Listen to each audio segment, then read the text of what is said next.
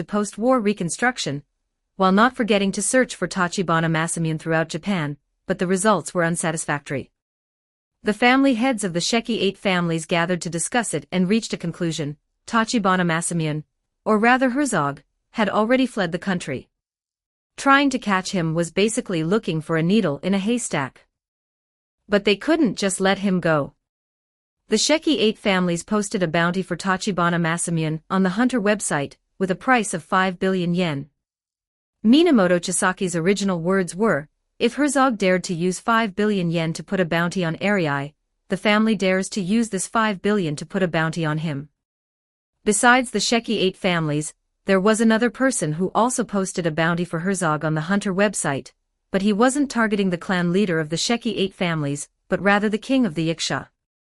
The person who released this bounty was named Kazama Ruri. After Herzog slipped away, this dragon king, Kazama Ruri, became the boss of the Yakusha, and logically took over the remaining members of the Yakusha. As the saying goes, a lean camel is bigger than a horse. Compared to the Sheki 8 families, the Yakusha were certainly the horse, but compared to other underworld forces, the Yakusha were the camel. Even after being bloodily purged by the Sheki 8 families, the remaining people could still split the underworld with the Sheki 8 families. Although Lucier had explained to Kazama Ruri that everything back then was Herzog's conspiracy, Kazama Ruri still refused to acknowledge his identity as Minamoto Chime, nor did he intend to return to the Sheki 8 families. In fact, Lucier knew clearly that Minamoto Chime was just holding a grudge over the knife wound Minamoto Chisaki had dealt to his heart back then. Kazama Ruri didn't intend to reconcile with Minamoto Chisaki. Instead, he prepared to return to the Yakusha, lead them to grow strong, and then fight his older brother from afar. Lucier couldn't be bothered to get involved in the two brothers' affairs. In any case, his goal had been achieved. Although a Miyamoto family head had died, he had truly done his best. Taking stock carefully, this trip to Japan had yielded quite a lot. First was various research data, some copied from the Genji Heavy Industries laboratory, some obtained through trades with Principal Angers and Yusuji Yu. The content covered various fields such as bloodline research, spirit word research, and alchemy research, which was enough for Lucier to digest for a while. Second was achieving the goal of making up for regrets, letting those who were originally supposed to sacrifice themselves survive. As for the death of the Miyamoto family head, Lucier really had no better way. It could only be said that it was fate. A world where only the Miyamoto family head was injured was born. After the war ended, the Sheki 8 families cancelled the bounties on everyone.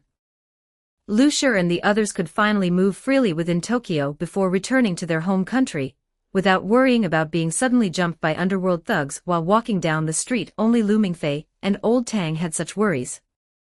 Before returning to the country, Principal Angers invited Lucier and the others to meet at Yusuji Yu's ramen stall.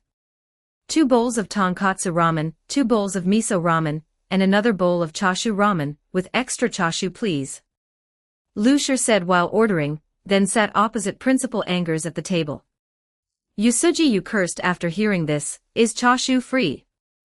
Lucier didn't change his expression. "The chashu ramen is for Arai to eat." Yusuji Yu quickly reached out to turn on the gas stove. "Chashu is free, it's on the house." Lu Mingfei and Old Tang, who followed behind Lucier, thought, "There's such a good deal. Change mine to chashu ramen, please." Old Tang said. "Me too." Lu Mingfei said. Yusuji Yu looked up at the two, his gaze falling on Arai who was following behind Lu Mingfei. His gaze slowly lowered and finally settled on Arai's hand tugging at Lu Mingfei's shirt corner. "There is only 1 serving of chashu left." He glared fiercely at Lu Mingfei, and then withdrew his gaze. "Lu Mingfei? Did I do something wrong?"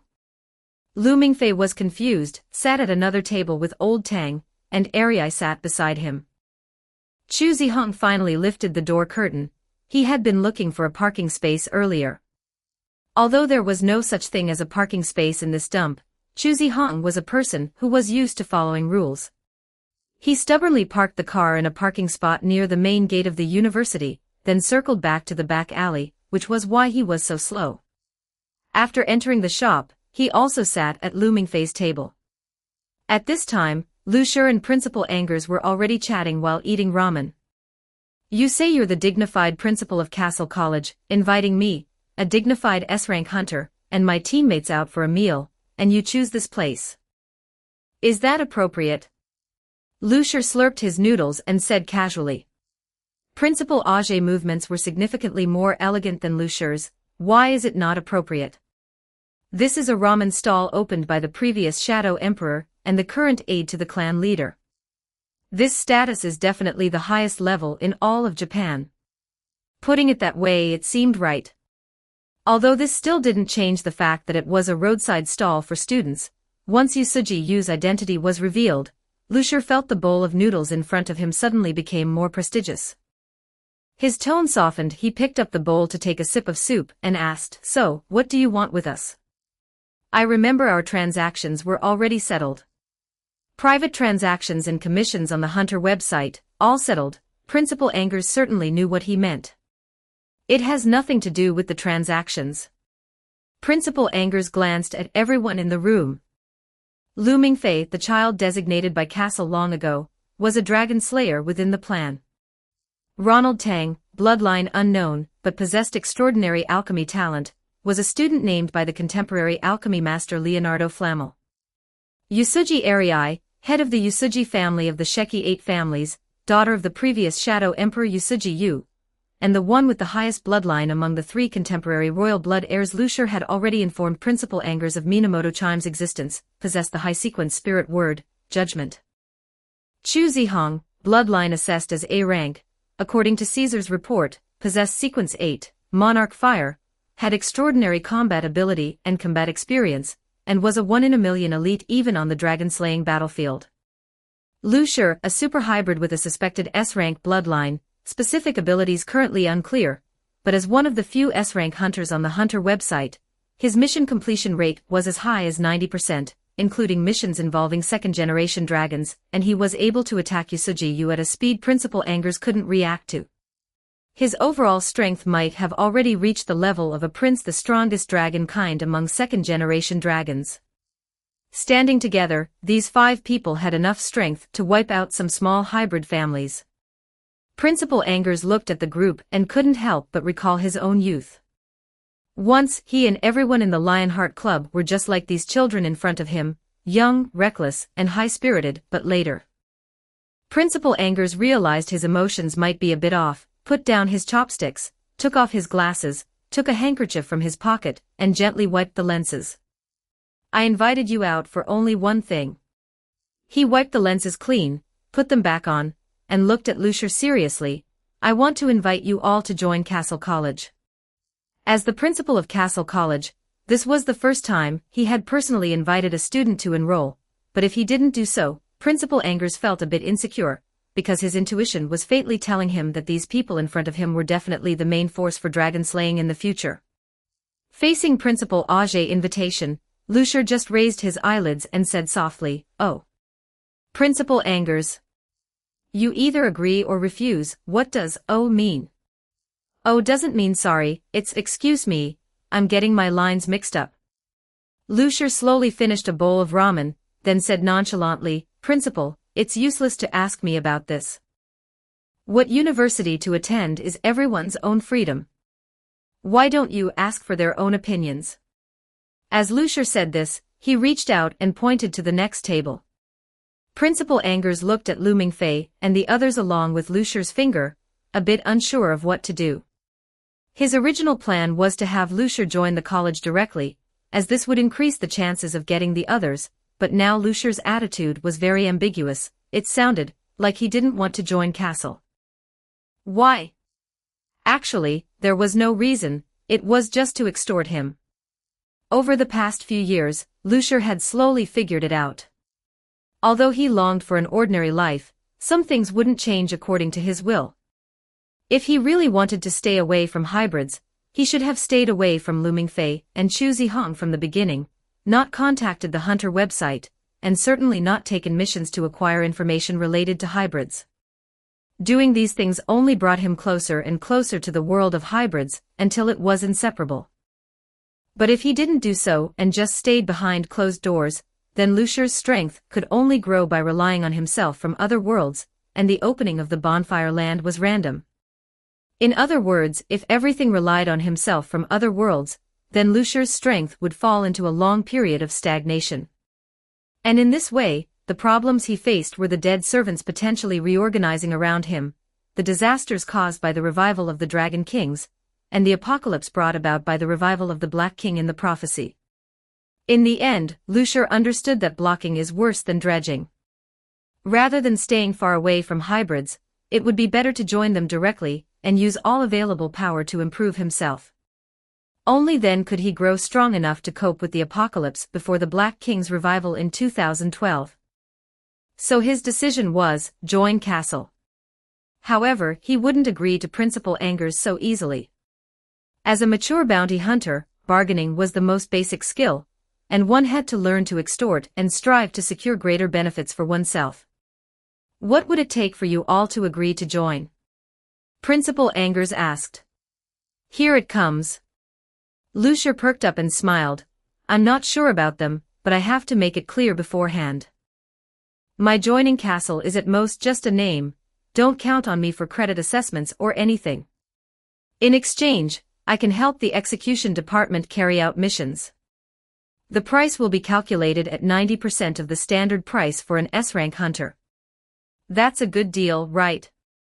As he said this, he patted his chest, putting on an I am very generous look. Principal Angers looked at the annoying expression on his face, and couldn't help but pinch the bridge of his nose.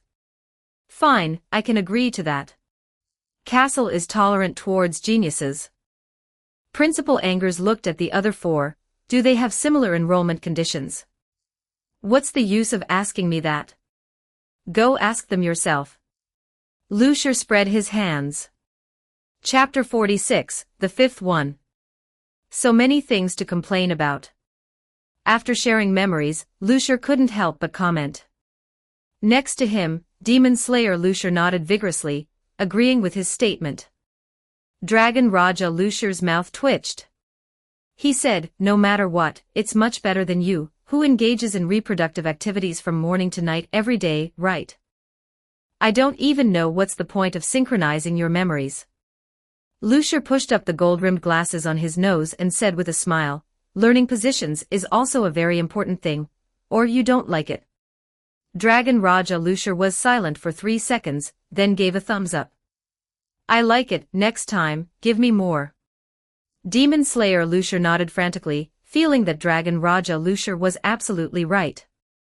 Aobing Luciur looked helplessly at the three clowning around and chuckled, all in all, everything is progressing steadily and for the better, according to our original plan. Everyone, applause.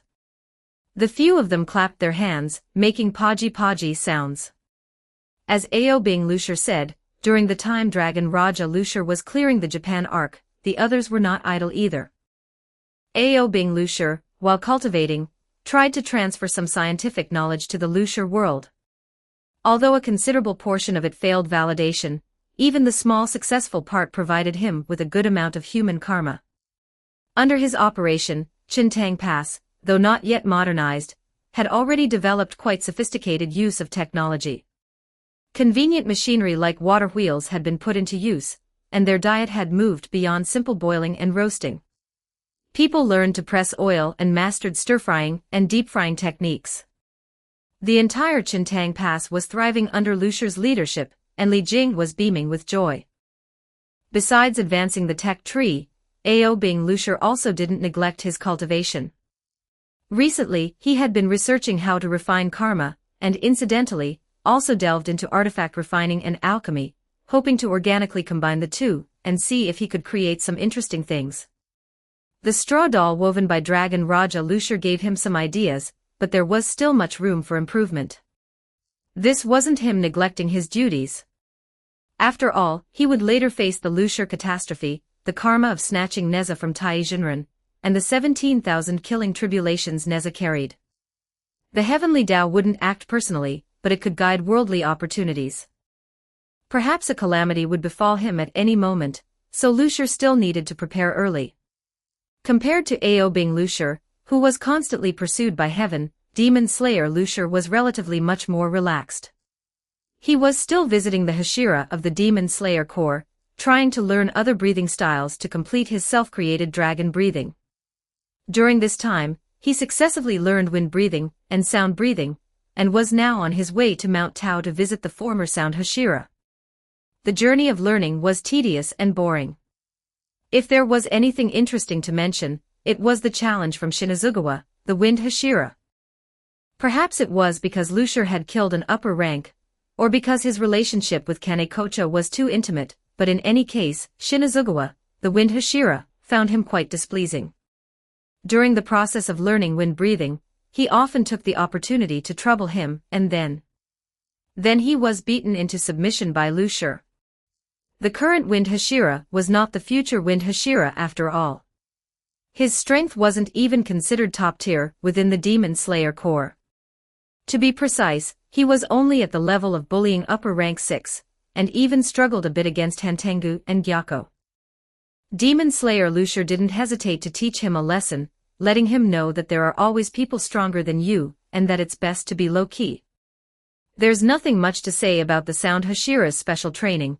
His constant shouting of Flashy was annoying, but Hinatsuru's bento was quite delicious. Damn it, why does this guy have such a good wife? Among the four Lucier, the one living the most comfortable life was definitely Lucier. This fellow worked fixed hours every day, was always surrounded by beautiful girls, and his daily routine was hoeing at noon and along the river during the Qingming festival. Occasionally, he dealt with male characters holding hypnotic apps and those who could erase their presence.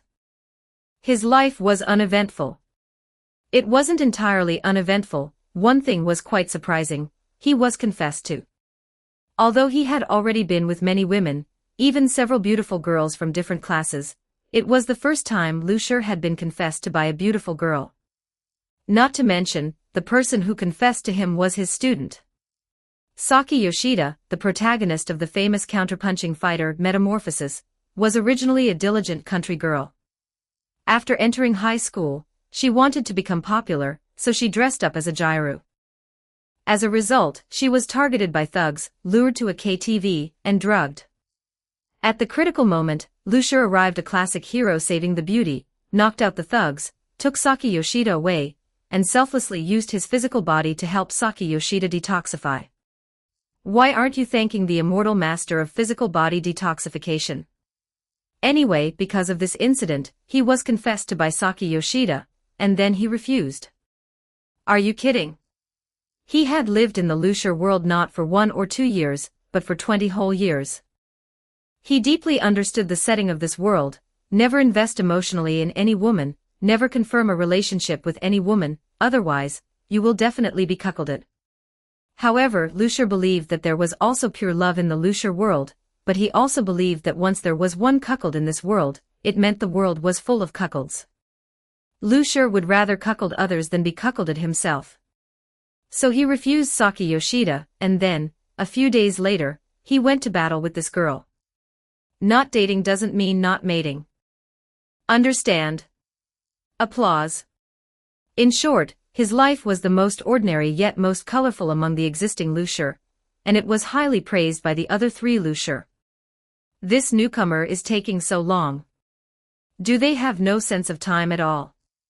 Dragon Raja Lucier complained after waiting for a long time without seeing the newcomer. Immediately after, a voice came from the darkness. Newcomer, are you talking about me? Accompanying the voice, a teenager wearing a black hooded hoodie walked out of the darkness. He looked about 17 or 18 years old, and his appearance was 80% similar to the 4 Lucier, the only difference being his eyes. His eyes seemed ordinary at first glance, but upon closer inspection, a series of numbers flickered within them, giving off a strong sci-fi feel. Here they come, the long-awaited newcomer joining. Dragon Raja Lucier said, reaching out to pat the teenager's arm. But he missed. The moment Dragon Raja Lucier's hand came down, the teenager quickly flashed to the side, dodging Dragon Raja Lucier's touch, then warily looked at the 4 people around the bonfire. The other 4 looked at each other. What's going on? Dragon Raja Lucier scratched his head. Did he not realize that we are actually the same person? It's also possible that he realized it but couldn't believe it. Lucier pushed up his glasses and analyzed, perhaps in his perception, we are some kind of thing disguised as Lucier. Makes sense. Demon Slayer Lucier finally had a line. So what now? What else can we do? Brothers, let's go together and force synchronization. Lucier rolled up his sleeves. Anyway, if he doesn't synchronize his memories, he can't leave the illuminated area of the bonfire. In such a small space, he can't escape. Black Hoodie Lucier. Is it really okay for you to discuss how to deal with me right in front of me? Stop, stop, stop. He quickly stopped the four who were about to rush him, and cautiously asked, you guys aren't wandering AIs. AI my foot. Which eye of yours sees us as AIs? Dragon Raja Lucier rolled his eyes and extended his hand. Hurry up, once we're synced, everyone goes back to their own homes and their own mothers. I just returned to the country, and haven't even had a good night's sleep yet. Black Hoodie Lucier glanced at the other three again, and saw them tacitly placing their hands on the back of Dragon Raja Lucier's hand. He swallowed, gritted his teeth, and placed his hand on top as well. The next moment, he understood everything. In the dim room, a splash sound was heard. A hand reached out from the bathtub full of water, resting on the edge of the tub. Immediately after, a naked teenager climbed out of the bathtub. Water droplets flowed down his collarbone, tracing the contours of his muscles back into the tub. The teenager shook his hair, trying to make his consciousness clear. After his consciousness cleared, the first thing the teenager did was reach behind him, and pull out the thick tube inserted into the back of his head. Lucier wasn't quite sure what this thing was officially called. He only knew it was commonly referred to as a deep dive device, which could help people with auxiliary electronic brains enter the network world. To be more precise, it was a hacking device. As for why it had to be used in a bathtub, the reason was actually simple. The principle of this device was essentially to use the human brain as a computer. We all know that computers need servers to operate, and once the computer's operation exceeds the server's load, the server will heat up, and in severe cases, it will even force a shutdown. The brain is the same. In some cases, brain fever can even directly cook the brain. To avoid this situation, deep dives must be done in a bathtub. Some cautious hackers even add a large amount of ice to the bathtub to increase the cooling speed. However, Lucier usually didn't do this, not because he wasn't cautious enough, but because he was too cautious, so cautious that as soon as his body started to heat up, he would immediately exit the deep dive state. This is why, even though his hacking skills were excellent, he didn't receive many commissions. Lucier got out of the bathtub, letting his muscular body be exposed to the air. He raised his hand and clenched his fist tightly. His strength had indeed increased, but not as much as he had imagined. Similarly, in terms of synchronizing memories and strength, Lucier could exert all his power, being 100% Lucier. Ao being Lucier had the highest cultivation, but couldn't use abilities from other worlds, making him 80% Lucier. Dragon Raja Lucier's state was even lower because he could barely use magic power, making him 50% Lucier. And himself. Lucier clenched his fist again, making a rough estimate. He probably didn't even have 1% of Lucier's power. How could he be so weak? Lucier pinched his brow, feeling his weak body, and a question arose in his mind. His current state was not much different from before the synchronization. At most, he had gained some memories, learned a lot of various knowledge, and acquired various positions. But he couldn't achieve the feat of punching through a building. So, the rules of this world don't allow the use of supernatural abilities. Lucier rubbed his chin, unsure if his guess was correct. To verify this conjecture, Lucier activated several spells and also tried using the spirit word from the Dragon Clan world. The result was, there was no reaction. So, what's the point of sharing for him? Lucier couldn't figure it out. Just as Lucier was about to test if he had gained any other synchronized abilities, a flickering window popped up in his line of sight. Someone was calling him, and the icon was a cat's head. "Hello, Sasha." Lucia answered the phone. "Is there something you need me for?" "There's a mission, I need your help." A clear female voice came from the other end of the phone. "Steal some research data from Biotechnica." "Are you in?" "This afternoon, meet at Afterlife." "No problem." Lucia ended the call decisively. Sasha was also a hacker, a member of a mercenary team. Lucia met her during a mission, and their relationship gradually improved. Later they collaborated on missions, and Sasha always left a very good impression on Lucia. Lucia trusted Sasha, even though trust was an absolute luxury in this city. Walking out of the bathroom, Lucia stood in front of the sink, looking at himself in the mirror. His appearance was slightly delicate, giving off the impression of being easily bullied. His two electronic eyes flickered, adding a touch of mystery in the eyes of the uninformed public. Lucia looked in the mirror, checking himself up and down, left and right, inside and out, back and forth, but found nothing special. Could it be that he really just shared nothing? Lucia frowned, feeling that this matter couldn't be taken lightly, and he still needed to find a clinic for a checkup. As for a hospital, although Lucia had a lot of money, he didn't like to waste it. Giving it to a hospital would be a waste. Lucia got dressed and left his home. The intense sunlight made Lucia, who hadn't left his room for a long time, squint his eyes. He tried to adapt to the strong light until his eyes finally opened, and the surrounding scenery was brought into his vision by the sunlight. What met his eyes were endless skyscrapers. Cars flew through the sky between countless skyscrapers, and no vehicle would crash into a building, except for a certain Boeing 767.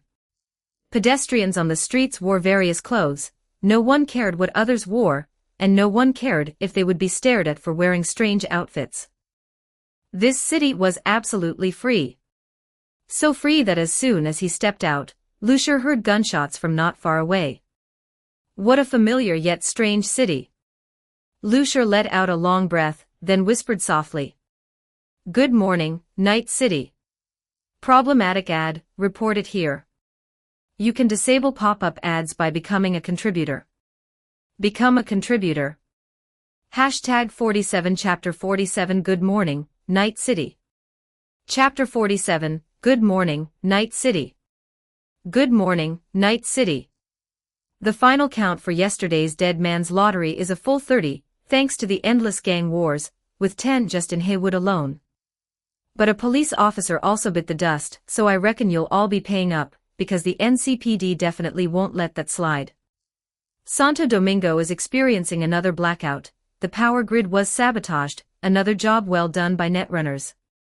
Meanwhile, in Westbrook, trauma team is still scraping the victims of cyberpsychosis off the sidewalk. And as for Pacifica, well, Pacifica is still Pacifica. I'm your best friend Stan, and with me, let's start a new day in the city of dreams. Lucia had just pushed the door open when he heard that annoying broadcast. Hearing the door open, the middle-aged man sitting by the operating table eating cheap bread turned his head, and met Lucia's eyes. "Yo, look who it is, Lucia. It's been a while since you've been here. If I don't need to replace my cyberware, why would I come to you?" Lucia closed the door behind him, and hung his coat on the rack by the door, familiar with the routine. "So to you, my place is just a cyberware replacement station." The man smiled. "I thought we were friends." "We are friends, of course, Victor." Lucia flopped down onto the operating table. "For the sake of friendship, how about a discount on today's fee? Being friends with you is a real loss." Victor stuffed the bread into his mouth in 2 or 3 bites, took a swig of water, and came over to the operating table. "So, what are you here for this time? I remember doing maintenance on your deep dive interface half a month ago, and adding 2 kilograms of bioliquid batteries. Have you already used them up?" "No, Victor, I'm not here for cyberware this time. My current cyberware is enough for me." Lucia shook his head. "Help me run a checkup." "A checkup? You think this is a hospital?" Victor was dumbfounded. Lucia adopted a devil-may-care attitude, doesn't matter. If you don't check me, I'm lying here for the day, and let's see how you do business. Fine, fine, fine, you win. Victor slapped his forehead. Wait for me to adjust the equipment. An hour later, Lucia's checkup report was out. The data shows your body has no abnormalities, the only thing worth mentioning is OMG. Victor didn't know what he saw, and let out an exclamation. Lucia frowned slightly. What's wrong?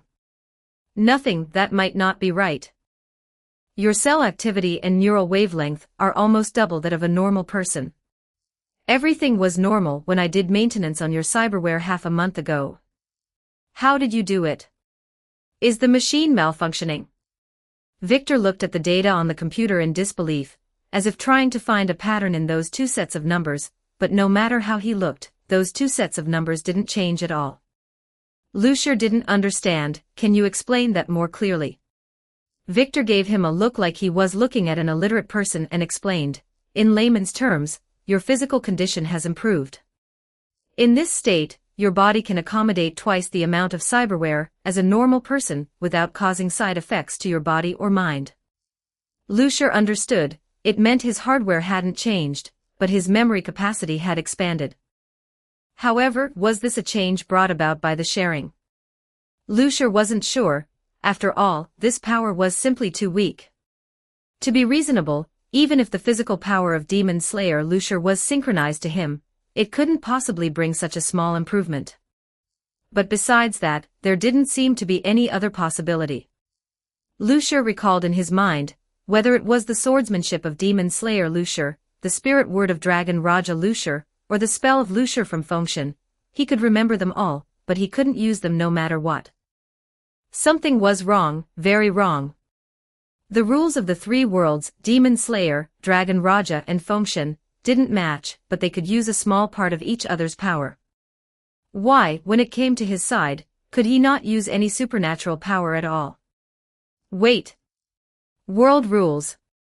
Lucia suddenly realized that the three worlds, Demon Slayer, Dragon Raja and Fengshen, had interconnected powers because they all possessed supernatural abilities. Even a world like Demon Slayer, which wasn't very strong, had beings like demons that transcended common sense. But the cyberpunk world didn't have any of these things. People couldn't cultivate, they could only install cyberware to become stronger. Hackers didn't rely on soul power, but on thinking and willpower. Even the relic chip, which claimed to allow consciousness to live forever, was essentially a product of science. The underlying rules of this world prohibited the supernatural, so in this world, he couldn't use any supernatural power. Even the most basic powers of flesh and soul required an adaptation process. TSK, this golden finger is a bit useless. Lucia got dressed and asked casually, why haven't I seen Jackie and V lately? Hey, you know them both, they must have taken a commission from some unreliable fixer again, and have been busy running around. Victor packed up the equipment and didn't ask Lucia any more questions. He could tell Lucia didn't want to talk about it. Lucia took a cigarette from Victor's pocket and lit it. There isn't a single reliable fixer in Night City. Lucia's statement wasn't a complaint but a statement of fact. In his view, whether it was low-level fixers or high-end mighty ones like Rogue, Dexter, Padre, Wakako, Faraday, these fixers were essentially the same. They would always arrange some brain-dead plans for the mercenaries and swear that the mission was simpler than eating, but when things went wrong, they wouldn't care whether the mercenaries lived or died. They were a group of parasites feeding on mercenaries, but they were indispensable. After a puff of smoke, Lucia threw the cigarette, but on the ground, and walked to the door to put on his coat. I'm off. Victor looked at him with black lines on his forehead. You haven't paid yet. Put it on my tab, settle it next time I get maintenance. Damn it, you have the money to buy an oracle from Kiroshi, but no money to pay me these few peanuts. Victor said indignantly. When Jackie and V get back, I'll release a commission to rob you. This was, of course, a joke. Victor had a good personality and couldn't do such a thing. So Lucia also responded with a smile. Good idea, that way you can collect their cyberware repair fees too. Lucia, you're such a jerk. Thanks for the compliment. Lucier smiled, pushed the door open, and left, leaving behind a sentence, "In this city, you have to be a big enough jerk to live long enough." In the afternoon, Lucier arrived at the afterlife. The old saying goes, there is only one road worth taking in Night City, the road to the afterlife. Once you step through this door, everything will open its arms to you. The afterlife is a benchmark bar where renowned mercenaries and top-tier fixers come to relax or talk business. This place handles the biggest deals, and the zeros on the contract rewards are the most numerous. Coming here, you can see all kinds of big shots, such as Rogue, Dexter Deshawn, and that guy who once drank with Morgan Blackhand. Speaking of which, it is said that Blackhand's ghost still wanders the bar, turning on the safety of the tools in customers' holsters. Of course, it's best to verify this kind of thing yourself, provided that your reputation on the street is loud enough, otherwise, you'll just be turned away. Lucier's reputation was naturally heavy enough. As a rare lone wolf mercenary on the street, Lucier was famous for the efficiency of completing commissions. It was rumored that he once completed 21 commissions in 3 days, which many mercenaries regarded as an industry role model, the kind that must be killed if there is a chance, otherwise, a lot of commissions would be snatched away. It was rumored that many veteran mercenaries wanted Lucier to join their team, and there were even rumors that someone from a corporation found Lucier and wanted him to work for the corporation, but not many people believed it. Mercenaries are mercenaries precisely because they can't become corporate dogs. If they could, most mercenaries would probably choose to become corporate dogs with stable lives and high salaries, rather than mercenaries dancing on the edge of a knife every day. And as the person involved in the rumors, Lucier never commented on the rumors, there was nothing to say, he couldn't tell people that the rumors were all true, right? He did complete 21 commissions in 3 days, strictly speaking, it should be 21 and a half, because one commission was temporarily cancelled, and Lucier only collected the deposit. He was indeed invited by veteran mercenaries and corporations, but he refused. Lucier knew very well that wanting to survive in this city, and live well, had nothing to do with being a mercenary or a corporate dog, because whether it was a mercenary or a corporate dog, they were essentially people beneath people. Night City is a man-eating city. Mercenaries and corporate dogs are at the bottom of the food chain here. To climb to the top of the food chain, it's not enough to become a corporate dog, you have to have money. Capital is the pass for this city. Without capital, even if you become a corporate dog, the final result is just a mediocre life, or becoming a scapegoat for some executive. Compared to that ending, Lucier felt it was better to be a mercenary. At least the rules here are simpler, survival of the fittest, strength is respected. The worst result is death, which isn't a big problem. Lucier walked into the afterlife under the admiring gaze of the guards, then went straight to the private room. As soon as he opened the door, he heard a soft and melodious piece of music. This was Maine's favorite song. Maine was the captain of the mercenary team Sasha was in. On the surface, he was a big guy with a black face, looking like a chimpanzee, but except for his own team members, few people knew that this chimpanzee liked to listen to soft and soothing songs, which made him feel relaxed.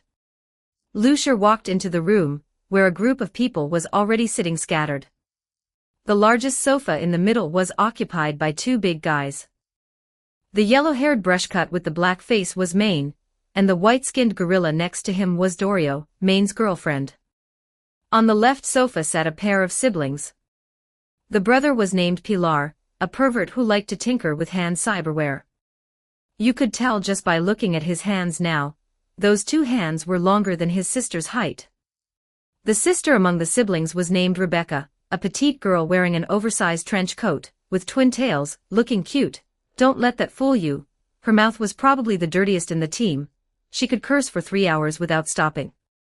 Next to the siblings sat a silent man who gave the feeling of being very ordinary. At first glance, he didn't have much presence. His name was Falco, the team's driver. On the right sofa sat only 2 girls. The girl wearing a black hacker suit with a pink fake sleeve over it was Sasha, who had asked him to meet. The other girl. Lucier only felt she looked familiar, but he could be sure he had never seen her before. Yo, Maine, you look quite relaxed. Haven't you received any commissions lately? Lucia said, opening a bottle of wine and sitting next to Sasha. Maine laughed. How is that possible? With you around, am I afraid of not having food to eat? Maine was a person who was very enthusiastic about friends. Other mercenaries saw so many fixers running to find Lucia and thought about whether to kill Lucia to grab the business. Only Maine was genuinely happy for Lucia. It might also be because Lucia only liked to accept hacker commissions, so he transferred many commissions that required frontal combat to him. Regardless, Maine's team could be considered one of the few friends Lucia had in this city, along with Victor, Jackie, and V. Is this a newcomer in your team? Lucia's gaze fell on the girl he had never seen before. The girl was wearing a bright red hacker suit. Her hair was blonde, clean and neat, giving people a very capable feeling. Maine nodded. Kiwi, she's considered a backup hacker for our team. You also know that these days, some commissions can't be done without a hacker, and Sasha is a bit busy alone, so I simply invited Kiwi to join the team so Sasha can be more relaxed. Lucia looked at Maine, then at Kiwi, and finally his gaze fell on Sasha. If we talk about close relationships, he and Sasha were the closest.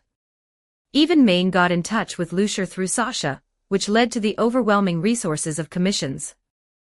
Lucia looked at Sasha, asking if things were really as Maine said.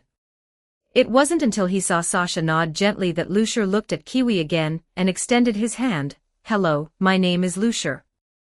Hello, Lucia, I've heard of you. Kiwi reached out and shook hands with Lucia.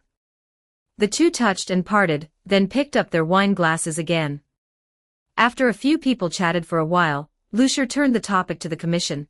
Sasha said there's a Biotechnica commission, and wants my help. He glanced at Sasha, then at Kiwi, and smiled. Just stealing some data from Biotechnica. You have two hackers here, can't you handle this kind of commission? That's not how you say it. Maine was a bit embarrassed. Because I took a commission today, both sides need hackers, and the time of the commission conflicts, so. Then this should be enough. Lucia pointed to Sasha and Kiwi. Wouldn't it be better to let them each take care of one side? Kiwi is still just a rookie. Maine said. Sasha raised her hand weakly. I don't have the experience to execute a commission alone. Maine is worried about me having any trouble, so he asked you to come and accompany me. Lucia was silent for a moment and finally realized, so, this is a protection commission. Chapter 48, Commissions and Accidents. Lucia eventually agreed to accompany Sasha to complete the commission. Although Maine's reason was weak, and Sasha's excuse was ridiculous, Lucia agreed out of friendship. Damn it, he really was a good man with a heart. The two left the booth and headed for Biotechnica. No sooner had they left than the booth became lively. Rebecca wore a gossipy expression and whispered, I think they'll definitely make it, absolutely no problem. Pilar shook his head in disagreement. I actually think it's difficult. Lucia doesn't look like the kind of man who would get emotional. Not necessarily. Falco took a swig of his drink, his voice full of stories. I think Lucia is actually quite a sensitive person. He agreed to Sasha without even thinking about it just now. That's enough to prove the point. Exactly. That excuse of Sasha's about not having experience completing a commission alone was just too ridiculous, wasn't it? Which mercenary on the streets hasn't done a job alone? We aren't all lone wolves, but that doesn't mean we haven't been one. Dorio laughed. Lucia couldn't have failed to see through such a lame excuse, but he still agreed. I think he's interested in Sasha. Regardless, this operation match makes Sasha and Lucia was a success. Cheers. Maine raised his glass. The others joined in, cheers. The team newcomer, who still hadn't figured out the situation, asked. Lucia was naturally unaware of the celebration in the booth. After he and Sasha left the afterlife, they casually drove off with a car from the side of the road. For a netrunner, owning a car was just that simple. It wasn't just cars, houses were the same. Lucia had been mixing in Night City for so many years without a car or a house. Every night, he would randomly find a high-end apartment, unlock an empty room, and stay there. Whenever he got tired of staying there, he would change places. Cars were the same. When he went out, he would pick one randomly from the side of the road. Whoever's car he picked was just unlucky. The car Lucier picked this time was a Quadra-Type 66. This car had a full 555 horsepower and a curb weight of 3,792 pounds. It was rated by the audience of the Guns and Saddles program as the car with the sexiest appearance. Lucier couldn't see how sexy the car was, he just felt that it was easy to drive. He could choose the same model next time. Sasha sat in the passenger seat, organizing the equipment she would need later, 2 connection cables and a cyberdeck. There wasn't much, but she kept her head down, organizing as if she were very busy. Lucier glanced at her and took the initiative to start the conversation. What is the data we are going to steal?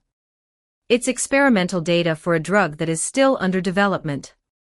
Sasha finally stopped busying herself with her things, looked up, and answered seriously. Lucier nodded and said, I'm just accompanying you on this commission. You have to carry out the specific steps. If there are no accidents, I won't help you. I know. Sasha nodded. Don't be careless when executing the commission. Keep your weapon in your hand at all times. Even if there are no enemies, be prepared to break through. Don't wait until the last minute to think about evacuating. I understand. Sasha nodded. Also, regarding commissions, it doesn't matter if you can complete them or not. Money can never be earned enough. Once you encounter an emergency, even if you have to abandon the commission, evacuate immediately. Preserving your life is the most important thing. I understand. Sasha nodded. Finally, next time you want to ask me out, you can just say so. I'll usually agree if I'm not busy. You don't need to find some messy excuses. Remember that. I remember. Wait, what? Sasha, who had been nodding, suddenly reacted and turned her head to look at Lucier. Lucier didn't look at her. Both hands were gripping the steering wheel, his gaze fixed straight ahead, and he asked again, remember that? Remembered. Sasha nodded gently, her face as red as the traffic light at the intersection ahead. Lucier stepped on the brake, and the car stopped at the intersection. An ambiguous atmosphere filled the car. Although no one spoke, it was as if everything had been said. In this atmosphere of unspoken words, the car finally stopped under the Biotechnica building. Wait a moment, I'll make a call. Lucier said, but Sasha was still offline and didn't hear what he said. 3 minutes later, Lucier finished the call and found that Sasha was still offline. He smiled helplessly. Sasha. Sasha. Lucier's voice woke up Sasha, whose brain was still lagging. What's wrong? Wake up, get ready to start the mission. Okay. Sasha patted her face, trying to calm her emotions, while secretly hating herself. Why did she have to find such a crappy excuse to ask Lucier out? It was hard enough to have time alone, and it turned out they had to work. Next time, she definitely wouldn't use this kind of excuse. The Netrunner girl swore in her heart. After adjusting her state, the two got out of the car and came to the entrance of the Biotechnica building. Many companies in Night City used intelligent security systems. In other words, there were no living security guards, security work was entirely done by AIs and robots. The benefit of doing this was saving expenses, reducing costs, and improving efficiency. The downside was, it was very easy to be hacked. Sasha reached out and fumbled for a moment at the card-swiping position at the door. Soon, she cracked the key to open the door, and the company's gate opened to the two mercenaries. The two walked one after another. One was responsible for cutting off the surveillance feed, and the other was responsible for interfering with the patrol robots. With their tacit cooperation, the two quickly arrived at the central control room, which was actually the office of the top management of this building. This building used an isolated network. The vast majority of corporations use isolated networks. This is to protect the security of data. This was also why they, as netrunners, didn't steal data from home through the net, but took the risk to come here to steal it. And within such an isolated network, there was often a central control computer that could access all the data in the entire building. That's right, it was the central mainframe in this office. With this computer, the two didn't need to look for the data. They needed server by server, and the efficiency would be much faster. Sasha connected the cable, put on the cyberdeck, and began to dive into the building's internal network. Lucier, having nothing to do, pulled two DR-12 quasars from his coat. This firearm from Dara Polytechnic was probably the most unique weapon in all of Night City. Its gun body had exceptionally distinct edges and corners, used a classic disc magazine, and the manufacturing technology was unique. After all, the quasar was an electromagnetic gun. Its barrel contained four charging axes that could form repulsive magnetic poles with the bullet. The resulting force would fire the projectile at the speed of light. A seemingly unremarkable shot could even pierce through armored vehicles and bulletproof vests. The power was extraordinary. Time passed bit by bit. Lucier reminded her, "Speed it up, Sasha. The surveillance feed can't be masked for too long." "Wait a moment, almost done." Sasha threw the financial reports, speech drafts, and supplier cargo lists in front of her aside, and soon she made a discovery. "Found it." Along with Sasha's voice, a progress bar popped up on the computer, showing that the data was loading. "Well done." Lucier praised her while holding his gun, carefully guarding. Sasha in cyberspace also breathed a sigh of relief. Next, she just needed to wait for the data to finish downloading, and they could evacuate. Wait, what was that? Sasha inadvertently saw a familiar name. Securison. That was the drug her mother used when she was bedridden before she died. And under the line of words Securison, there was also a bright red confidential label. Recalling all the things about her mother's life, strong curiosity prompted Sasha to unlock this file. And the first sentence at the beginning of the file made her eyes widen instantly. Securison has strong side effects, and will cause progressive neurodegeneration. It is not recommended to be put into use as a routine drug. Note, side effects will not be disclosed to the public. Before she could continue reading, red light suddenly lit up in the room, followed by a piercing alarm sound. Damn, we've been discovered. Lucier rushed to the door in 2 steps, locked the room door, and then reached out to pull a cabinet from the side to block the door. Just doing this certainly wouldn't be able to stop the patrol robots. Lucier knew the firepower of those guys very well.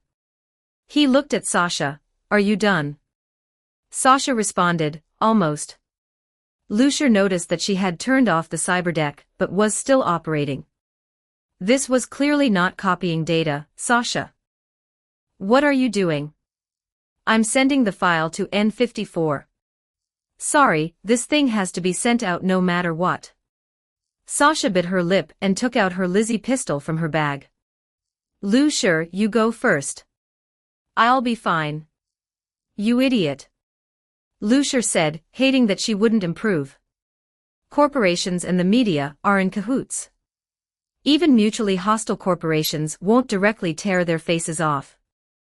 Even if you really send out some important intelligence, it's useless. Copy the data first. Ah? Sasha hesitated for a moment. The banging on the door outside had already started. Lucier shouted, "Listen. Sasha, copy the data. After we go back, I'll help you." "Okay." Sasha began to operate quickly on the computer. The sound of banging on the door outside suddenly stopped, replaced by a beep beep beep sound. Lucier's face changed drastically. He rolled away from the door quickly and hid behind the desk with Sasha. Boom. A strong blast raged in the room. The door panel of the office was blown to pieces. The shadows of 3 Militech robots appeared from the smoke and dust everywhere, advancing toward the desk while firing. Lucier and Sasha curled up under the narrow desk. Lucier could even feel Sasha's cold cyberware pressed against his skin, which made his mind clear. Is the stuff copied? Lucier sent a message to Sasha. Sasha nodded, done. Use EMP. Lucier said. He remembered that Sasha had 2 EMP grenades in her bag. Sasha followed instructions, decisively took out an EMP grenade, pulled the pin, and threw it out. The movements of the 3 Militech robots began to become stiff. Lucier took the opportunity to jump out from behind the desk, and the quasars in his 2 hands fired alternately. He actually couldn't see either. The EMP's attack on various electronic devices was indiscriminate. His cyber optics were naturally affected, but it didn't matter. He didn't need eyes to assist in aiming. The quasar's power was great, and its shooting range was also very wide. Lucier only needed to hear a rough position, and the quasar could make a hole in the target. The 3 Militech robots fell, but there were countless more Militech robots rushing over here. Lucier didn't fight, blasted open the floor-to-ceiling window of the office with a shot, and then pulled Sasha and jumped. The moonlight was very good tonight. The city's neon was bright, and there were colorful lights all around. Lucier protected Sasha in his arms and shouted a name loudly, before entering the building, just in case. He had made a special call, and it was for this moment. He didn't expect it to actually come in handy. Old Del. Respected customer, Delamain Taxi is happy to serve you. A stream of light flashed by, and Lucier and Sasha smashed firmly into a flying car. Destination, Haywood. At the fastest speed, go. Your wish is my command. The flying car started quickly, and left the vicinity of the Biotechnica building. Lying on the floor of the Delamain Taxi, Lucier's hanging heart finally landed. He lowered his head and glanced at Sasha, who was curled up in his arms. This girl might not have installed any protective cyberware, and she fainted directly after taking such a hit. Lucier picked her up, placed her on the luxurious seat of the Delamain, and gave her a simple check. The problem wasn't big, she wasn't injured, but more than half of her cyberware went on strike under the EMP impact and needed adjustment. Delamain. Lucier said, go to Victor's clinic. Destination changed. Victor's clinic was actually 2 floors. The first floor was the operating room, the second floor was Victor's bedroom, and there was also a basement for storing various cyberware. The night was deep. Victor had finished showering, was wearing pajamas, drinking hot milk, and watching a boxing match broadcast on TV. He used to be a boxer too, later, sigh. The past need not be mentioned again, people still have to look forward to the future.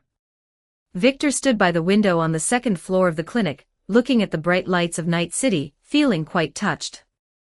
No, wait, were those lights getting brighter and brighter? Victor watched a pair of increasingly bright lights flying towards him, and couldn't help but step back 2 steps.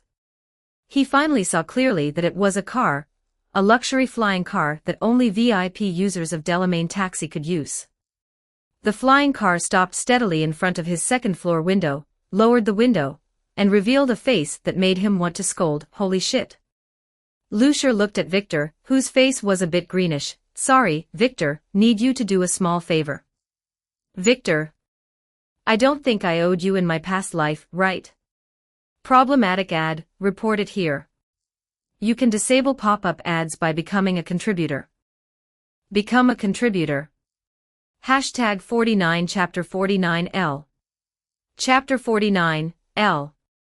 The NCPD patrol cars circled Night City all night. It was rumored that Biotechnica Tower had been breached, and some very important data had been stolen. The citizens of Night City were not surprised. After all, these corporate conglomerates cause such incidents every so often. Things like Arasaka losing cyberware samples, or new shipments from Budget Arms and Constitutional Arms being hijacked.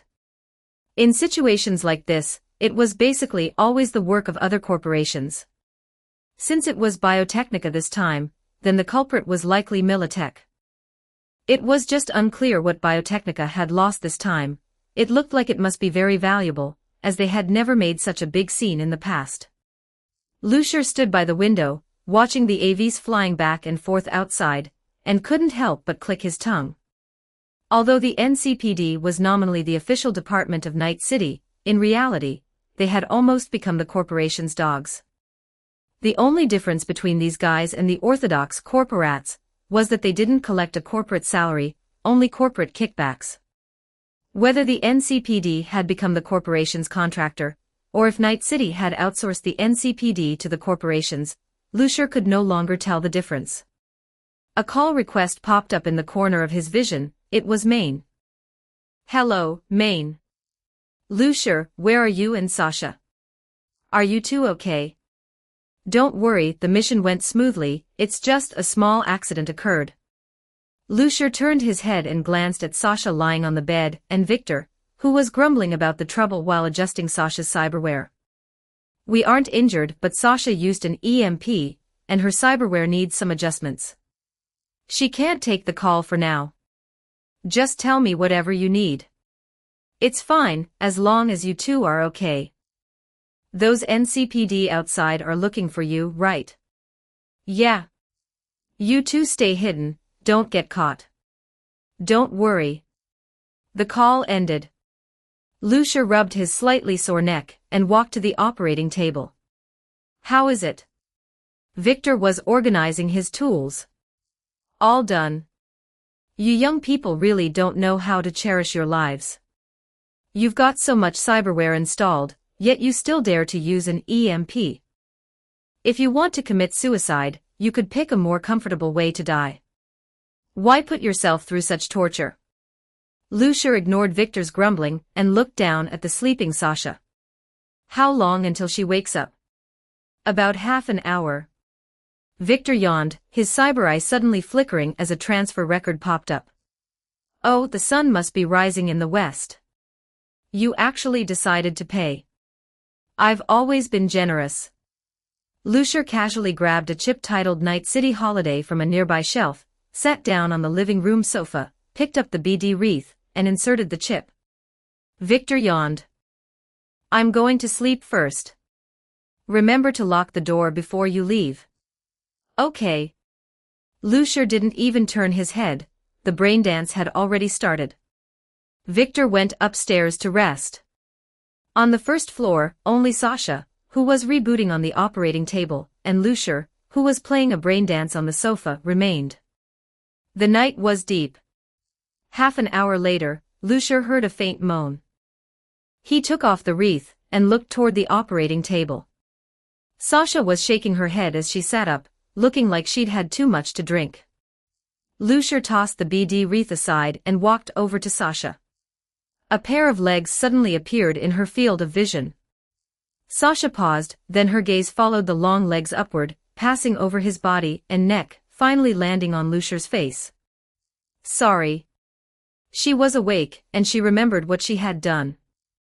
For mercenaries, acting on impulse during a mission was a major taboo, as it could very well cost her and her teammates their lives. If Lucier hadn't been there tonight, Sasha couldn't imagine how she would have survived. Even with Lucier present, it had been a narrow escape for the two of them. So Sasha felt sorry toward Lucier. But if asked if she regretted it, her answer would definitely be, no regrets. She did not regret her actions during the mission, or rather, if given another chance, she would still do it.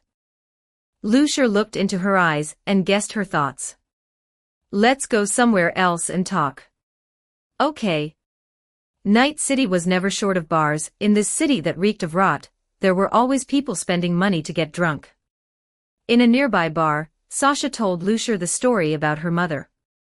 The story was very plain, with no turbulent plot points. It was just a mother bedridden with a serious illness and a helpless little girl. They had no money and lived on meager relief funds, spending a lot of money every month on medicine to control her mother's condition. Later, the critically ill mother passed away, and the little girl slowly grew into a beautiful young woman. She had always thought her mother died of a serious illness, until she discovered the truth while completing a certain contract. The medicine the girl's mother used back then was a drug with serious side effects. Long-term use would cause neural degeneration, leading to the patient's death. However, to maintain sales, the company that produced the drug had actually concealed the side effects, and did not disclose them to the public. The girl's mother didn't die from the illness, but from the side effects of the medicine. The girl was furious, so she planned to inform the company's rival about the pharmaceutical company's actions.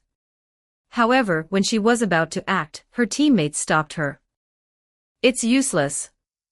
Corporations and the media are in cahoots, and all the major corporations are in bed together. Lucier swirled his glass. You think sending Biotechnica's classified intelligence to the 54 stations controlled by Militech would be fine? Too naive. On the surface, these two enterprises are at each other's throats, but when it comes to fundamental interests, they are more united than you think. Fundamental interests? Sasha asked. Lucier chuckled. Making money, exploitation, letting the bottom dwellers produce value while ensuring they can never rise, that is the most fundamental goal of capital. Sasha was silent. She had once thought she understood the darkness of this city, which was why she became a mercenary. But Biotechnica's actions made her realize that this city was far darker than she had imagined, and Lucier's words further shattered her perception of the city. She was bewildered and didn't know what she should do. Should she just swallow her anger, let this matter continue to be buried by Biotechnica, and watch others continue to use pain relievers with side effects until they died? She wasn't sure if she counted as a good person, but she felt this was wrong. You said you would help me. Sasha instinctively turned to Lucier for help. In her perception, Lucier was the most capable and resourceful person she knew. Lucier looked at her and smiled. Is this drink on you? What? Sasha didn't know why Lucier brought this up at such a time, but she didn't overthink it. It was just a drink, after all. Sure, it's on me. All right then. Lucier downed the drink in his cup. Commission received. A hacker's business should, of course, be solved with a hacker's methods. A full day had passed since Lucier completed the sharing. Lucier's current cell activity and neural wavelength were 14.33 times that of a normal person, and they were still increasing. The NCPD searched Night City in a grand fashion for 2 days, and then fizzled out. These guys couldn't even manage to be good dogs. Whatever they did was basically all thunder and no rain, completely useless. Calling them dogs was actually giving them too much credit. After all, dogs could watch the house and bite people, while the NCPD were just useless trash occupying salaried positions in Night City but unable to do anything. If you really wanted to talk about guarding Night City, you had to look at Max Tack. But unfortunately, the corporate people couldn't command Max Tack. 2 days later, Night City returned to its usual calm. However, most of the citizens of Night City were not affected by this large-scale search. To them, it was no different from a spring cleaning at home. It was about the same for the Martinez family. If anything, because of the NCPD's patrols, the Martinez family had been doing quite well during this time. Gloria Martinez worked for Trauma Team, and with the security in Night City having eased to a certain extent, her work had become much easier, and she even had time to take her son to and from school. As a family with a tight budget, the Martinez family's car was a Galena G240, the most common vehicle in Santo Domingo. This was a car with extremely poor performance. It would shake every 3 seconds while driving on the highway, and it had no interior to speak of. Its only advantage was that it was cheap. In Night City, you couldn't do without a car. Without a car, you couldn't go to work, couldn't take your kid to kindergarten, and you couldn't escape when gangs were fighting. Unless you were a hacker who could unlock and use vehicles on the side of the road anytime, anywhere, you'd better buy a car. This was advice from the excellent mercenary Lucier. Now, the Martinez family's Galena G240 was driving shakily along the highway.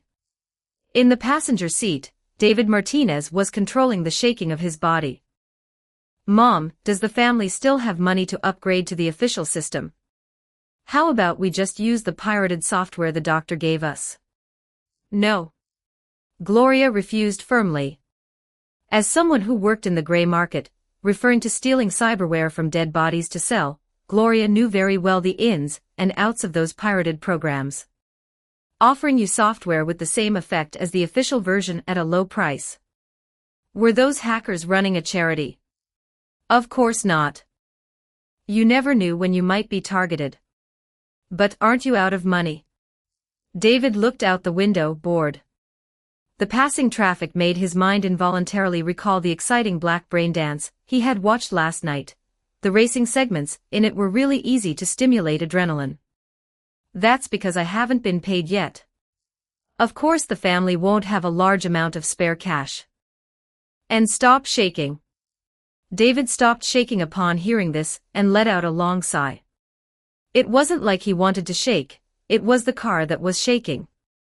Although that was the truth, he didn't dare to argue with Gloria.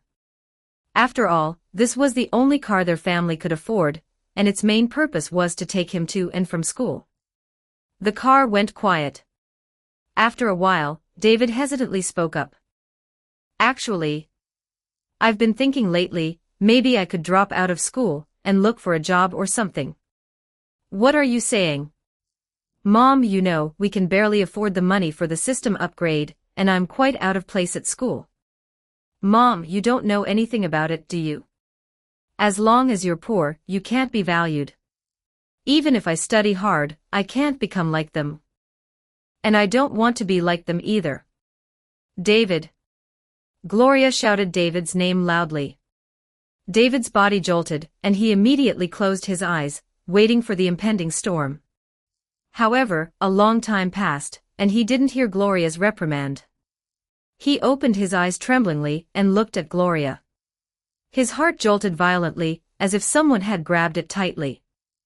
Gloria, his always strong mother, the woman who always arranged David's life on her own.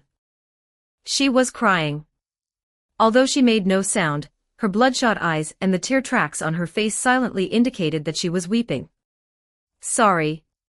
David didn't know what to say, so he could only apologize softly. Silence fell in the car. The journey was silent. The car slowly stopped at the foot of megabuilding H4, located next to the Mission Beach Bridge.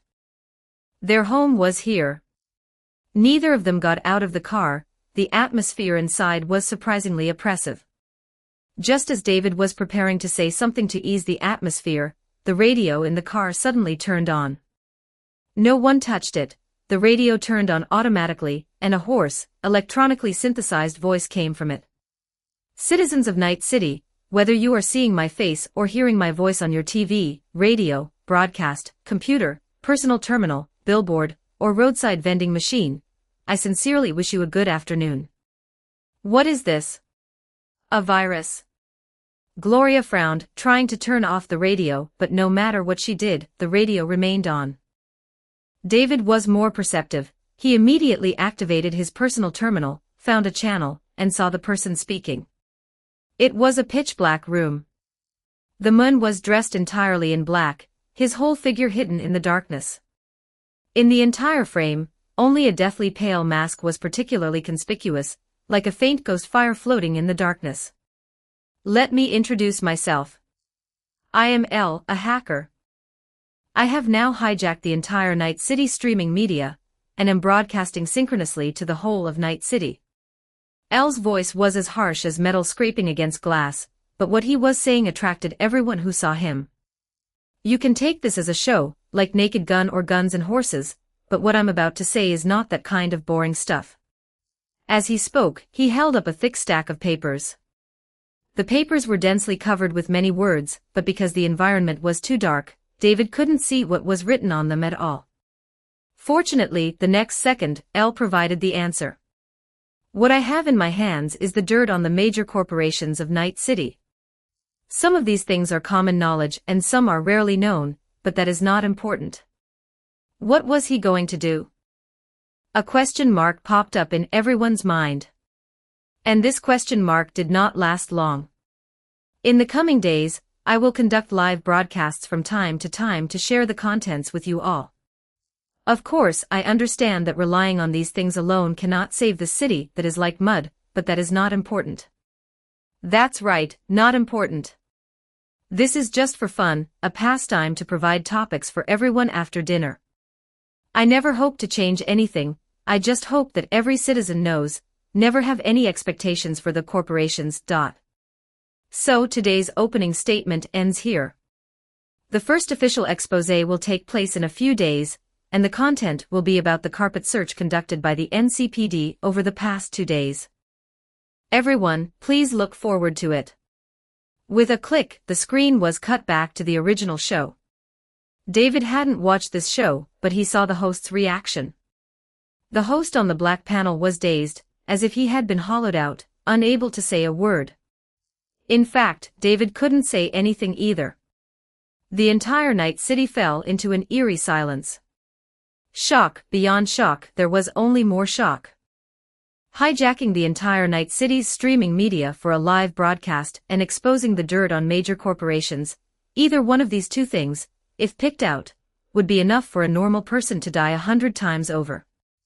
Even if Morgan Blackhand and Johnny Silverhand saw it, they would only admit defeat. Without a doubt, in this instant, a new legend was about to be born in Night City. As for why it was about to be, because Elle hadn't officially started the exposé yet. When Elle officially started the exposé, he might become a true legend, a living legend, provided he could really survive the pursuit of the major corporations. Chapter 50, The Birth of a Legend. After Elle's stream ended, the entire Night City fell into an eerie silence. But after that silence, the whole of Night City seemed like a wok of oil splashed with water. It erupted in a frenzy. Commoners, corpo rats, mercenaries. Everyone, whether shocked, excited, or furious. Their reactions varied, but without exception, they were all discussing one person. Elle. Maine and Dorio looked at each other, for they had heard Elle's final words. Elle's first reveal targeted the NCPD's massive search over the past 2 days, and the cause of that search was the theft of confidential data from Biotechnica. Thinking back to Sasha, who hadn't returned to the team in the last 2 days. Elle, could it be Lucier? Although Maine looked rough and burly, he wasn't stupid.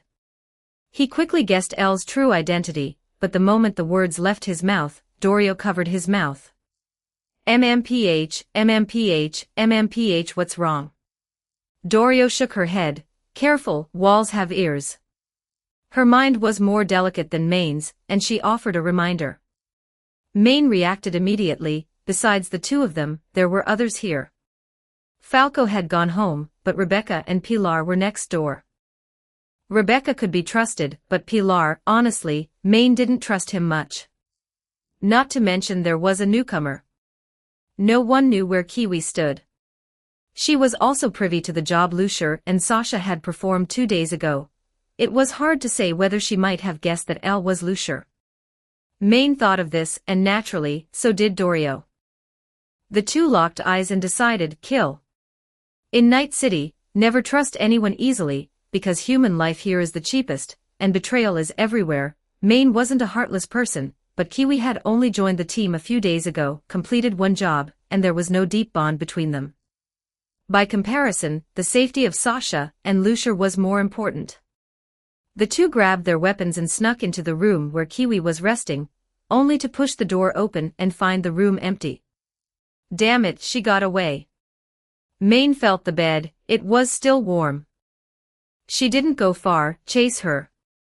The two hurried out of the base. The moment Kiwi guessed that Lucier was Elle, she realized she had to run. Although she was a new mercenary, she had grown up in Night City. She knew clearly that in Night City, you should never trust anyone, even if that person was your leader. Maine was a pretty good mercenary leader, loyal and righteous. He would absolutely not want members of his team to get hurt, which meant he would definitely find a way to protect the identities of Sasha and Lucier. To that end, he would definitely kill to silence her. That was Kiwi's judgment. Kiwi didn't hold on to any wishful thinking, like wondering if she was a member of the team, so she didn't need to worry. That was just self-comfort. The reality was often cruel. She had only joined the team a few days ago, and it was impossible for Maine to let Sasha and Lucier take risks just for her. She had to escape. Anywhere would do, Biotechnica, Militech, Arasaka. She held Elle's true identity in her hands. Relying on this secret, she could become management in a corporation and soar to success. She stole a car and drove far away, distancing herself from the main crew's mercenary base. But soon, she realized she was being pursued. Maine knew the local terrain far better than she did. He took a shortcut and caught up to her, shouting, "Kiwi, stop, come back with us." Hell, only an idiot would go back with them. Kiwi gritted her teeth and floored the accelerator. In an empty house unknown to anyone, a girl with pinkish-white short hair stared blankly at the darkened screen. Having just arrived in Night City, she felt her worldview had shattered into pieces. Was the local culture in Night City really this hardcore? She couldn't understand why a person like Elle could exist in this world, daring to openly provoke corporations, and provoking all the corporations in Night City at once. How was this any different from seeking death? The girl had been on the run for over a decade, traveling through various countries in the world, just to avoid one of the enterprises, the Arasaka Corporation. But now, someone had put on a good show before her, letting her know that so-called enterprises couldn't cover the sky with one hand. This undoubtedly dealt a massive shock to her worldview. Elle. She whispered the name, feeling a ray of light suddenly appear in her heart. Originally, she thought she would have to hide on the moon to escape the clutches of Arasaka. Now, she had changed her mind. Perhaps going to that person's side would work just as well. Thinking of this, the girl stood up abruptly. And the moment she stood up, a Mackinaw pushed a Villafort Alvarado through the wall and crashed into her temporary residence. The girl stood there, dazed, watching a black and a white gorilla walk off the Mackinaw, rip open the door of the Villafort Alvarado, drag a short-haired blonde girl out of the car, and then execute her with a gunshot to the head. This made the girl realize one thing again. The local culture of Night City was indeed this hardcore. In the Canary G240, David and Gloria stared at each other, then tacitly skipped the topic regarding Elle. Gloria wiped the corners of her eyes and said, "Don't bring up the topic of dropping out again. I will make sure you graduate smoothly, David." David pursed his lips and didn't speak. Actually, he really wanted to say, "Look at Elle, that is what people should be doing, resisting the tyrannical rule of corporations and living a free life, this is what people should strive for. Becoming a corpo rat and becoming a person above others, that's impossible without money." But the words reached his lips, and he couldn't say them. What would be the point of saying it? Gloria wouldn't listen to him, and him saying these things would only make Gloria sad. In the end, David just nodded, said nothing more, and turned to go upstairs. Gloria watched David's back, her expression becoming complex, as if she were caught in some difficult decision. In a pitch-black room where no light could penetrate, Lucier took off his mask and turned off the voice changer. With a click, the room's lights were turned on, and everything around became bright. Sasha looked somewhat incredulous. "How did you do it?" Lucier spread his hands. "What are you asking? How to hijack all the streaming media in Night City? Or how to collect and expose the corporation's dirt?" "Both." Sasha's eyes sparkled as she looked at Lucier. She was genuinely curious. The abilities Lucier had just displayed were not things a normal person should have. If she had to put a name to it, the only possibility was a god. A god of the net world. Just now, Lucier had indeed done something only a god could do, hijacking the streaming media of the entire Night City for a broadcast. He had done it without using transit servers, without using deep dive equipment, just using his own brain's computing power, which was already comparable to a supercomputer. Normally, this was absolutely impossible, because such massive computational data, without borrowing servers or deep diving into the net, would overload the brain and burn it into a pile of ash in no time. But Lucier had done it. Aside from miracle, Sasha couldn't think of other words to describe what Lucier had just achieved. And in fact, to some extent, Lucier could indeed be called a god. After all, a so-called god is just a more powerful and special person. And Lucier's current cellular activity and nerve wavelength were already 64.12 times the standard of a normal person. To be more specific, he could now rival some supercomputers with just his own brain, and he could replace his entire body with cyberware without contracting cyberpsychosis. The optimization brought by the sharing didn't seem as weak as Lucier had initially imagined. Now, if he wanted to, he was the god of the net world, able to do whatever he pleased in this era built on the net. However, Lucier didn't have that intention. Cognitively speaking, he still felt he was a human. Perhaps it was because he hadn't evolved to the level of Homelander yet, so he still retained some moral concepts. So he didn't intend to use this power to become a god. He just wanted to fulfill a trivial wish, and this wish might also be one that everyone in Night City had once had, to overthrow corporate rule, and let Night City belong to the people. And the birth of El was the beginning of putting all of this into practice. Lucier looked at the mask in his hand, his mind already having a complete plan. Demon Slayer World, an unknown small town. Lucier opened his eyes and let out a long breath. The sky had turned dark, the bright moon hung high, and the stars were brilliant. Lucier packed his things, covered his conspicuous golden pupils with a cloth strip, and then placed two long, black cloth-wrapped objects horizontally behind his waist. These were his two swords. One was the flame cutter gifted to him by Kaijuro Rengoku, and the other was a Nichiren sword specially forged for him by the swordsmith village after Ubuyashiki Kagaya appointed him as a Hashira. Lucier didn't have much talent for naming, so he simply called it Onakiri, meaning demon-slaying blade. During this period, Lucier had gone to the Sound Hashira and the Wind Hashira respectively to learn sound breathing and wind breathing. The flame cutter and the Onakiri had accompanied Lucier across more than half of Japan, slaying countless demons. The only pity was that, up to now, the Onakiri had not yet severed the head of an upper rank. This made Lucier feel somewhat regretful. Fortunately, he already had a track record of defeating upper rank too, and dragon breathing was also being steadily developed. Slaying other upper ranks was just a matter of time. Now he was on his way to Mount Momoyama to visit the former Sound Hashira, Jigoro Kawajima. This old man was probably the oldest and most senior member of the Demon Slayer Corps currently. According to some rumors, if it weren't for losing a leg in a certain battle, this old man Kawajima would probably still be active on the front lines of demon slaying. Lucier didn't believe such talk. The more he studied swordsmanship, the more clearly Lucier understood that swords and swordsmanship were ultimately just tools. What one could truly rely on to slay demons was powerful strength. As long as the strength was strong enough, even without a Nichiren sword or a breathing style, one could slay demons. And age was also an important factor affecting strength. If one said that Jigoro Kawajima's swordsmanship was seasoned and experienced, and he could defeat the current Hashira, Lucier might believe it a little, but to say that Jigoro Kawajima could still deal with demons, that would probably only be the very weak kind. At the end of the day, he was old, and his strength was not what it used to be. In the past, he could jump on rooftops using breathing style like Lucier, crossing half a town in the blink of an eye, but now, if he jumped like that, he would probably slip. Suddenly, Lucier stopped moving and stood still on a building. He turned his head and looked in one direction.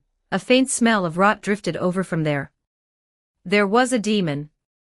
Lucier grabbed the hilt of the Onakiri, the long black cloth strip unraveled and fell into the night, revealing a Nichiren sword with a peculiar appearance.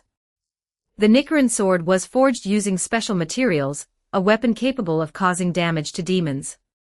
The biggest feature of this kind of sword was that it would present different colors depending on the user.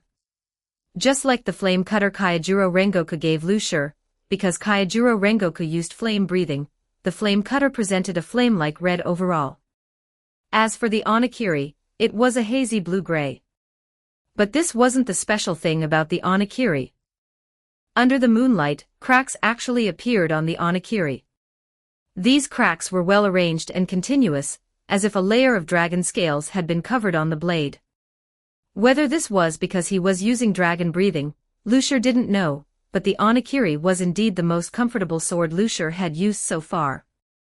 Lucier didn't say a word, breathing silently, pushing dragon breathing to its maximum, and then lowered his body. The next instant, he disappeared from where he was. In a room not far away, a demon grinned and forced a girl into the corner of the room. Facing the girl's fearful eyes, the demon licked its lips, preparing to taste today's delicacy. Just then, there was a clatter. The window was smashed open, and moonlight poured into the room. The demon was furious, wanting to turn its head to see who dared to disturb its meal. However, at the moment it turned its neck, blood splattered. A perfectly good head rolled onto the ground with a thud. The fear on the girl's face hadn't completely dissipated, and her eyes were fixed on the young man, who was silently sheathing his sword in the center of the room. Lucia ignored the girl and said to the Kasugai crow by the window, "Get the Kikushi to come clean up." The Kasugai crow named Night Owl cawed and flew away. Lucia wrapped the Onakiri back up with the cloth strip, and prepared to leave from where he had entered. Just as one of his feet stepped onto the window frame, he heard the girl's timid voice, Are you a demon hunter?" Lucia didn't stop, half his body already outside the window, yet at this moment, a sentence from the girl made him stop his movements.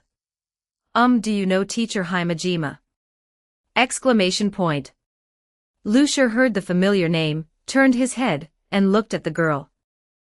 Although Lucia's eyes were covered by a cloth strip, the girl knew he must be looking at her. "Who are you?" My name is Seo, and I am a student of Teacher Himejima." The girl named Seo shrank her neck under Lucia's gaze, and explained her identity with difficulty. A familiar name, Lucia remembered.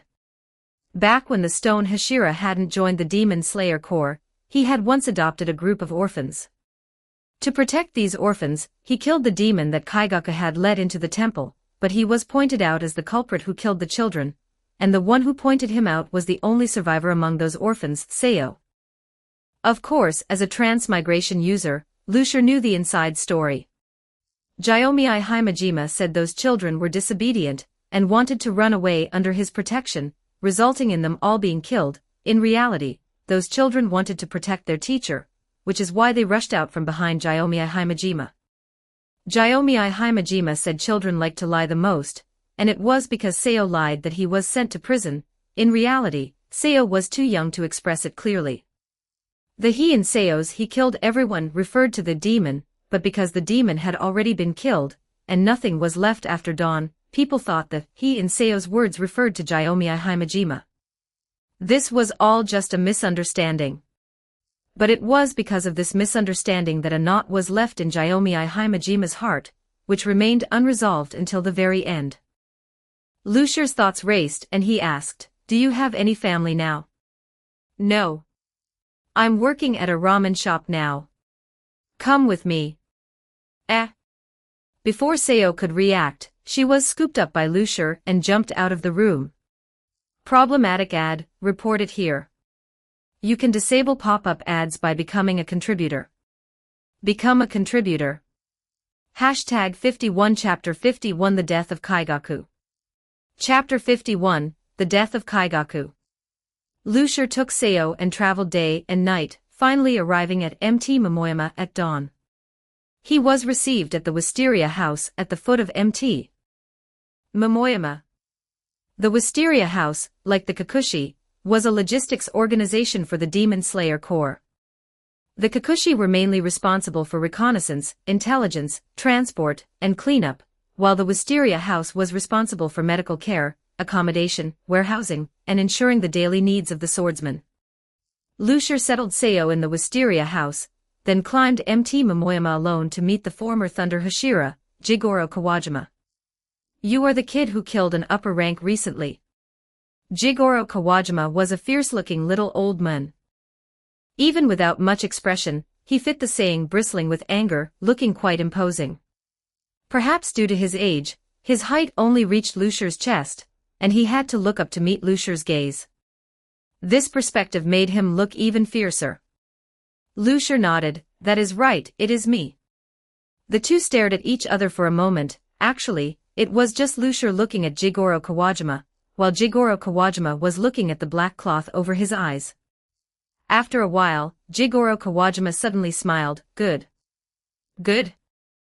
After so many years, there is finally someone with promise. The master is right, the task of killing Kibutsuji Musen falls on the shoulders of your generation. As he spoke, he reached out and patted Lucia's shoulder. "Come with me, I will teach you thunder breathing." "Okay." Lucier stayed on Mt. Momoyama. Thunder breathing was not complicated. With Lucier's talent, he mastered all the sword techniques in just 2 days. Although Jigoro Kawajima had already learned of Lucier's record from Ubuyashiki Kagaya's letter, like achieving major achievement in stone breathing in 1 month, mastering flame breathing after just 1 look, beating the wind Hashira into submission with wind breathing after 3 days, and even improving upon the sound Hashira's techniques to create new sword moves derived from sound breathing. Hearing about it was one thing, but witnessing it was far more shocking. By the 3rd day, Jigoro Kawajima was already considering whether to take Lucier as a disciple, and let him inherit the title of Thunder Hashira. But then he realized that Lucier was already the Dragon Hashira, and he could not help but sigh, feeling regretful. Lucier did not know what this former Hashira was thinking. He focused all his attention on the sword in his hand.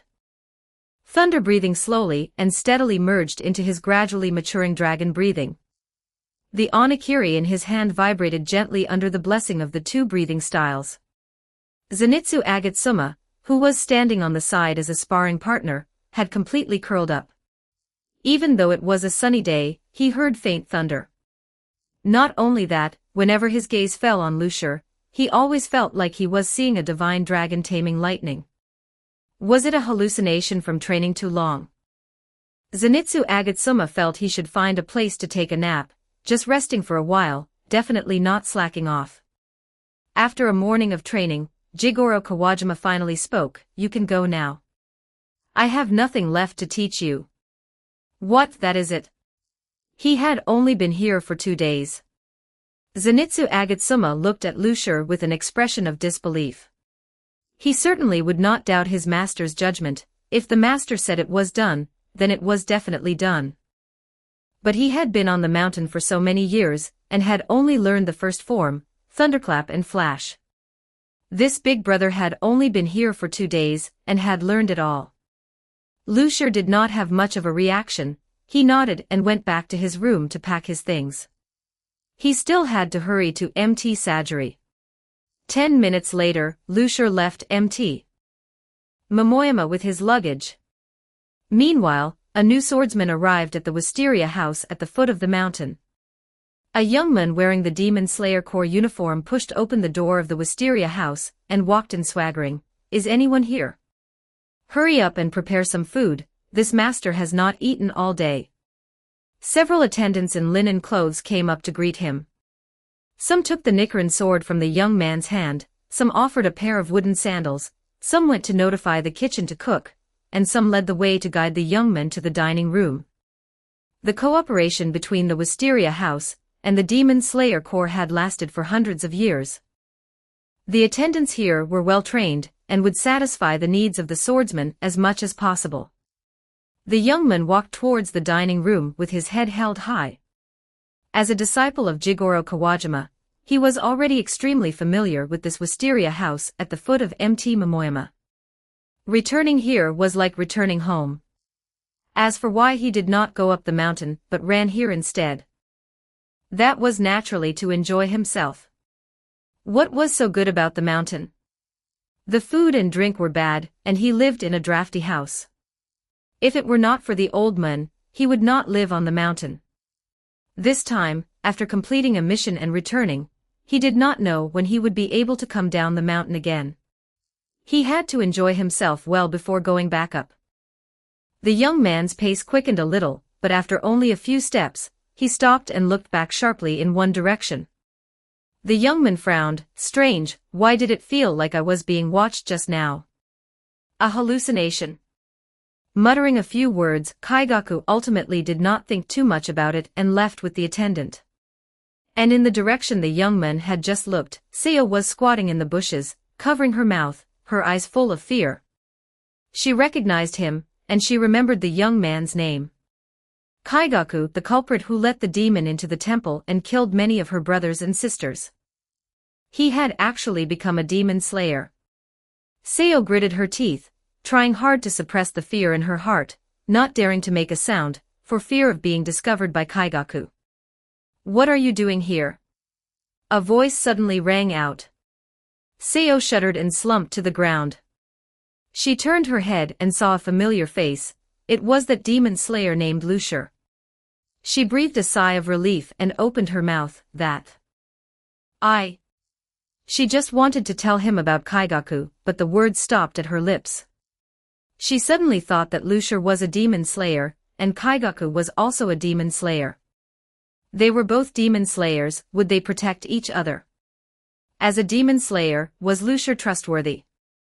She opened her mouth, but in the end, she could not say it.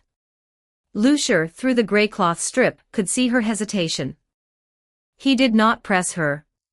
He planned to arrange for someone to take Seo to the stone Hashira's temple later, so Seo could resolve the stone Hashira's knot. After all, the stone Hashira was barely considered his teacher. This little thing was what he should do.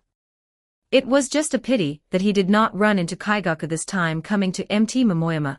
Otherwise he could have solved a hidden danger by the way. But things in the world are rarely perfection. The trip to Mt. Momoyama had already achieved enough. Lucier looked up at the sky. The sun was at its zenith. It was already noon. "Let's go eat," he said, handing his luggage to the attendant on the side. "Trouble you, please send it to the room." "You are too polite." The attendant took Lucier's luggage and left. As for the Nichiren sword, it was still slung horizontally at Lucier's waist. Lucier did not have the habit of unbuckling his sword. He always kept it with him. "Are you coming with me?" Lucier asked Seo. Seo hesitated for a moment. Actually, she was originally going to have lunch, but she ran into Kaigaku on the way here and hid. Just now Kaigaku said he was also going to the dining room, Seo thought. Gurgle, a sudden sound interrupted Seo's thoughts. The young girl's face turned bright red instantly. Lucier laughed. "All right, stop thinking about it. Your stomach is rumbling. Let's go to the dining room together." "Yeah." Seo nodded, then pulled her hair up and twisted it into an unusual hairstyle. In this way, Kaigaku should not be able to recognize her, right? Lucier did not care what kind of hairstyle she was doing. He only had food on his mind right now. His self-created dragon breathing had high demands on the body and consumed a lot of energy. Maintaining the constant state all day long, Lucier could even eat a whole cow. He had not eaten his fill all these days on Mt. Momoyama. He had to set off for Mt. Sagiri later, so he definitely had to replenish himself well at this lunch. He did not need anyone to lead the way and walked quickly to the dining room. Standing at the door of the dining room, he froze. Someone was already eating in the dining room, and it was an acquaintance, the kind of acquaintance where Lucier knew the other person, but the other person did not know Lucier. Lucier looked at Kaigaku sitting in the dining room, then turned his head to look at Seo who was following behind. He finally understood why Seo was hiding in the bushes just now. Japan is such a small place, a tiny country is just like this. Lucier stood at the entrance of the dining room, feeling deeply moved in his heart. Such strange behavior naturally attracted Kaigaku's attention. He looked at Lucier and found that Lucier was also wearing the Demon Slayer Corps uniform and a haori. Lucier's haori was pitch black. The Demon Slayer Corps uniforms were all black, so many members would choose to wear a haori to make their clothes look more distinctive. But Lucier's haori was pure black, long like a cloak, as if it could absorb people in, making people feel uncomfortable at first glance. Even more peculiar was the grey cloth strip covering Lucier's eyes, making him look like a blind man. Kaigaku frowned, puzzled. Why would there be Demon Slayer members here? Generally speaking, there were no Demon Slayer members near Mt. Momoyama because there were no towns nearby. Evil demons would not come here to forage, and the Demon Slayer Corps would not come here to perform missions. Daily needs had to be purchased in towns dozens of miles away. The Wisteria House was built here purely for the convenience of Jigoro Kawajima, the former Thunder Hashira. Occasionally, Kakushi passing messages would rest here, but there were basically no swordsmen. In other words, there was only one type of Demon Slayer swordsman who came here. "Are you here to ask the old man to be your master?" Kaigaku asked. "What is your name?" Hearing Kaigaku's expression, Lusher's face was strange. He pointed at himself. You are asking me? That is right, otherwise is there anyone else? Kaigaku sneered. I advise you to go back. Thunder breathing is not easy to learn, especially for someone not very smart like you, and you are a blind man, there is even less possibility of learning it. Lusher. Sayo, who walked behind Lusher, also heard Kaigaku's words. She was stunned for a second, then laughed out loud. What are you laughing at? Kaigaku's voice was fierce. He looked at Sayo. Who are you? What are you doing here? Sayo was glared at by him, and could not help but shrink behind Lusher, only revealing a head. Lusher blocked in front of Sayo and smiled. Don't be so angry. Let me introduce her. This one behind me is named Sayo, a former student of the stone Hashira, Gyomii Himejima. Crash. Kaigaku stood up abruptly, and the tableware in front of him fell to the ground and shattered. He stared straight at Sayo, and the past he did not want to recall emerged in his mind. It is you. He gritted his teeth, word by word, as if he wanted to drag Sayo out from behind Lusher and devour her alive. But unfortunately, Lusher's build was tall and sturdy, firmly blocking Sayo behind him. He smiled. It seems, you two know each other. No. Do not know. Kaigaku cut off Sayo's trembling answer, his eyes like a starving wolf. I do not know her. And you, the little girl named Sayo, you should be clear about what should be said, and what should not be said. Sayo grabbed Lusher's haori tightly, mumbling, and not daring to speak. Lusher reached behind him and patted Sayo's shoulder comfortingly. How come I do not know what should be said, and what should not be said? It seems that you two not only know each other, but also have some history. Friend, are you interested in chatting with me? Not interested. Kaigaku's gaze shifted to Lusher. Kid, if you still want to live, shut up. Don't ask about everything so clearly. Being too curious will get you killed. Wow, it turns out the consequences are so serious. Lusher smiled. All right, since you both do not want to tell the story, then I will tell it, and you listen well. When I first joined the Demon Slayer Corps, I studied stone breathing under the stone Hashira, Gyomii Himejima. I heard him tell the story of how he protected his students from evil demons, but was sent to prison. In this story, 3 names appeared in total. The first one is Gyomii Himejima himself, who tried hard to protect the children, but was sent to prison by the last surviving child. The second one is Sayo, the only survivor who lived through Gyomii Himejima's protection. The third one is the child who extinguished the wisteria incense used to repel evil demons in the temple, and let the evil demons into the temple. Kaigaku. Upon hearing his own name, Kaigaku could not help but tremble. Lusher did not stop and continued. Later, I traveled around, learning other breathing styles, and hunting evil demons along the way. A few days ago, I killed a demon, and saved a girl named Sayo from the demon's mouth. From her, I learned another version of the story. In Sayo's story, Gyomii Himejima is a hero who protected everyone, and the children were also warriors who wanted to protect their teacher. She herself was a sinner who sent her teacher to prison because she was too young and careless. The two stories are roughly the same, the only difference is the perspective of both sides, which led to their inability to understand each other. And in both stories, the culprit named Kaigaku was mentioned. Kaigaku's body was shaking more and more violently.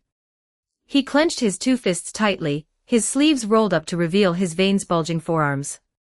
Sayo had no doubt that he really wanted to kill Lusher right now. But Lusher seemed not to notice and continued, speaking of which, it is a coincidence. I traveled to Mt. Momoyama a few days ago, so I brought the recommendation letter from the master to find the former Thunder Hashira, Jigoro Kawajima, to learn thunder breathing. In Jigoro Kawajima's words, I heard this familiar name again. His eldest disciple, a swordsman who has joined the Demon Slayer Corps and passed the MT Fujikase selection, is also called Kaigaku. Saying this, he smiled, looking at Kaigaku while smiling. Friend, you are Kaigaku, right? Ah. Kaigaku did not answer, but picked up a piece of ceramic from the ground and rushed up, his face hideous, his killing intent chilling. Lucier was unhurried. One hand protected Seo, and the other drew the Onakiri. Dragon breathing a thunder breathing, fifth form, heat lightning. A flash of sword light that the naked eye could not track flashed by. Kaigaku fell to the ground holding his neck. Lucier sheathed the Onakiri, lifted the cloth strip covering his eyes with one finger, revealing his golden pupils. Sorry, although I am not very smart, I am not blind, and I have also learned thunder breathing. Kaigaku struggled on the ground, blood overflowing from his fingertips. He asked in a hoarse voice, "Who are you?" "Me?" Lucier smiled, "I am not anyone important, just the newly appointed Hashira of the Demon Slayer Corps, the Dragon Hashira, Lucier." Hashira. Fear appeared in Kaigaku's eyes, followed by regret. If I had known it was a Hashira. If I had known it was a Hashira. The train of thought was interrupted, and the light in Kaigaku's eyes faded. He was dead. Chapter 52, The Death of Kaigaku continued. The impact of killing Kaigaku on Lucier was not as severe as one might imagine. At least, that was how Lucier felt about it himself. The Demon Slayer Corps strictly forbids internal fighting between swordsmen. This is an iron law of the Demon Slayer Corps, yet the Dragon Hashira, who had only been in office for a few days, had violated this rule. Almost at the same time, a Kasugai crow delivered this news to Ubuyashiki Kagaya and several Hashira. Soon, a small Hashira meeting was convened, or perhaps it would be more accurate to call it a Hashira trial. As the person on trial, the Dragon Hashira Lucier did not attend, but instead had someone deliver his special warrant as a Hashira. What is the meaning of this? Is he trying to threaten us by giving up his status as a Hashira? The Wind Hashira Sanemi Shinazugawa, who had some history with Lucier, shouted. Master, he must be punished. As the blades in the hands of the Demon Slayer Corps, we should not point our weapons at humans. If Lucier can kill someone today, he could defect to Muzan and become a demon tomorrow. These words were somewhat alarmist, but they were by no means groundless. After all, the swordsmen of the Demon Slayer Corps had always taken it upon themselves to slay demons and protect humanity. No one had ever harmed ordinary people, let alone directly killed a fellow swordsman. This was indeed an unforgivable act, and if not handled properly, it would lead to very serious consequences. I agree with Sanemi's view. The Water Hashira Jitomioka was concise, and after stating his position, he had nothing more to say, though his meaning was likely different from Sanemi Shinazugawa's. Jitomioka valued rules more. Lucier had broken the rules, and he needed to uphold them. It was that simple. The Sound Hashira looked very solemn. I was once a ninja, and I know very well what kind of evil killing is. To be blunt, before joining the Demon Slayer Corps, I also killed many people. That feeling of taking another's life is not good, yet it is intoxicating. Killing is by no means a flashy or glorious thing. Everyone who has done this must pay for their sins. Even I have always been repenting for my past, which is why I chose to pick up a Nichiren sword and join the Demon Slayer Corps. He said a lot, but in summary, killing is a sin. I am also a sinner, and I am now atoning for my sins by hunting demons. Lucier is also a sinner, but he can also atone. The flower Hashira Kane Kocho pursed her lips and asked, Is there any hidden story here? That child. Lucier is definitely not the type to kill innocent people indiscriminately. I believe in him. The stone Hashira Jyomiai Himajima pressed his hands together and remained silent. In fact, after learning that the murdered swordsman was named Kaigaku, Jyomiai Himajima had already guessed the reason Lucier killed him. He was moved, but he could not defend Lucier because he also felt that killing was wrong. He could only remain silent and offer no opinion.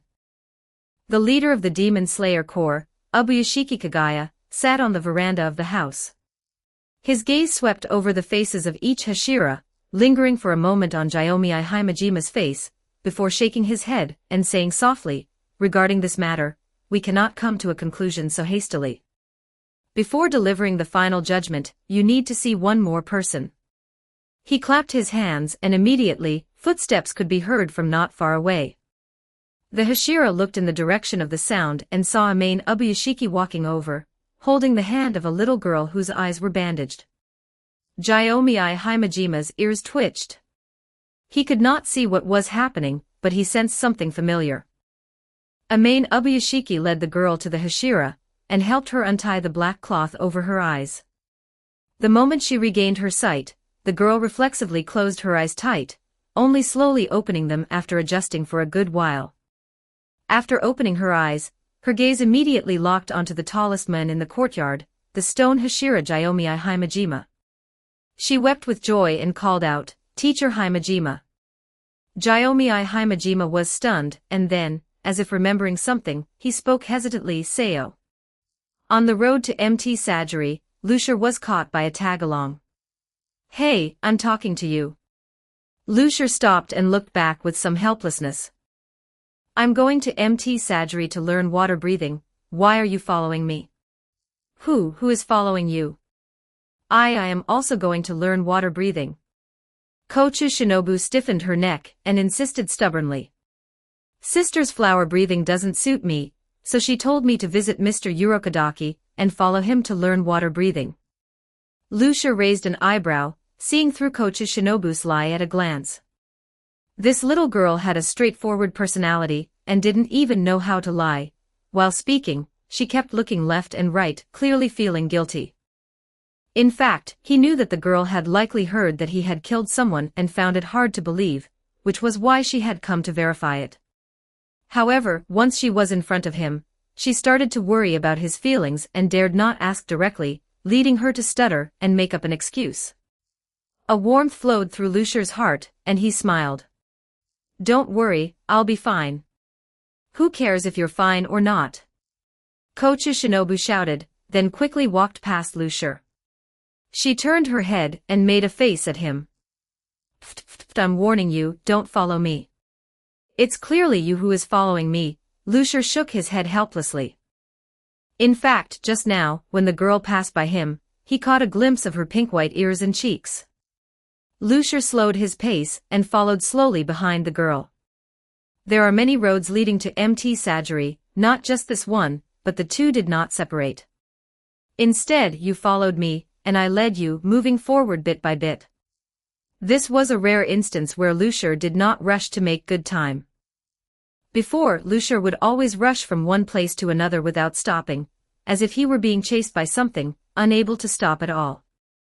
Because he knew the future and how the story would unfold. Because he had met many people and made many friends.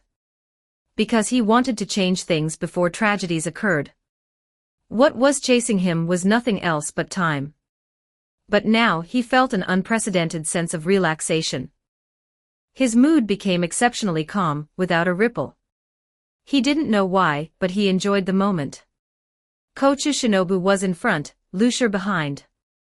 The two walked leisurely, and time also walked leisurely, until the sky gradually darkened and two kasugai crows flew over from afar.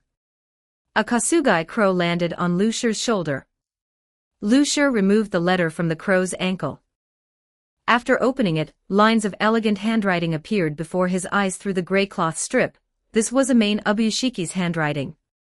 Lucia recognized it because his appointment letter, as the dragon Hashira, had been written by a main Ubuyashiki.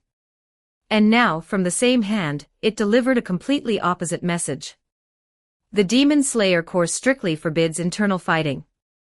As the dragon Hashira, Lucia failed to lead by example, adding 1 degree to his crime. Furthermore, he took a human life, adding 2 more degrees.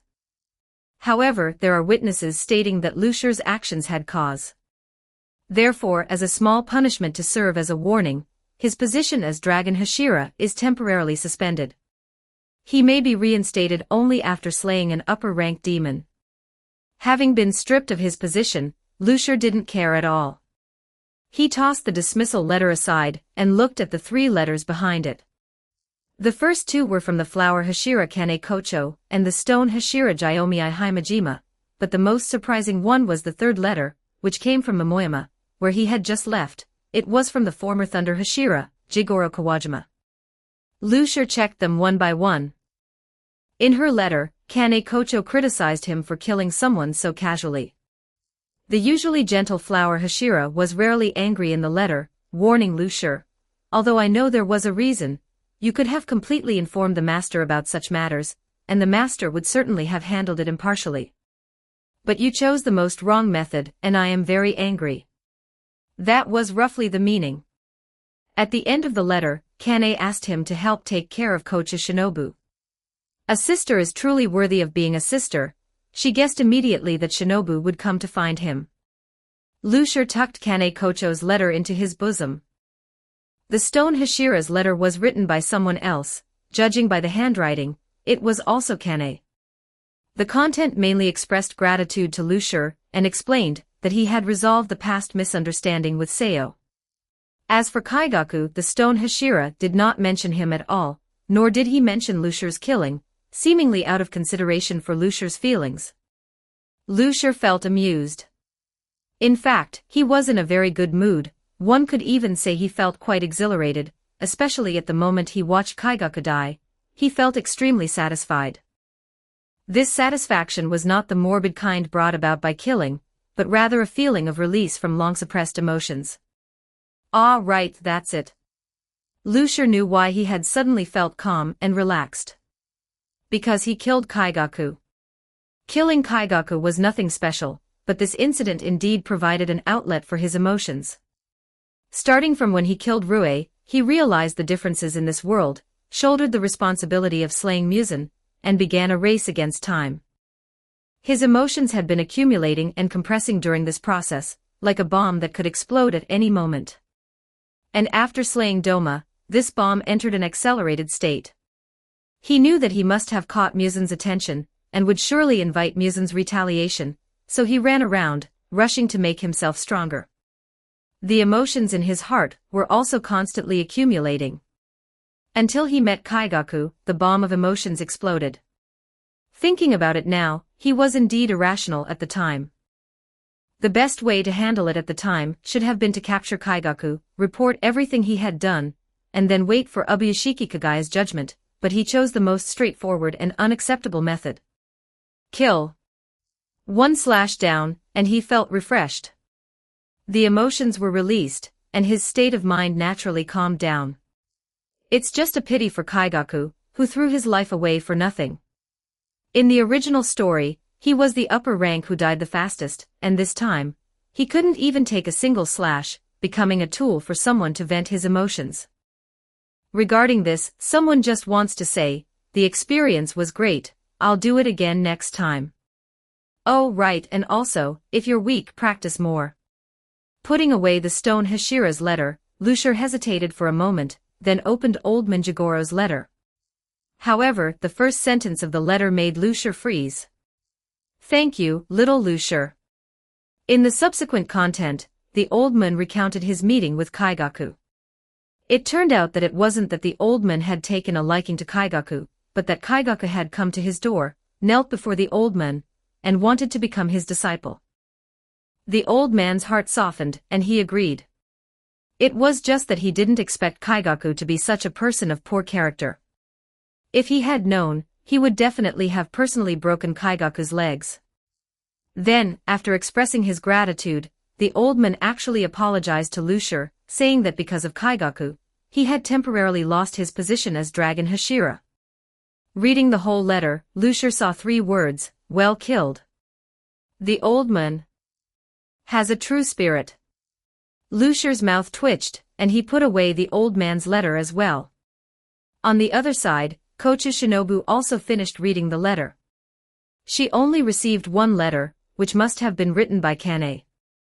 The general content was nothing more than telling her to be obedient, and not to argue with him. Lu Shi could guess it with his eyes closed. Additionally, the letter should have also mentioned his removal from his position. Kocha Shinobu slowly moved closer to Lu Shi, and poked him with the hilt of her sword. Are you okay? ? Lu Shi smiled. What could be wrong with me? It's just. I saw in Sister's letter that you are no longer the Dragon Hashira. Are you okay? As she spoke, she looked at Lu Shi seriously, as if she wanted to see if he was forcing a smile. Lucier delivered a hand chop to her forehead. Don't let your imagination run wild. It's just a title, it's not important. Lucier really thought so. From the beginning, he understood his thoughts clearly, to slay demons and to slay Musen. As for whether he was a Hashira or something else, it didn't really matter. Dragon Hashira, in the end, was just an identity, a title. Regardless of whether he had this identity or not, Lucier would fight on the front line of slaying demons, and there would be no impact. Of course, saying this out loud would sound a bit pretentious, so he only thought this in his heart. Ah! You actually hit my head. Kochu Shinobu pounced on him, claws and teeth bared, but her head was pressed down by Lucier, so she could only stand in place and swing her arms wildly in a whirlwind of flailing punches. After a while she stopped pouting angrily, glared at Lucier, and set off towards the town not far away. Night was about to fall, and they had to find a place to stay.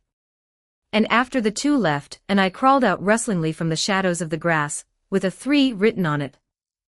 This I stared in the direction where Lucier and Kochu Shinobu had left for a long time, and then crawled away rustlingly. On the other side, Infinity Castle. Accompanied by 2 crisp biwa sounds, 2 figures appeared in the Infinity Castle. The person standing on the left was wearing a sleeveless purple-red short shirt, and white pants, with dark tattoos all over his body.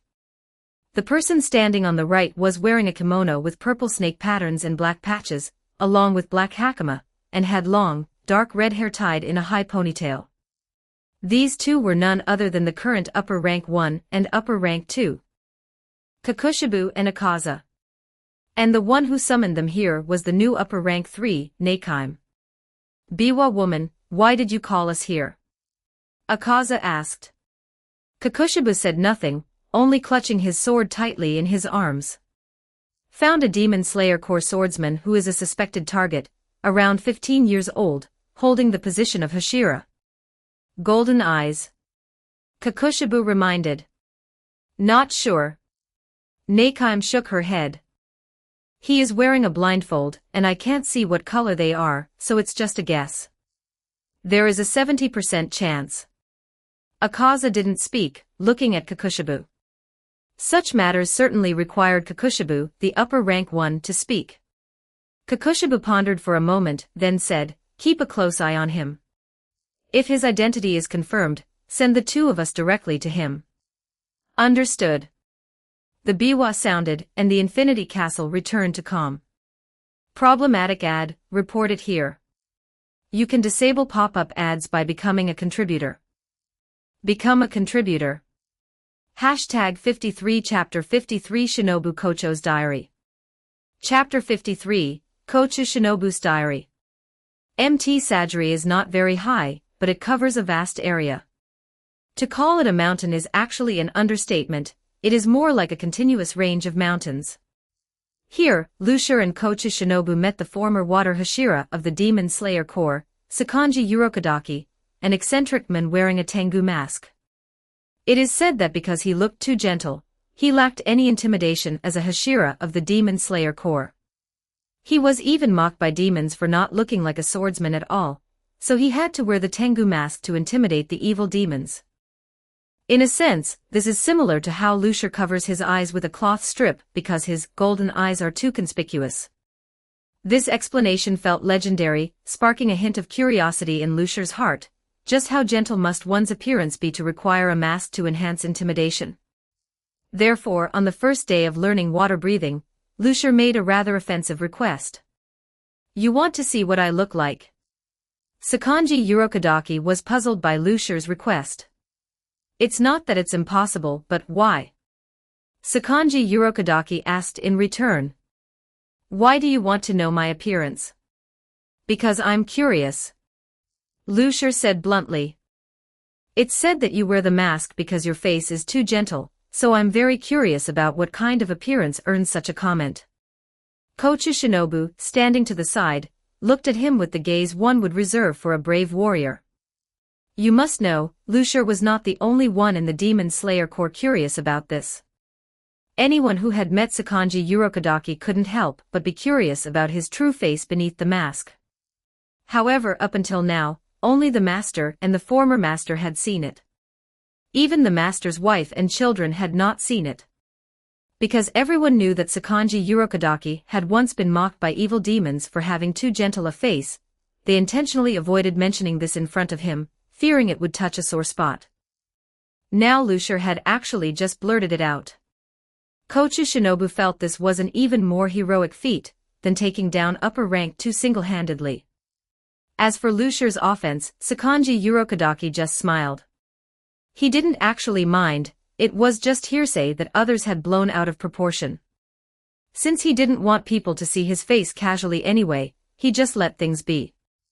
Over time, no one within the Demon Slayer Corps brought up the matter of him taking off his mask. Now that Lucier had brought it up, he found it quite refreshing. Taking off my mask? Of course, that is fine. I wear the mask to intimidate evil demons, not to guard against my comrades. It is no problem to show you my face. He said so. Upon hearing that she would be able to see Sakanji Urokodaki's face, Kochu Shinobu felt pleasantly surprised. She widened her eyes, preparing to firmly memorize the image she was about to see. However, after saying the previous sentence, Sakanji Urokodaki did not rush to take off his mask. Instead, he drew his sword. Come, defeat me using water breathing, and you can take off my mask. Kochu Shinobu. Lucier. Fine, although he had guessed it wouldn't be that simple, Lucier hadn't expected it to be this situation. What is this? A martial arts tournament to win a bride. Whoever wins gets to lift the veil. Lucier felt this plot was a bit cliché. But regardless, his training with Kochu Shinobu had officially begun. Kochu Shinobu's diary. Winter, 1911 Meiji 44, December 11th, sunny. It is the second day since Lucier and I moved into MT Sagiri.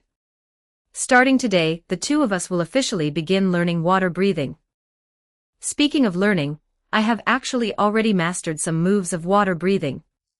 After all, my sister's flower breathing evolved from water breathing. When I first started learning swordsmanship, I also learned water breathing, and only later switched to learning my sister's flower breathing. So, I do have a little foundation. During training later, I will pretend to be learning from scratch, and then make rapid progress. My sister always says Lucier is a genius. Today, I will make him bow down in admiration. Winter, 1911 Meiji 44, December 12th, sunny. Is Lucier some kind of monster that popped out of nowhere? He is definitely coming into contact with water breathing for the first time, right? Why can he perfectly replicate Master Sakanji Urokodaki's sword techniques, just by watching once? Why does he also know how to use flower breathing? Sister clearly never taught him. Could it be that he taught himself while peeking at my sister practicing? But how can one teach themselves a breathing style? Is this what a genius is? Winter, 1911 Meiji 44, December 13th, cloudy. The weather is not very good today. There is fog everywhere in MT Sagiri to the point where I can't even see the path clearly. Yet Master Sakanji Urokodaki is able to dodge every one of my attacks in the thick fog. Is this the strength of a former water Hashira? But Lucier can do it too. He said that my movements are too large when I attack, creating a distinct sound of wind, which is a flaw. Damn it, I was actually lectured by him. What is even harder to accept is that he has already mastered all the forms of water breathing. Master Sakanji Urokodaki said to let him adapt to water breathing for a while, and then he can graduate. What is even harder to accept is that Master Sakanji Urokodaki actually let him see his true face. What is the most unacceptable thing is that Master Sakanji Urokodaki actually didn't let me see it too. Lucier didn't even think to call me. Damn Lucier, I will remember this grudge. Winter, 1911 Meiji 44, December 15th, snowy. Yesterday's training was too exhausting, so I didn't write in my diary. Master Sakanji Urokodaki is really merciless. Even though I practiced my forms quite well, I still got criticized by him. Lucier has already learned water breathing. It is said that he is currently trying to integrate water breathing into his self-created breathing style. He has been in seclusion researching every day during this period, and I don't even see him during meals. This is a genius. It is really discouraging. Originally, I wanted to make him bow down in admiration and acknowledge me as his older sister, but now it seems that won't happen. Sister wrote to say that her body has fully recovered, and she estimates she will be able to go on missions in a while. When will I be able to become a Hashira? After becoming a Hashira, I will be able to share some of the pressure for my sister, right? Lucier is really amazing. He seems to be the youngest Hashira in history, right? Dragon Hashira. If I become a Hashira, what should I be called? Beauty Hashira. Shinobu Hashira. Ah. I can't think of one.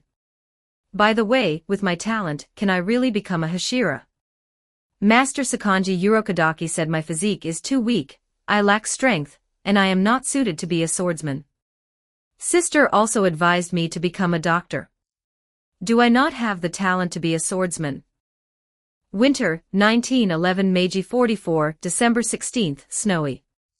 It has been snowing for 2 days, and a thick layer has accumulated. Master Sakanji Urokodaki gave me a day off, allowing me to rest for 1 day without needing to practice. Suddenly having free time, I didn't know what to do, so I decided to just go out and wander around MT Sajiri. This place is Master Sakanji Urokodaki's home, not referring to the house I live in, but this entire MT Sajiri is Master Sakanji Urokodaki's home. Master Sakanji Urokodaki has built many wooden and bamboo houses in these mountains. It is said that his former disciples also lived separately in these houses. Master Sakanji Urokodaki's disciples, other than the current Water Hashira, I haven't heard of them yet, and I don't know what kind of people they might be. While wandering in the mountains, I ran into Lucier. He was sitting in front of a large rock, talking to himself, and even mentioned 2 unfamiliar names. Sabito and Makomo. People I haven't heard of. Are they acquaintances of Lucier? I asked Lucier who Sabito and Makomo were. He didn't answer, but instead asked me why I had come here. Only then did I know that there was also a bamboo house near that rock, which is where Lucier is currently living. He said that a quiet place helps with thinking. Does even a genius like him have things he can't figure out? I don't know why, but I told him about how I lack talent in swordmanship, and am more suited to be a doctor. Originally, I thought he would agree with my sister and Master Sakanji Urokodaki's opinion, but he didn't. He just looked at me and asked, "What do you want to do?" That's right, what do I want to do? Of course, I want to become a swordsman, become a Hashira, and help my sister. But my talent dictates that I cannot do it, I answered, but Lucier interrupted me. He said, so-called talent and aptitude are never the most important things in a person. Whether a person can accomplish something depends keenly on their will. A person's wishes will never stop advancing because of objective conditions, instead, they will break through the encirclement in adversity. These were his exact words. I have to say, he was quite handsome when he said this, but it would have been even handsomer if he hadn't been patting my head at the time. Winter, 1911 Meiji 44, December 20th, sunny. I have been training these past few days, and nothing interesting has happened. Snow has been falling intermittently, melting a bit, and then accumulating another layer. I don't know what on earth this weather is doing. I haven't seen Lucier for several days.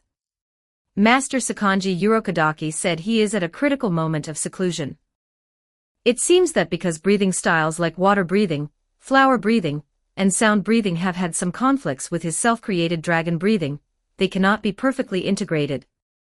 So he has summarized the characteristics of various breathing styles, and while referencing dragon breathing, is creating a new auxiliary breathing style, which counts as a supplement to dragon breathing.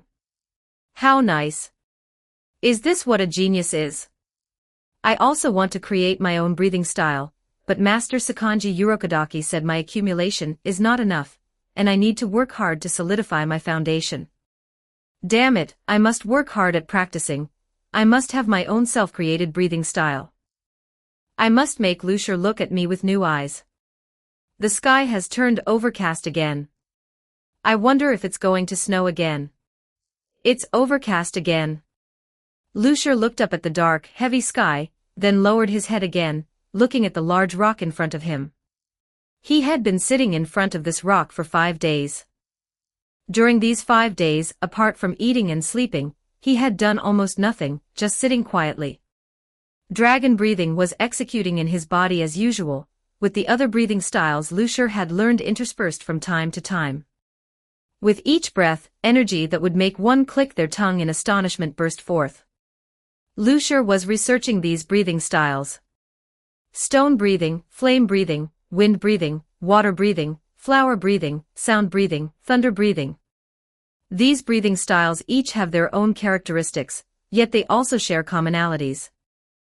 Lucier understood that this is because they all originate from sun breathing, but they have been improved upon after departing from sun breathing.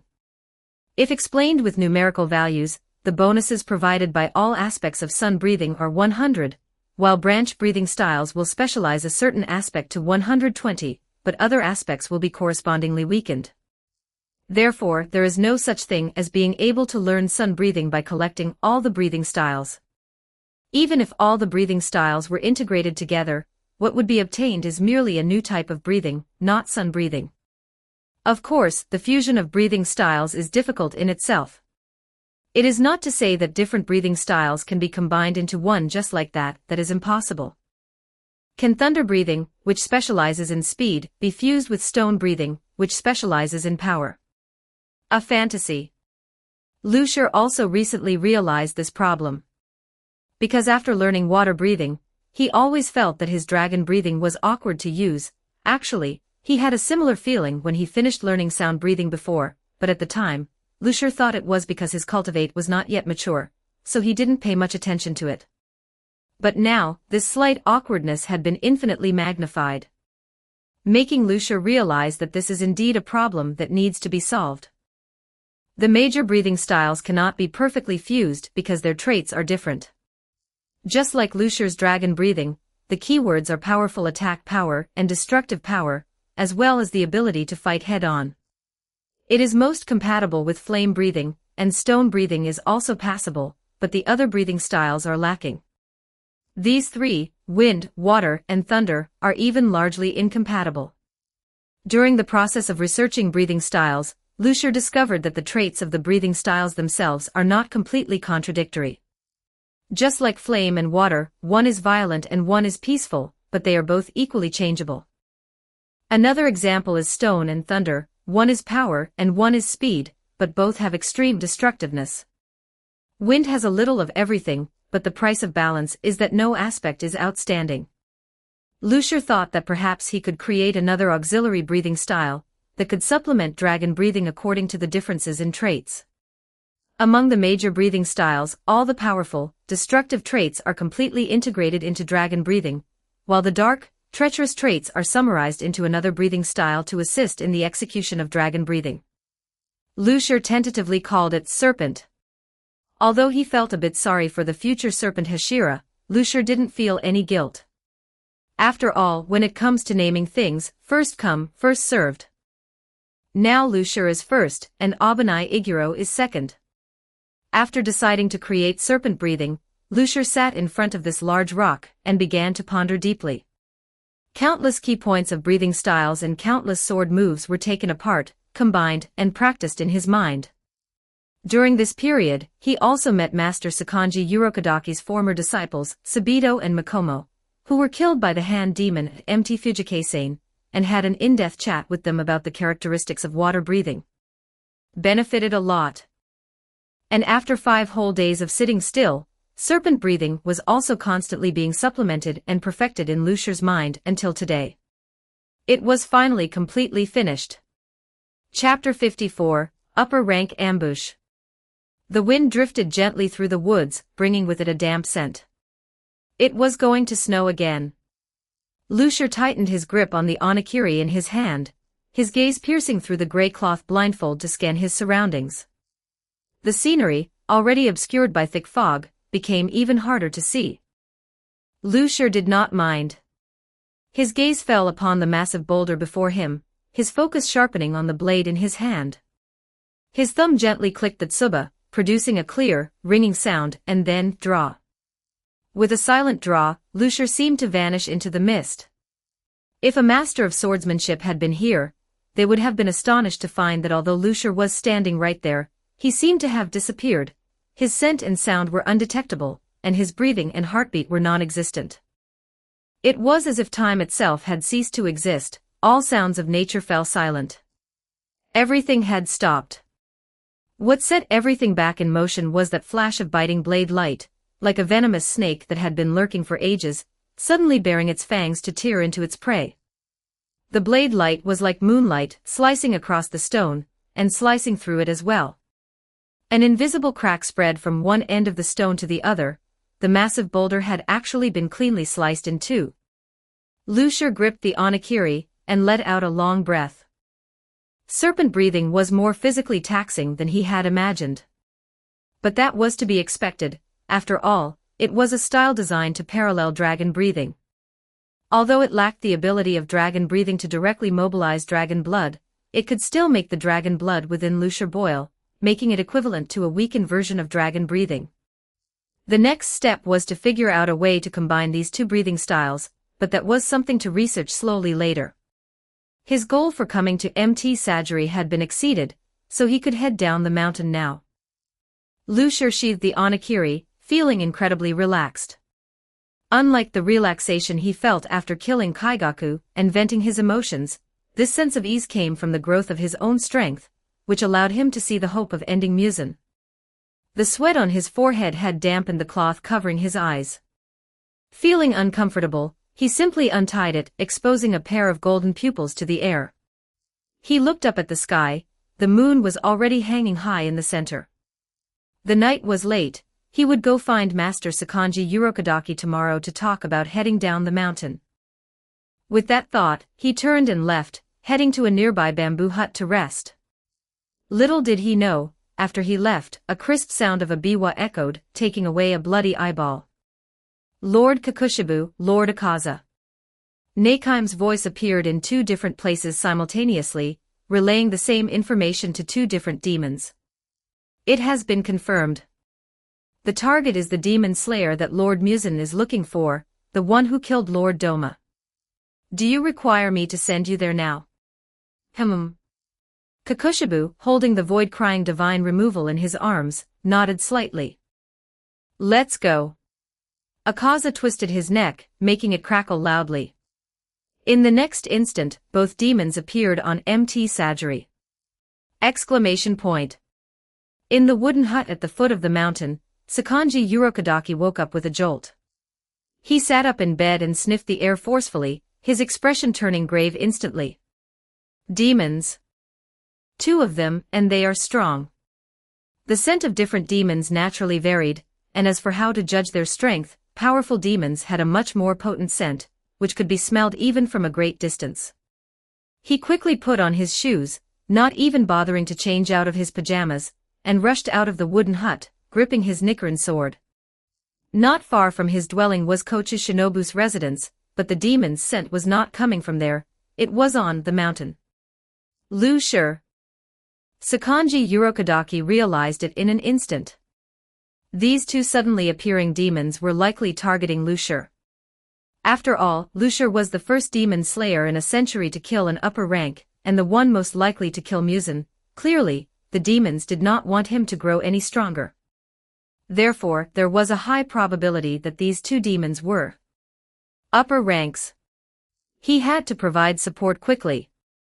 Sakanji Urokodaki knew that Lucier was strong, having even killed an upper rank, but facing 2 upper ranks at once would likely be beyond even Lucier's capabilities.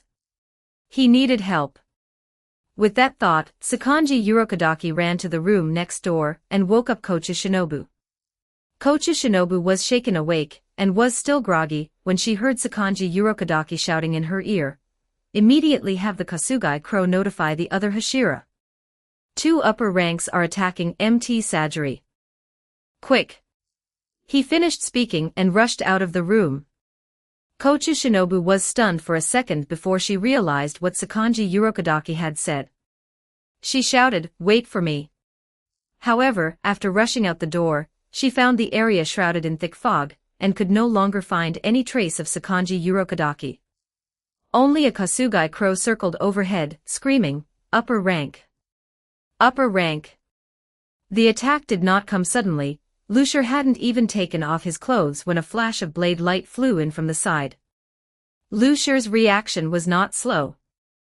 Before the saber-chi could reach him, the onigiri was already in his hand, and his other hand had already grasped the flame cutter. Clang! A crisp clashing sound rang out. The onigiri collided with the saber-chi, producing the sound of metal striking metal. Lucier felt his arm go slightly numb, but there was no time to recover. His other hand had already drawn the flame cutter. Clang, clang, clang, clang, clang, the dense, continuous clashing sounds were incessant. Lucier did not know how many saber-chi attacks he had parried in those few short seconds, but he had already guessed the identity of the attacker.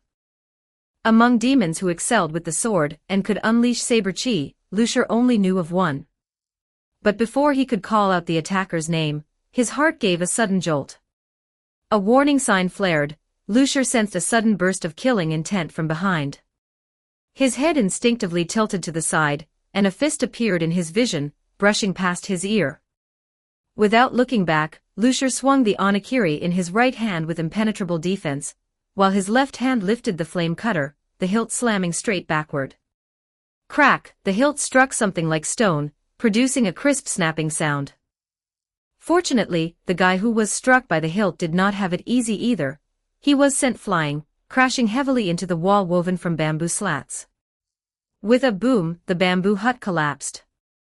Lucier stood in the center of the ruins, dual blades in hand, and looked to his left and right. There was a swordsman with 6 eyes and a martial artist covered in tattoos. The upper rank one whose position had never wavered, Kakushibu. The former upper rank 3, now upper rank 2, Akaza. Tisk, tsk, tisk. Lucier couldn't help but click his tongue, saying, "No wonder I've been feeling like someone was watching me lately. So it was you." As he spoke, he looked left and right. Muzan really thinks highly of me. To kill me, he actually sent 2 upper ranks, and the 2 strongest ones at that. Did he not come himself? Or is it that he is afraid? Afraid? Afraid of what? Akaza did not know, but Kakushibu certainly did. After all, he knew about the time Muzan was cut into pieces like a cutting board by Yorichi Tsujikuni. Honestly, it wasn't just Muzan who feared Yorichi Tsujikuni, he did too. But Lucier was not Yorichi Tsujikuni.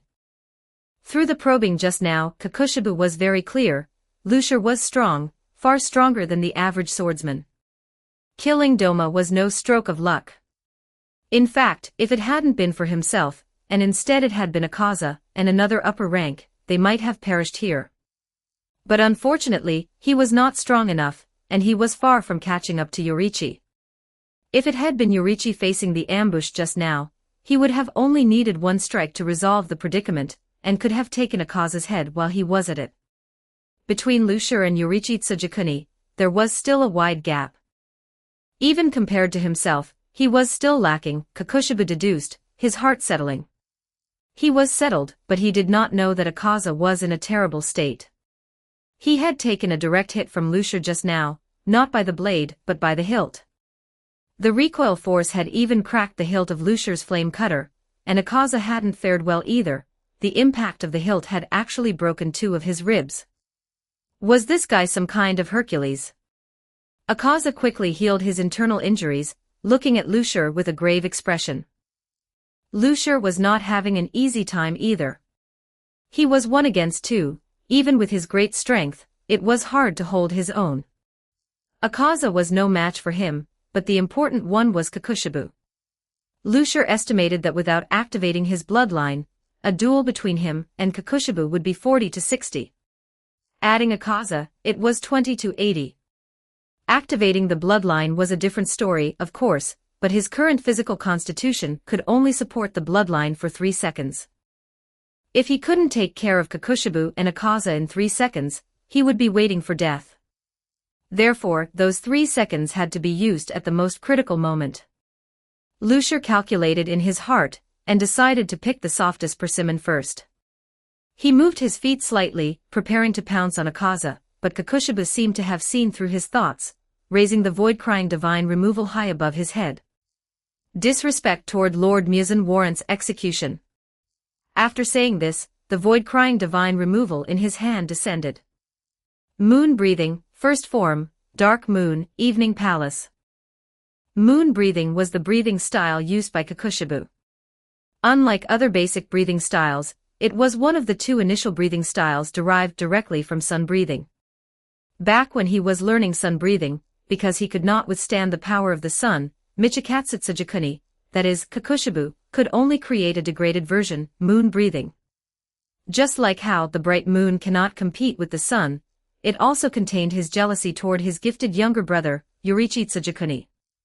Upon discovering the fate that opening the Demon Slayer mark would shorten one's lifespan, and desiring to continue honing his swordsmanship and surpass his younger brother, Michikatsu Tsujikuni chose to fall into becoming an immortal demon, and changed his name to Kakushibu. Thus, moon breathing had no successor, and for hundreds of years, only Kakushibu knew how to use it. And at this very moment, this swordsmanship, which had been cut off from inheritance for hundreds of years, was fully revealed before Lucier's eyes. Moon breathing's first form, dark moon, evening palace, was effectively an IAI/ so fast that the blade could not be seen. What made it special was that it would leave behind many crescent moon blades along the path of the slash. This was also the greatest difference between moon breathing and other basic breathing styles. The flames, water currents, and so on that one could see when other breathing styles were used were all fake. They were special effects, and had no actual effect. But moon breathing really did have special effects. To a certain extent, moon breathing was similar to wind breathing. After all, wind breathing could truly whip up wind blades, and its effects were also real.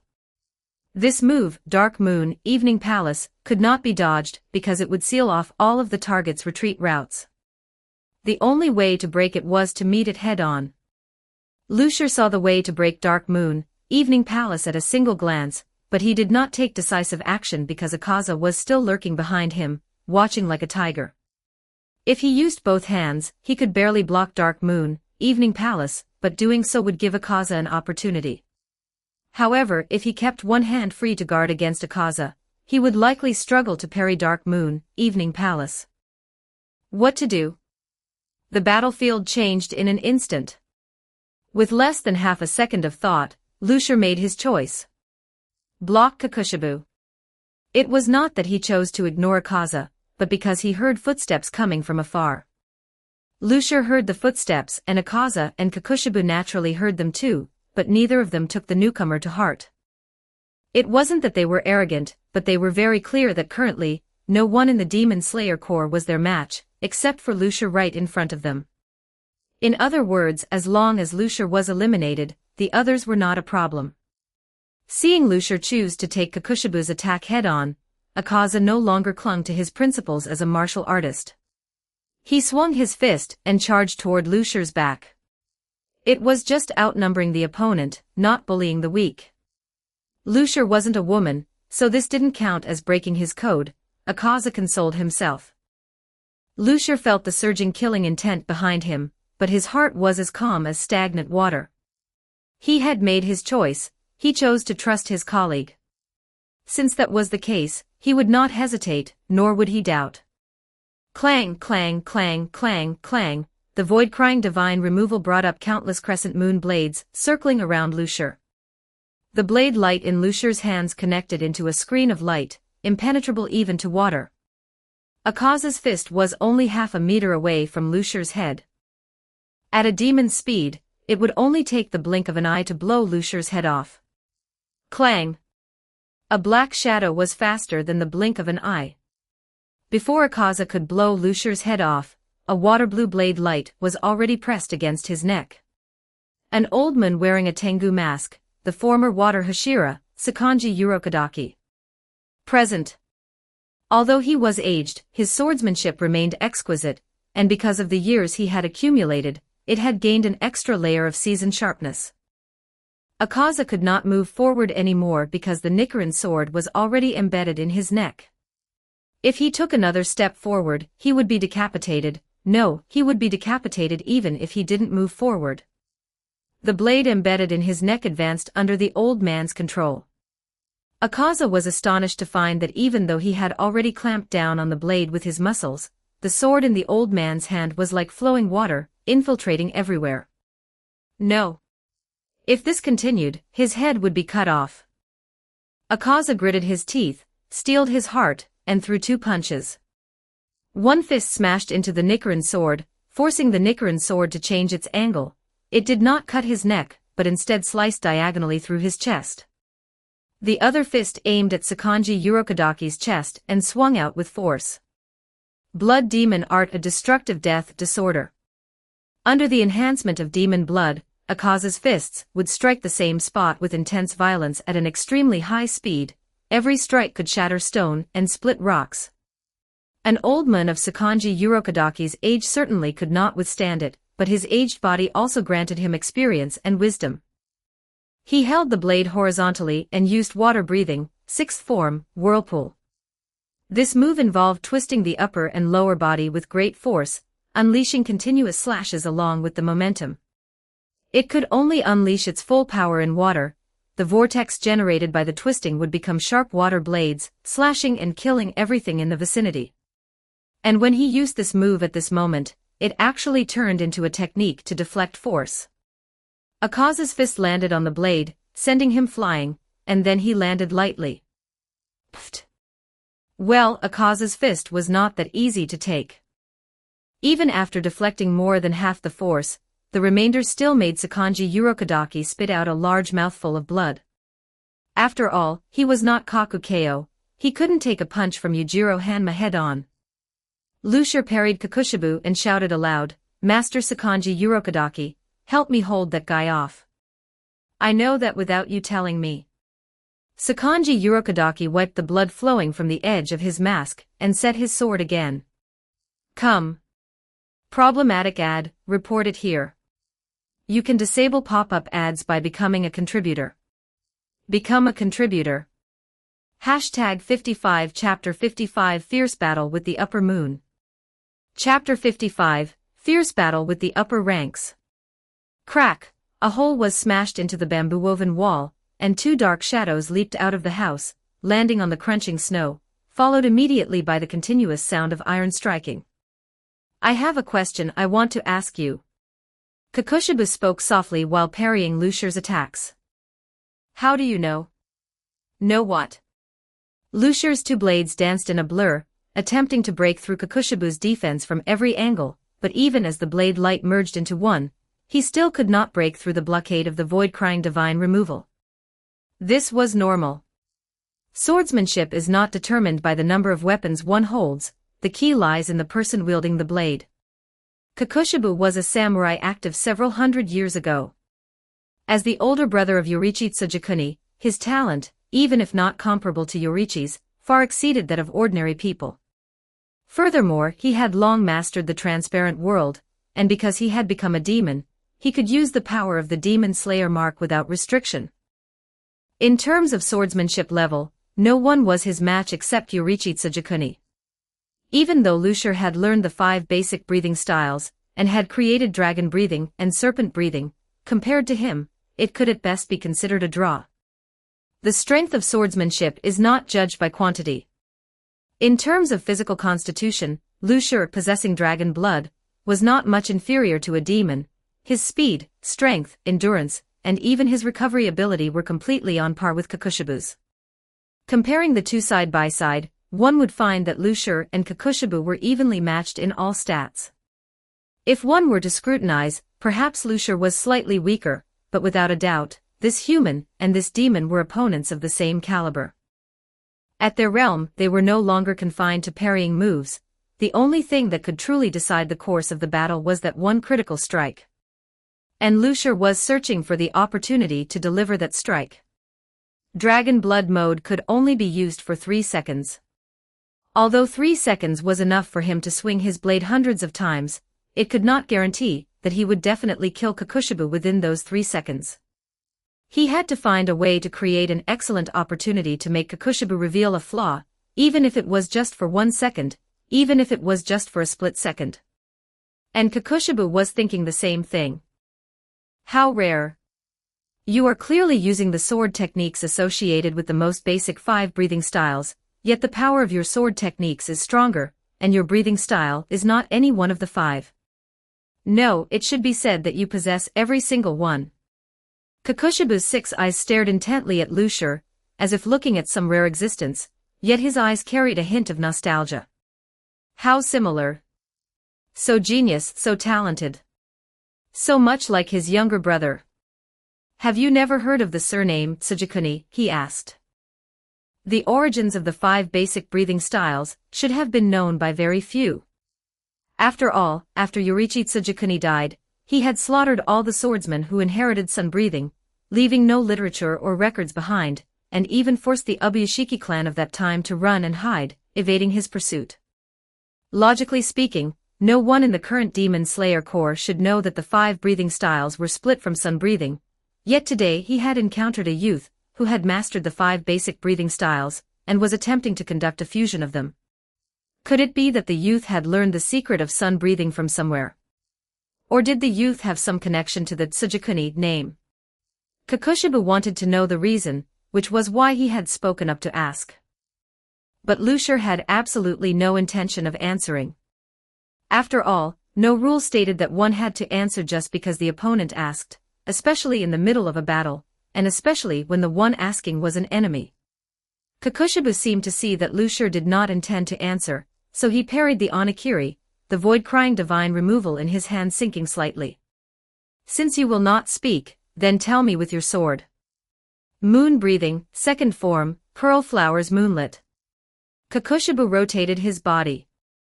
Even though he only had 1 blade in hand, he swung out 2 wind blades simultaneously, the wind blades carrying many crescent moon blades. Lucier was unhurried.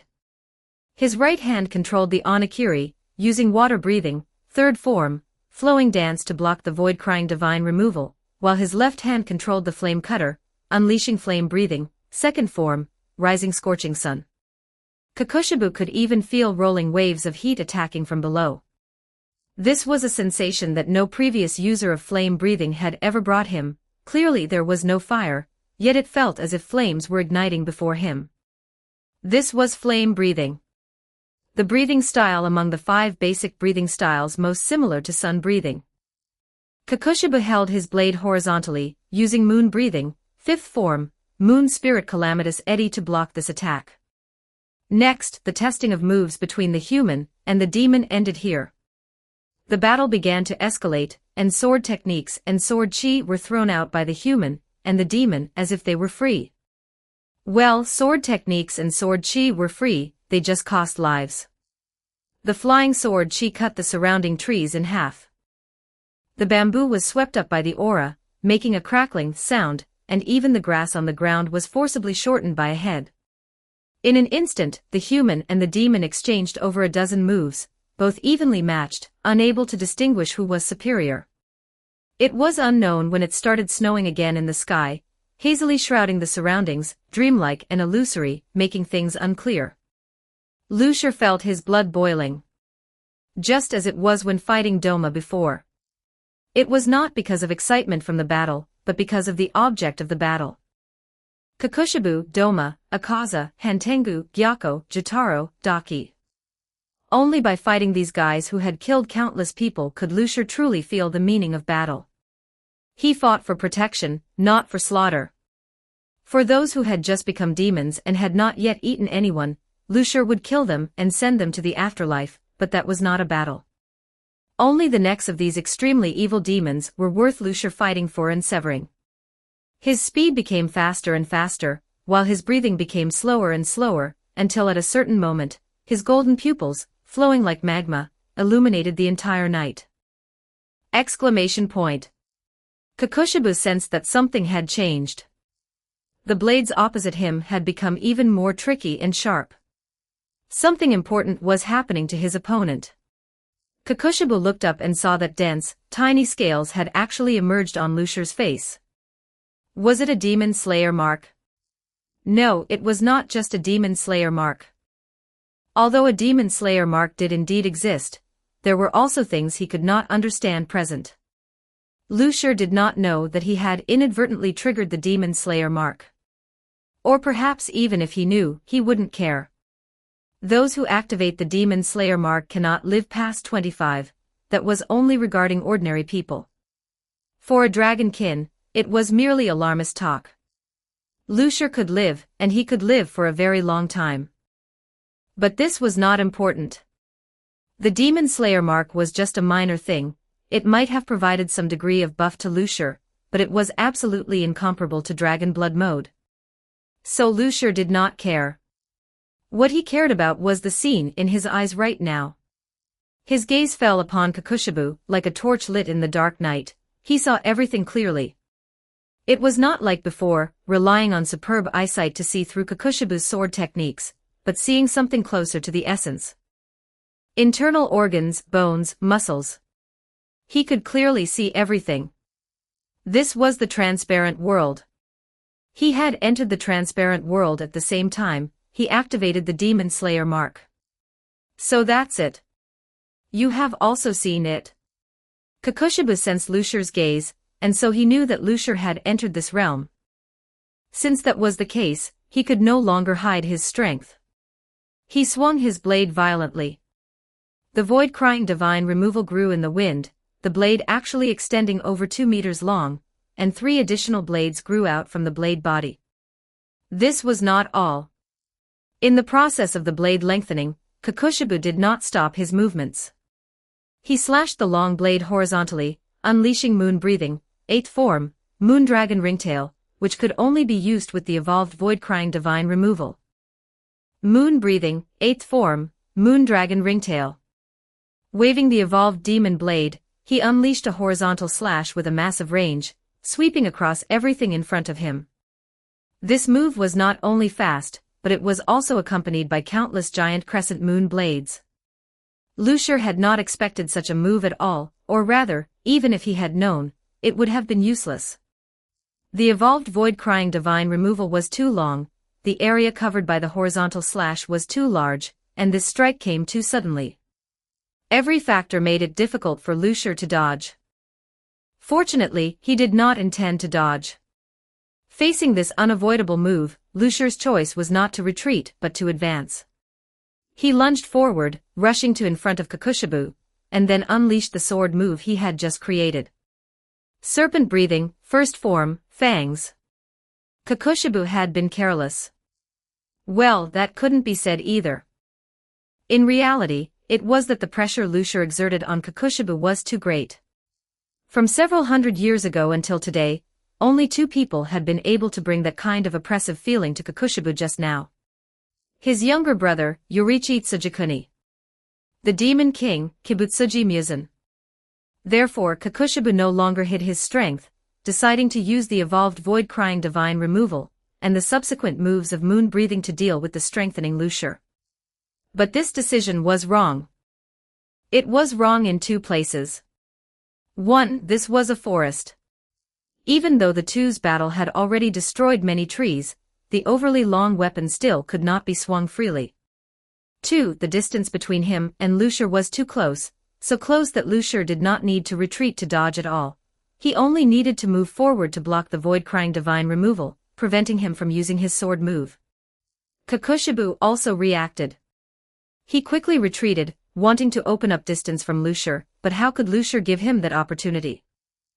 The Onigiri and the flame cutter crossed, like 2 fangs of a venomous snake, tightly chasing Kakushibu's neck. As long as he caught up, he could bite it off. It seemed the overall situation was settled, or was it? How could it be?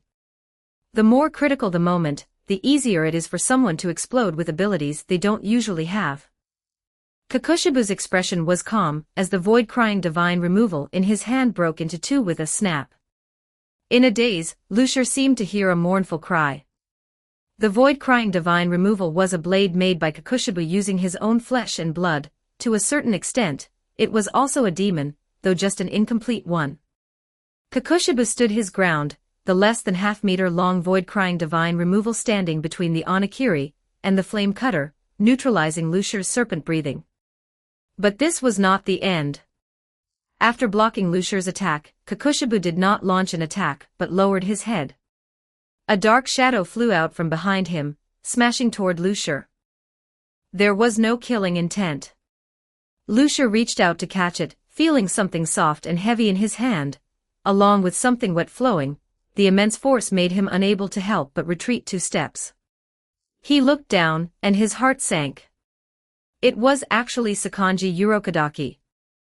The old water Hashira gritted his teeth, leaning on Lucia, forcing himself to stand straight.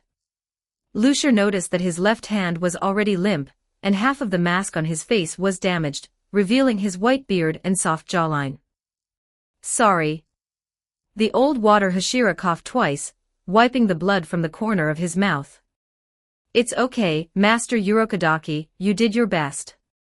Lucia shook his head, holding his blades and standing in front of him, looking at Upper Rank 1 and Upper Rank 2 standing side by side opposite them. At this moment, Kakushibu no longer had the appearance of a grandmaster of swordsmanship from the beginning. The void-crying divine removal in his hand was broken in half, and was slowly recovering. Akaza also looked very disheveled, the pink short shirt on his body already tattered.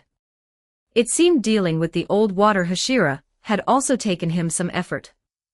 Originally, Lucia's plan was to let the old water Hashira hold back Akaza, waiting for him to find an opportunity to kill Kakushibu before going to help him.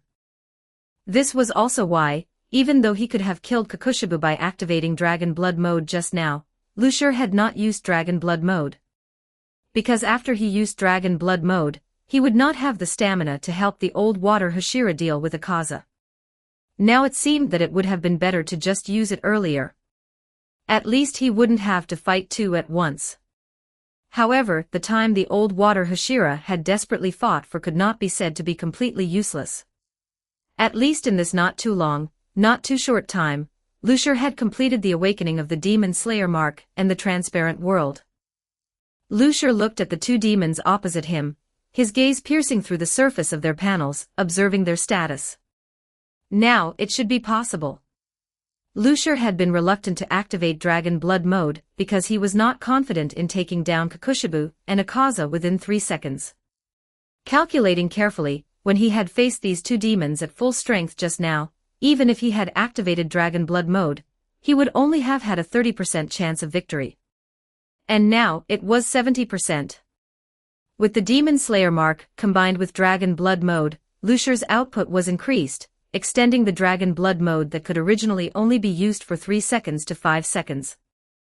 With the transparent world, he could see the enemy's physical condition, predict the enemy's movements, and find the enemy's weaknesses.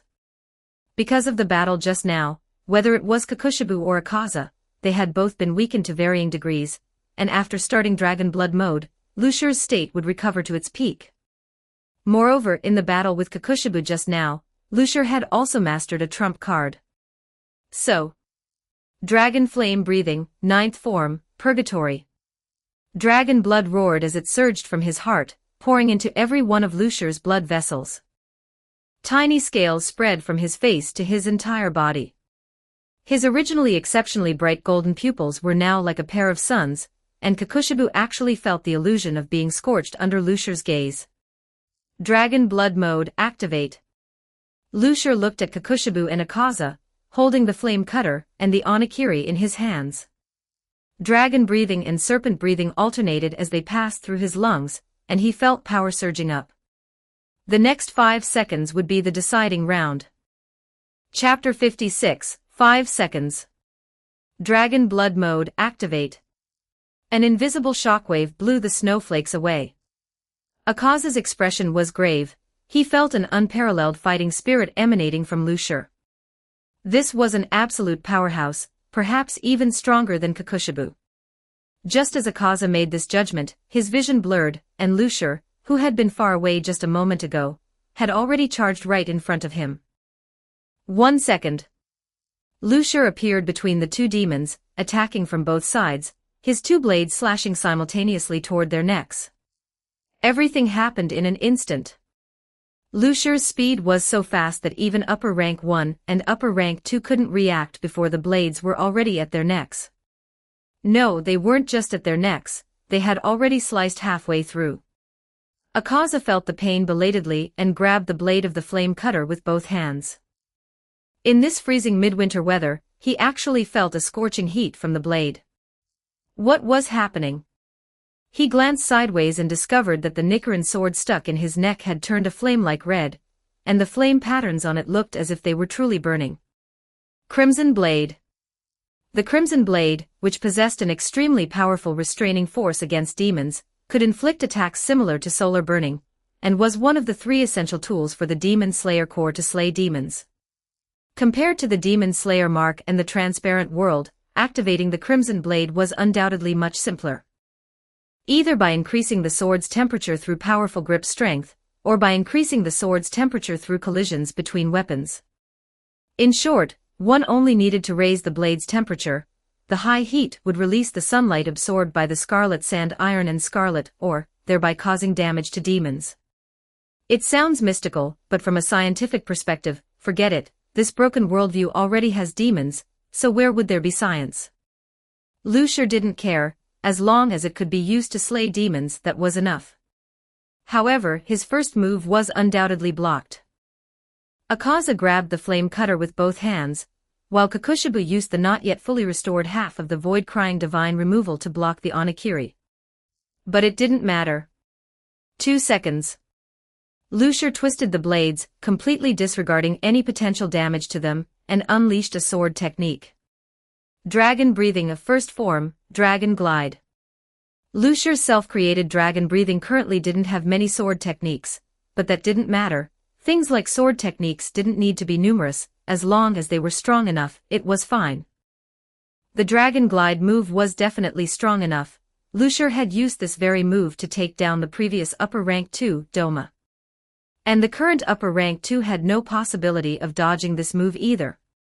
Yes, Lucier had no intention of using this move on Kakushibu because he wasn't sure if Kakushibu could take it, but Akaza definitely couldn't. As long as he took out Akaza first, he could use the remaining 3 seconds of Dragon Blood mode entirely on Kakushibu. Akaza clearly sensed the killing intent in this move, and used his Blood Demon Art Destructive Death, a Compass Needle. The Compass Needle was the core of Akaza's Blood Demon Art. It could perceive an opponent's fighting spirit like a compass, making his own attacks and evasions as precise as if attracted by a magnet.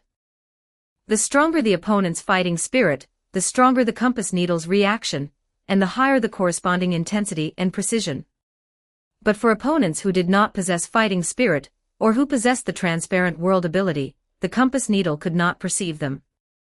Lucier's Dragon Glide naturally wouldn't be perceived either, not because Lucier had mastered the Transparent World, but because the Dragon Glide move was already so powerful that it exceeded the scope that the Compass Needle could handle.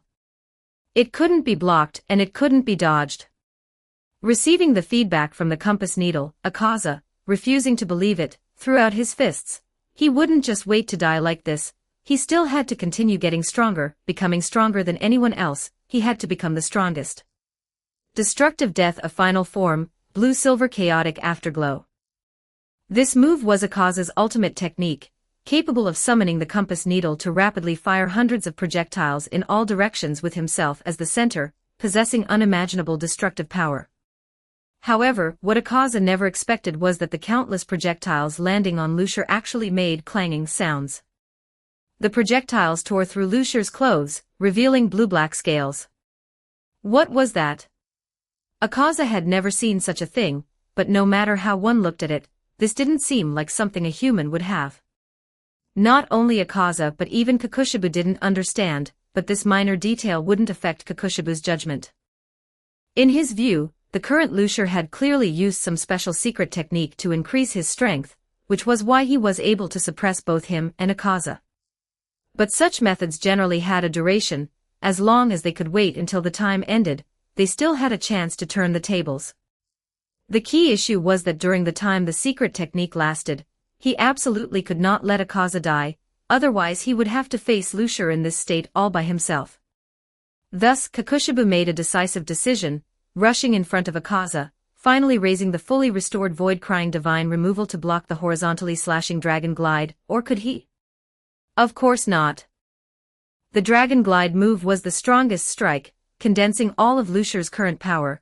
If it could be blocked so easily, then all of Lucier's swordmanship and various breathing styles would have been learned in vain.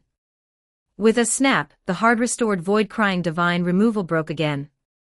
The flame cutter and Onakiri's sharpness remained undiminished, forcing Kakushibu to pull Akaza and retreat at high speed. 3 seconds.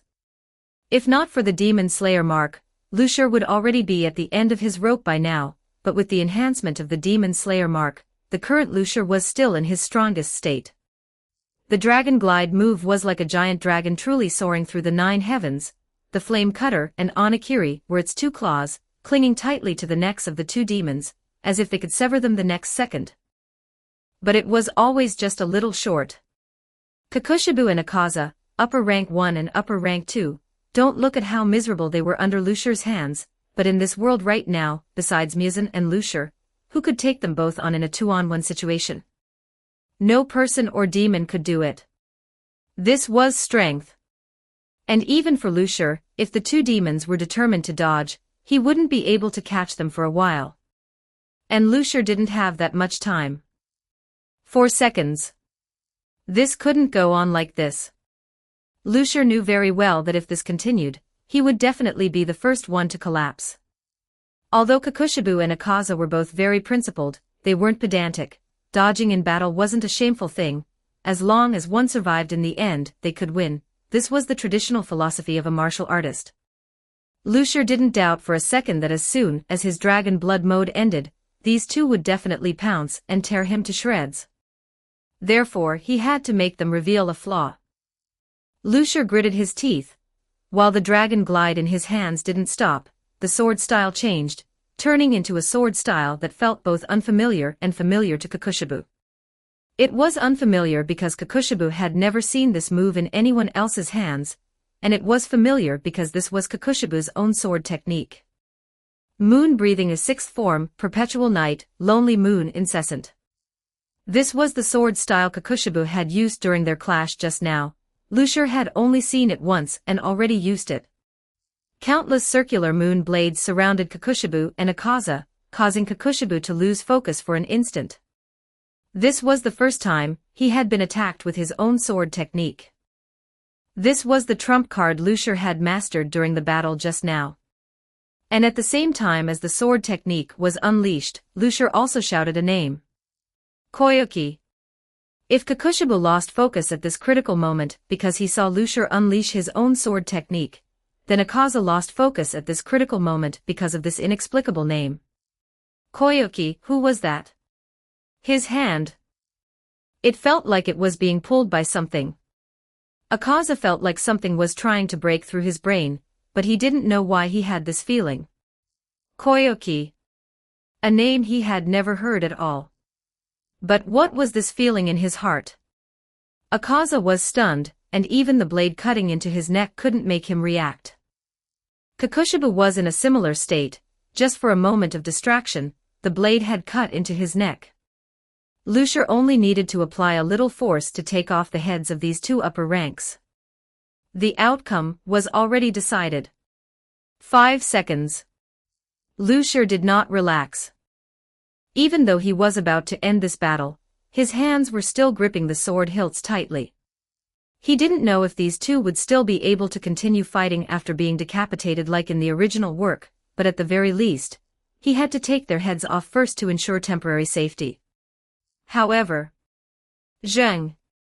A crisp biwa sound resonated through the entire forest. Before Lucier could react, he felt the 2 blades stuck in the demon's neck suddenly become much lighter.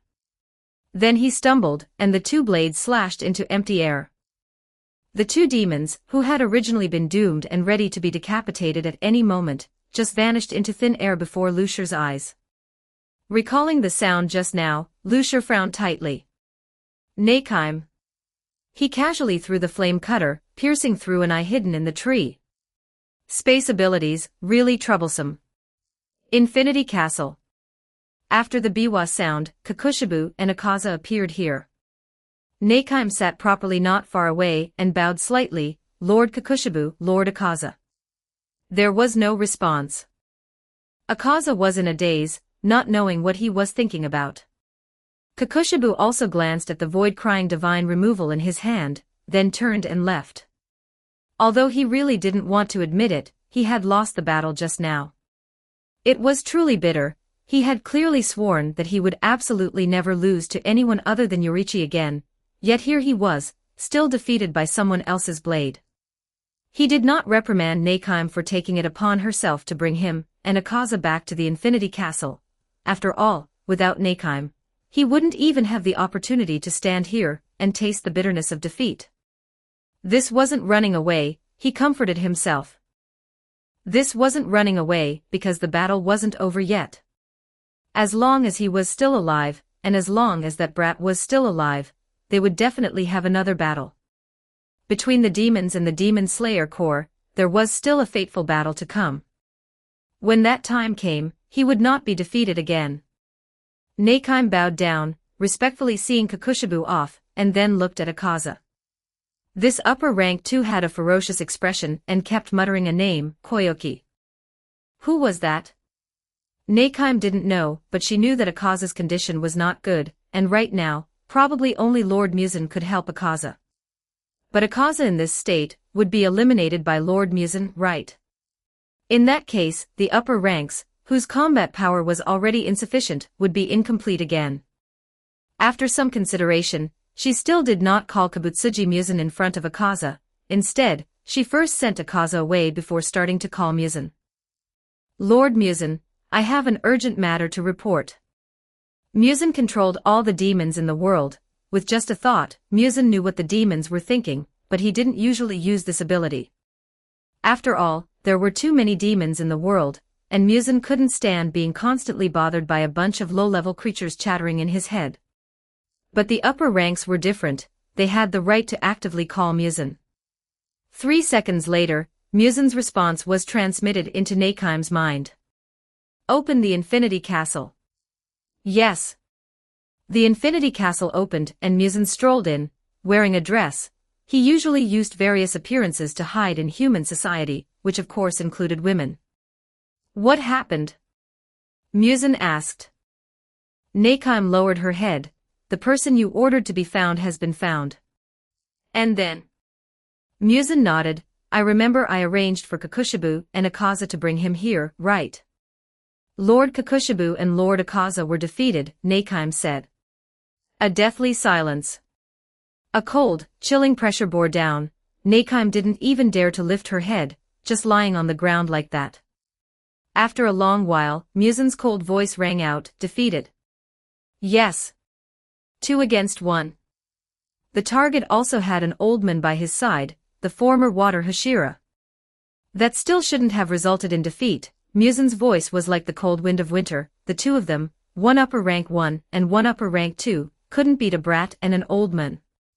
Nakaim didn't answer, clearly implying it was a given. Muzan rubbed his brow. Where are the two of them? Lord Kakushibu returned to the dojo. It seems he is in seclusion, Lord Akaza. Nakaim hesitated for a moment, not knowing whether she should say it. Muzan couldn't stand the hesitation, narrowing his eyes as he looked at her. What's wrong with Akaza? His mind suffered some shock. He is completely dazed, as if he had lost his soul. Nakaim used a more euphemistic way of saying it. This wasn't considered lying, and Muzan naturally couldn't detect it. He snorted coldly. It seems that after so many years, the upper ranks also need to be updated and iterated. The dignified upper rank 1 and upper rank 2 actually produced such a battle record. He shook his head and looked at Nakaim. Where is that person? I will go myself. Nakaim's body sank even lower. He discovered me and destroyed my eye. I can no longer find his trail. Muzan didn't speak. Nakaim's heart kept sinking. Suddenly, a pair of feet appeared in Nakaim's field of vision. She felt her hair tighten, and then her head was yanked up. Muzan pulled her hair, looked into her eyes, and said coldly, Nakaim, tell me your current status. Nakheim swallowed and said tremblingly, upper rank 3. As upper rank 3, is this all the capability you have? Ha! Musin said, pressing Nakheim's head into the ground, repeatedly ravaging it. Nakheim couldn't even struggle, only able to repeatedly repeat, I'm sorry, Lord Musin. I was wrong, Lord Musin. A shrill voice echoed in the empty infinity castle. Don't know how long passed, Musin released Nakheim's head, took a handkerchief out of his pocket, and wiped the blood off his hands. I'll give you one chance, Nakheim. Find him and notify me. Yes. Problematic ad, reported here. You can disable pop-up ads by becoming a contributor. Become a contributor. Hashtag 57 Chapter 57 New Year. Chapter 57, New Year. In reality, even if Lucier hadn't destroyed the eye left behind by Nakheim, allowing Musin to follow the trail to Mt. Sajari, Musin wouldn't have gained anything. Because within 2 minutes after the battle, reinforcements from the Demon Slayer Corps arrived at the scene, and carried the heavily injured Sakonji Urokodaki and the exhausted Lucier down the mountain. By the time Lucier woke up, it was already 3 days later. The familiar ceiling. Is this the butterfly mansion? Lucier sat up and locked eyes with the young girl who had just walked through the door. She was carrying a basin full of water, and it was unclear what she intended to do. Lucier grinned, Yo, Kaneo Tsuyuri, long time no see. Kaneo Tsuyuri nodded blankly, placed the water down right where she stood, and turned to skip away. She didn't say a single word throughout the entire encounter. Still the same as always, Lucier laughed. Kaneo Tsuyuri must have gone to notify Kane Kocho and Kocha Shinobu. Thinking this, Lucier jumped straight off the bed and stood before the window, stretching while facing the sunlight. Outside the window, everything was blanketed in silver, the sky and the earth merged into a vast, white expanse. It seems there was quite a heavy snowfall. He was well aware of his own physical condition, there was no major problem.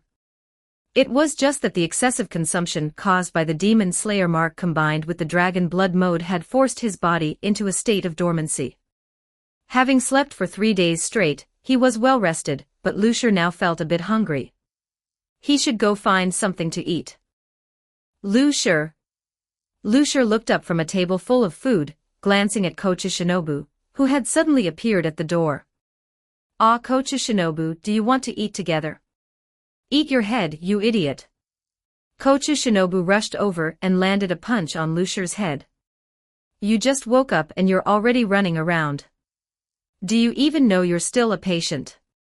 She had just heard the news of Lucier waking up and hurriedly stopped her training to rush to the ward, only to find not a trace of him.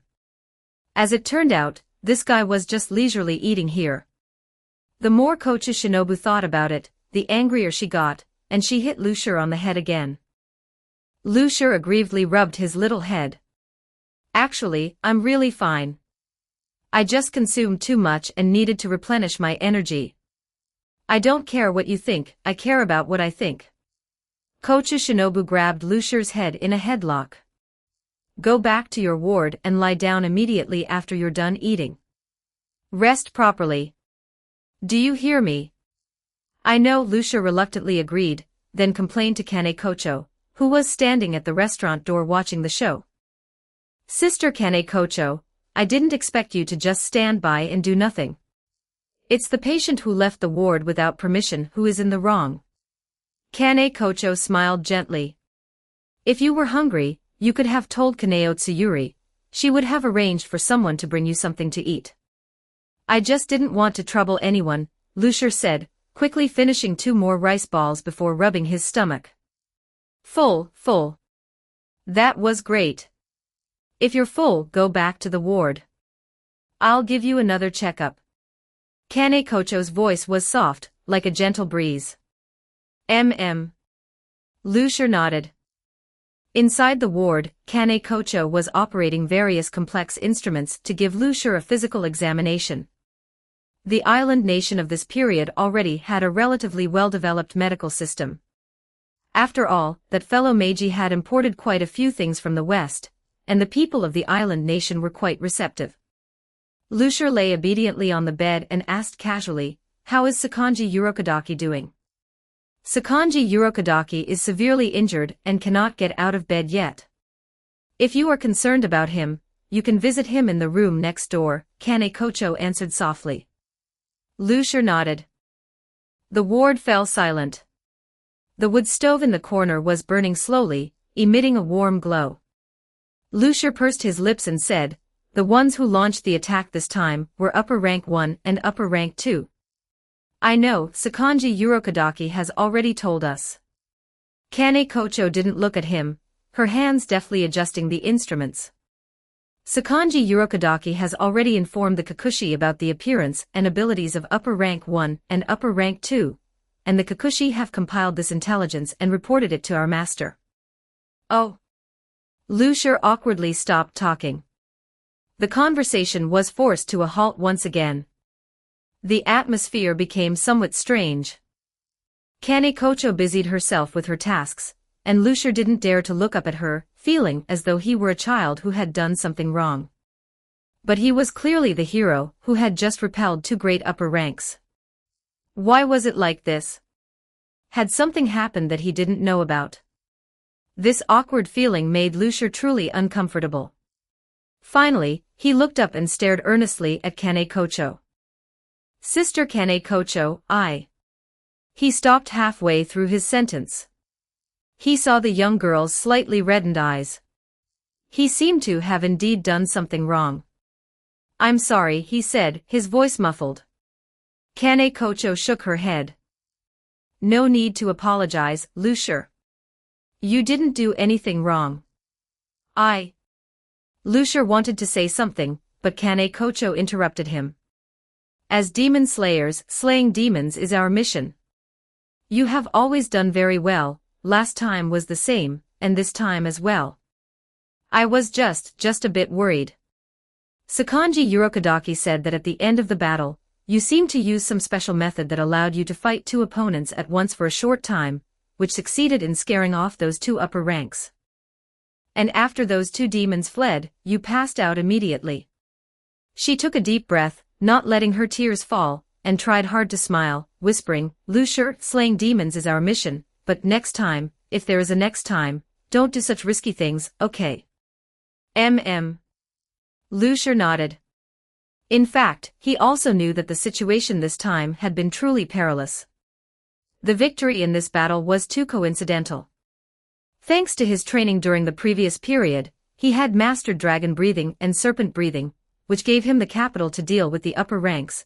Thanks to the time Sakonji Urokodaki had bought, he had the opportunity to activate the Demon Slayer mark and master the transparent world. Thanks to his probing exchanges with Kakushibu, he had been able to learn Kakushibu's moon breathing during the battle. Thanks to him being a transmigration user, he knew that the name Koyoki could influence Akaza. Thanks to the Demon Slayer mark extending the stamina of Dragon Blood mode, he had the chance to drive his blade into the necks of the two demons. With so many coincidences, he still almost failed to sever the heads of the two demons. Truth be told, if Neikime hadn't taken Kakushibu and Akaza away in the end, Lucier wasn't sure what the outcome of this battle would have been. He was certain he could have severed the heads of the two demons. But what about afterwards? Whether it was Kakushibu or Akaza, both possessed the potential for regeneration after decapitation, an unyielding will that Doma did not possess. Lucier didn't know if the two demons would undergo a metamorphosis after being decapitated, but he knew that as long as one of the two demons didn't die completely, he and Sakonji Urokodaki would become the demon's meal. It could be said that the final strike he delivered was a gamble Lucier had taken. In terms of results, he won the bet. Because he survived. Honestly, if given another chance, Lucier didn't know if he would deliver that final strike, or if he would take advantage of the peak state brought by Dragon Blood mode to escape with Sakonji Urokodaki at lightning speed. But regardless of the choice made at that time, it was meaningful. Conversely, behavior like reviewing the past now had no meaning, because what had already happened could not be undone. Thinking about it now, the situation at the time was indeed perilous. If it happened again, Lucier wouldn't want to take the risk. So he agreed to Kane Kocho's request. Over the next few days, Lucia's life gradually returned to normal. Every day was just eating and sleeping, and the rest of the time was spent training and researching breathing style. He had now mastered the 5 basic breathing style, and had also learned many branch breathing style, so he no longer needed to run around visiting swordsmen to learn their swordsmanship. The Ubuyashiki Kagaya family and the Rengoku family sent over many ancient texts, all related to various swordsmanship that had appeared throughout history.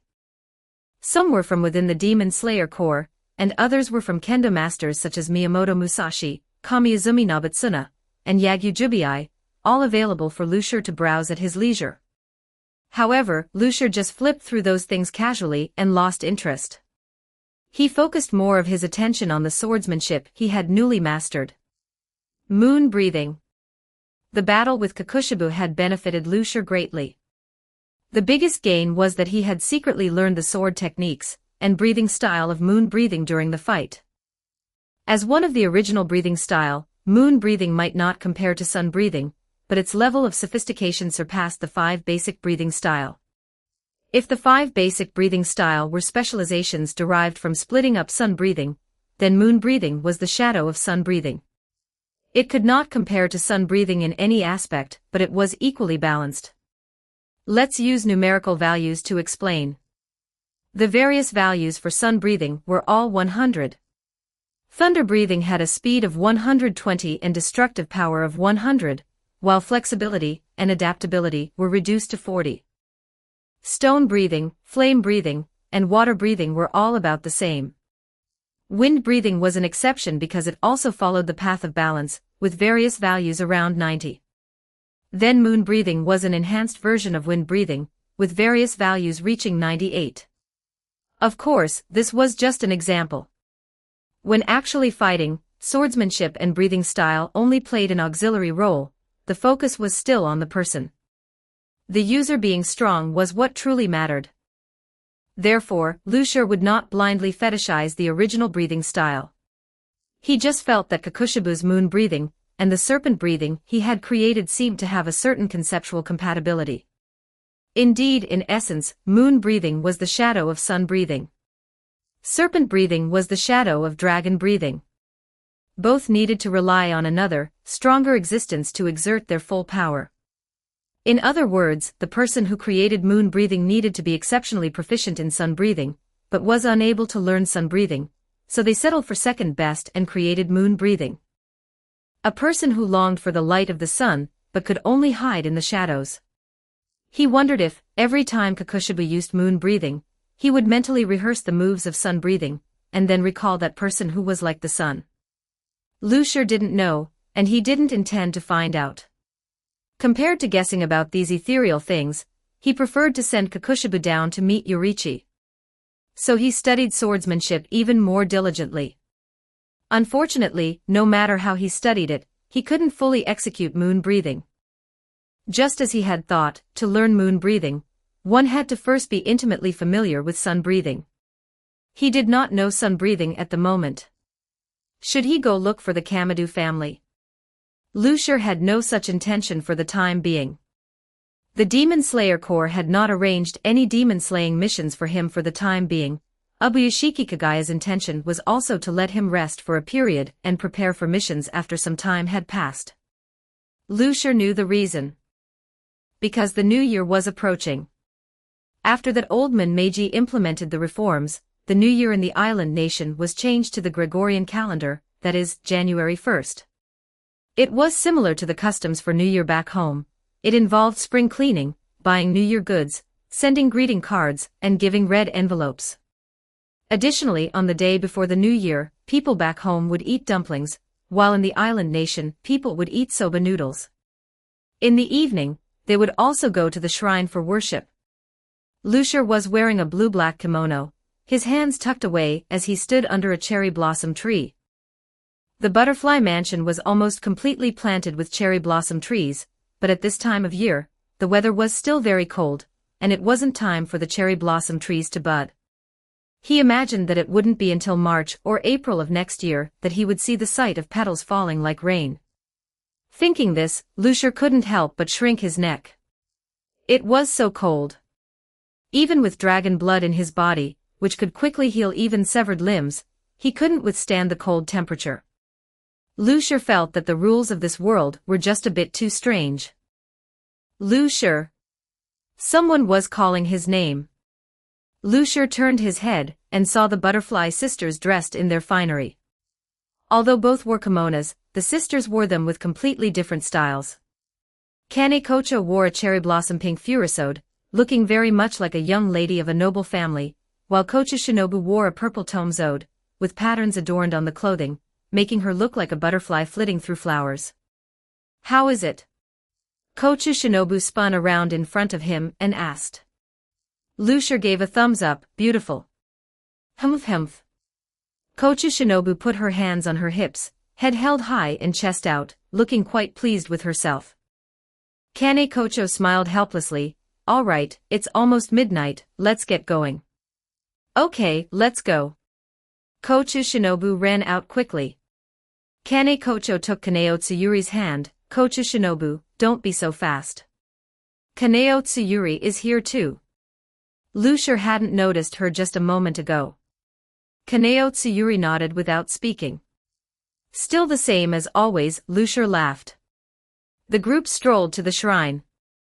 There weren't many people performing the New Year's visit, so naturally, there was no need to queue. The four of them lined up in front of the shrine, tossed a few copper coins into the offering box as a donation, and then shook the bell rope to pray. Honestly, Lucier didn't actually believe in gods.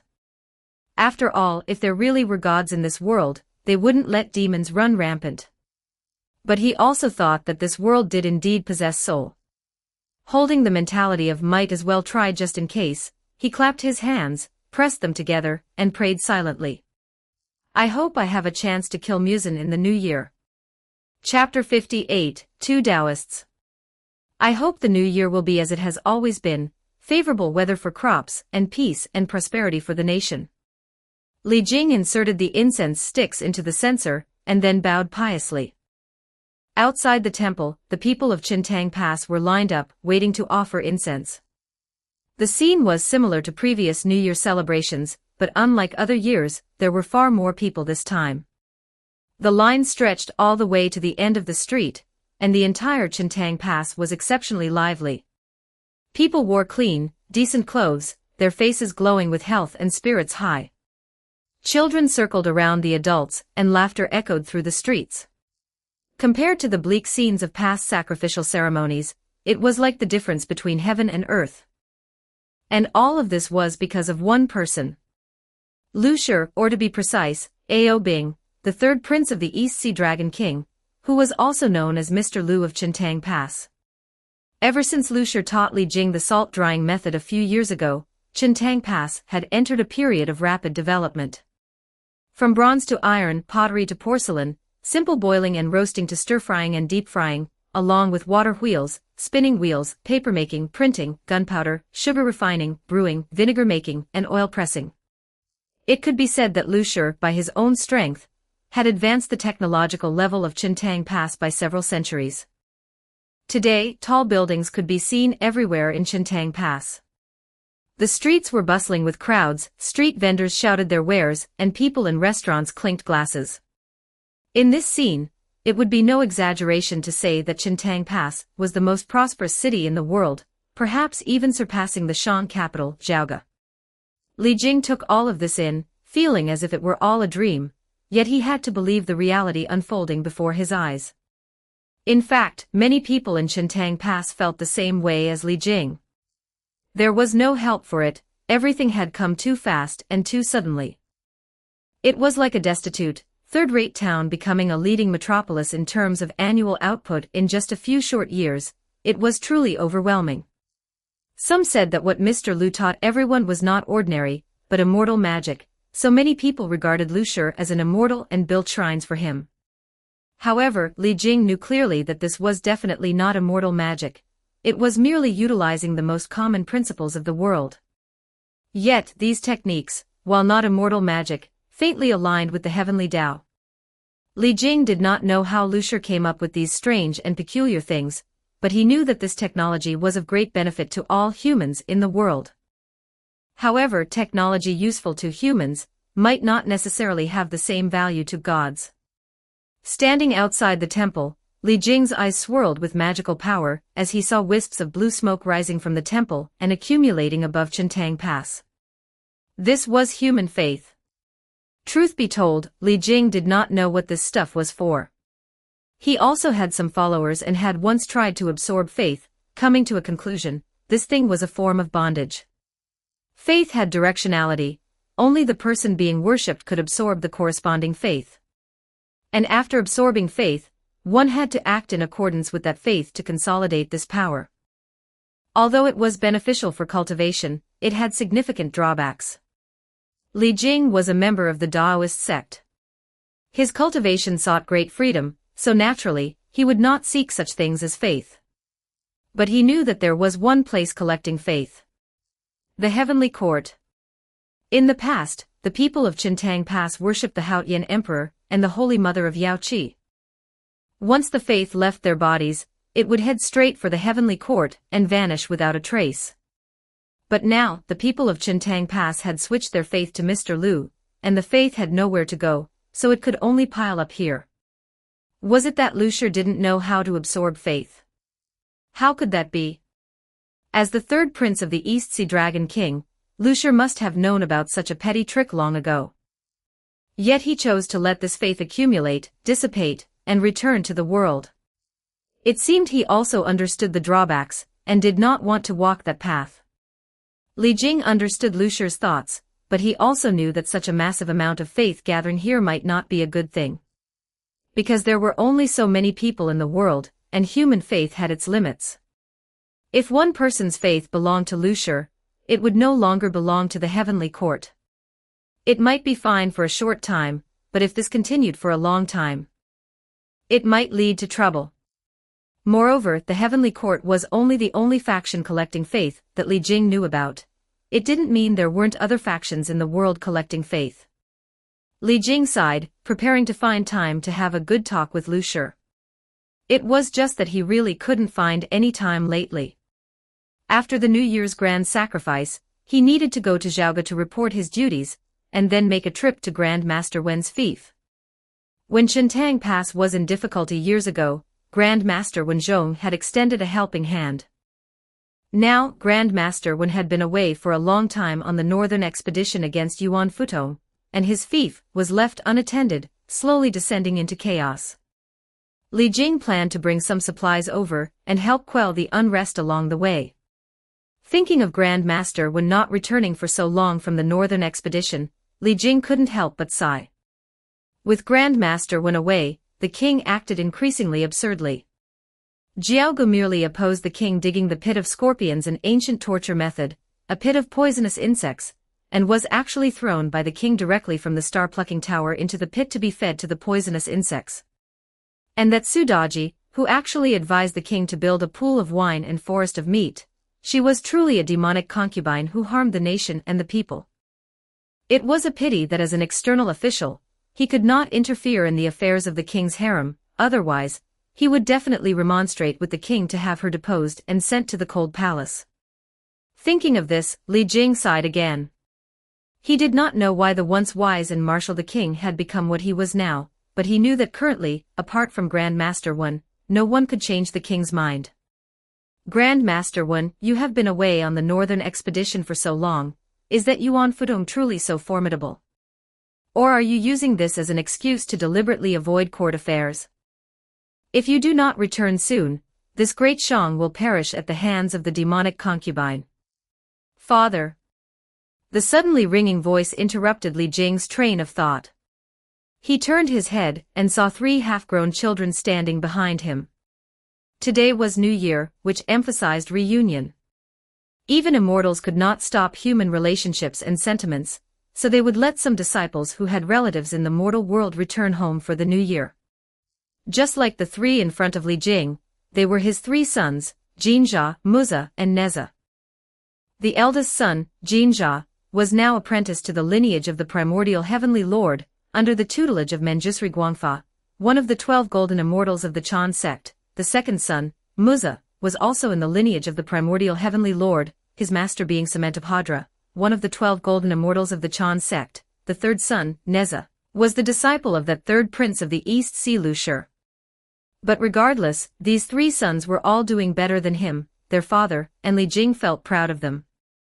"Where is your mother?" Li Jing asked. The eldest son, Jinjia, was quite steady and answered gently, "Mother is over at the corner of the street, stopped by Auntie Hong, who said she wanted to talk about the clothing store, so the 3 of us came over first." Li Jing nodded and said nothing.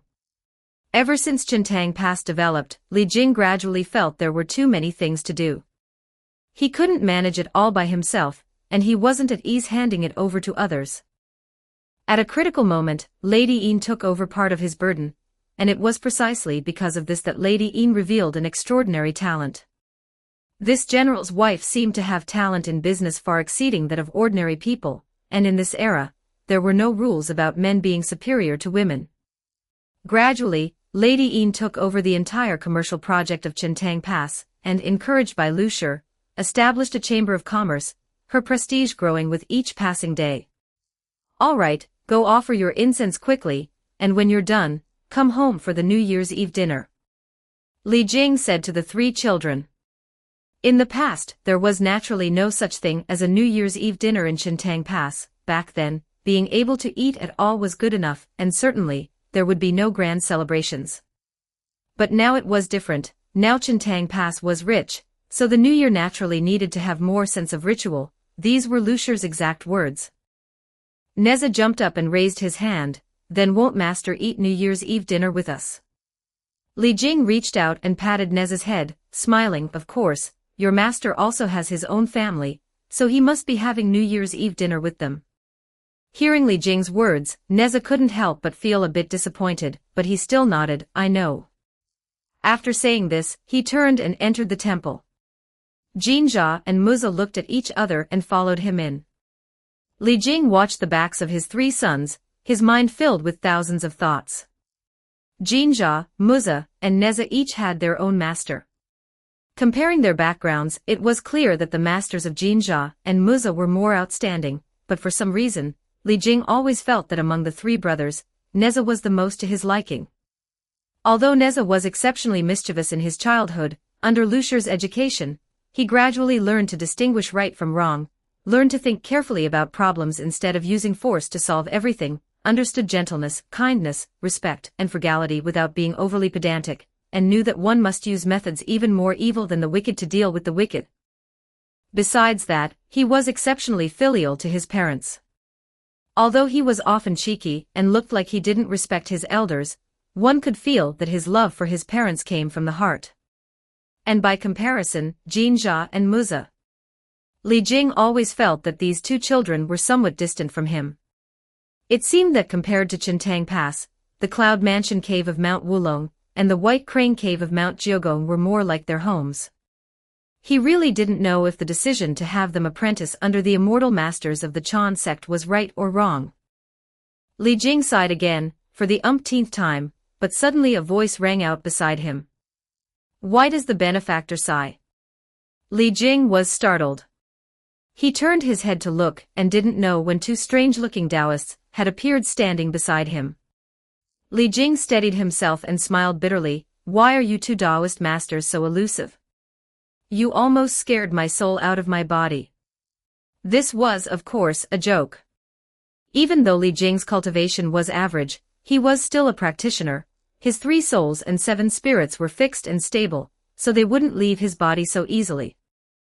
The Taoist on the left pressed his palms together and shook his head. "It is not that we are elusive, it is merely that the benefactor's mind is burdened with heavy thoughts, obscuring your senses." Li Jing heard this and was immediately speechless. It was truly just as this Taoist said. He had been too preoccupied with his thoughts, which was why he hadn't noticed the 2 of them approaching him. He really couldn't blame them. Thinking of this, Li Jing put on a smile and asked, "Where do you 2 Taoist masters come from, and where are you headed?" The Taoist on the left narrowed his eyes and said with a light smile, "Coming from where we came, going to where we are going." Li Jing's expression turned serious, and he finally began to scrutinize the 2 carefully. He saw that the Taoist on the left had fair skin and a kind face. His bare feet stepped on the ground without a single speck of dirt, and he wore linen clothes that didn't look very simple. Instead, they had a sense of inner brilliance. The Taoist on the right was taller than the one on the left, with facial features that were more rugged. He was not wearing linen clothes, but rare silk, yet even this silk didn't look particularly luxurious on him. Instead, it looked no different from ordinary clothing. These two Taoists had an extraordinary bearing. Li Jing cupped his hands. Mount Jioding Tai Cha, 8 Treasures Cloud Light Cave, under the tutelage of Immortal Master Dui. I am Li Jing. May I ask for the names of you two fellow Taoists? Facing ordinary people, he was Li Jing of Chintang Pass, but facing practitioners, he naturally had to report his lineage. And the two Taoists seemed to give him some face. They looked at each other and then spoke one after the other. My name is Jia Yin. Zhuan Ti. Li Jing thought carefully, but he couldn't think of these two names at all. They sounded like two nobodies. At least, there were no such people in the Chan sect. Could they be from the Jia sect? It was indeed possible. The leader of the Jia sect accepted disciples widely, without discrimination, with 3,000 disciples under his tutelage, and countless more descendants. It was impossible for Li Jing to know them all. He performed a Taoist obeisance to the two Taoists and said respectfully, I do not know what brings you two from afar. Nothing in particular, just traveling in all directions and wandering here, said the Taoist Jia Yin. Upon entering the pass, I heard there is a Mr. Lu here who excels in all kinds of ingenious techniques. I admire him greatly. Fellow Taoist Li, could you introduce us? Here for Lu Shi. Li Jing's heart skipped a beat. He suddenly felt that these two might not have come with good intentions. Could it be that they were not from the Jia sect but the heavenly court? Thinking of this, Li Jing immediately became vigilant, but his facial expression did not change in the slightest. What a coincidence, two fellow Taoists. Today is New Year and Mr. Lu has already returned home for the holiday. I'm afraid you have made a wasted trip. Is that so? The Taoist Jia Yin was still smiling, his hand pinching in calculation.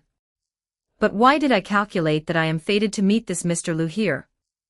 Li Jing's heart sank. He didn't know how to respond to this. He was not proficient in the art of divination, and did not know if the Taoist Jia Yin before him had truly calculated something or was lying to deceive him. But in any case, he could not show weakness at this time. He opened his mouth, just about to say something, when he heard a voice he absolutely did not want to hear at this moment. Old Li. So you're here. I've been looking for you for ages. That old thing of mine is so long-winded. He insisted on nagging me for 2 hours, almost making me miss the New Year's Eve dinner. I promised Neza I'd stay up with him to see in the New Year this year. Hey, Old Li. I'm talking to you, Old Li. Lu Shi walked over from the other street, and reached out to put an arm around Li Jing's slightly stiff shoulder. It's not that I'm nagging, Old Li, but you really should take better care of your body. Look at your shoulder, it's as hard as a piece of iron. Oh, I see, no wonder you weren't responding to me. Do you have guests?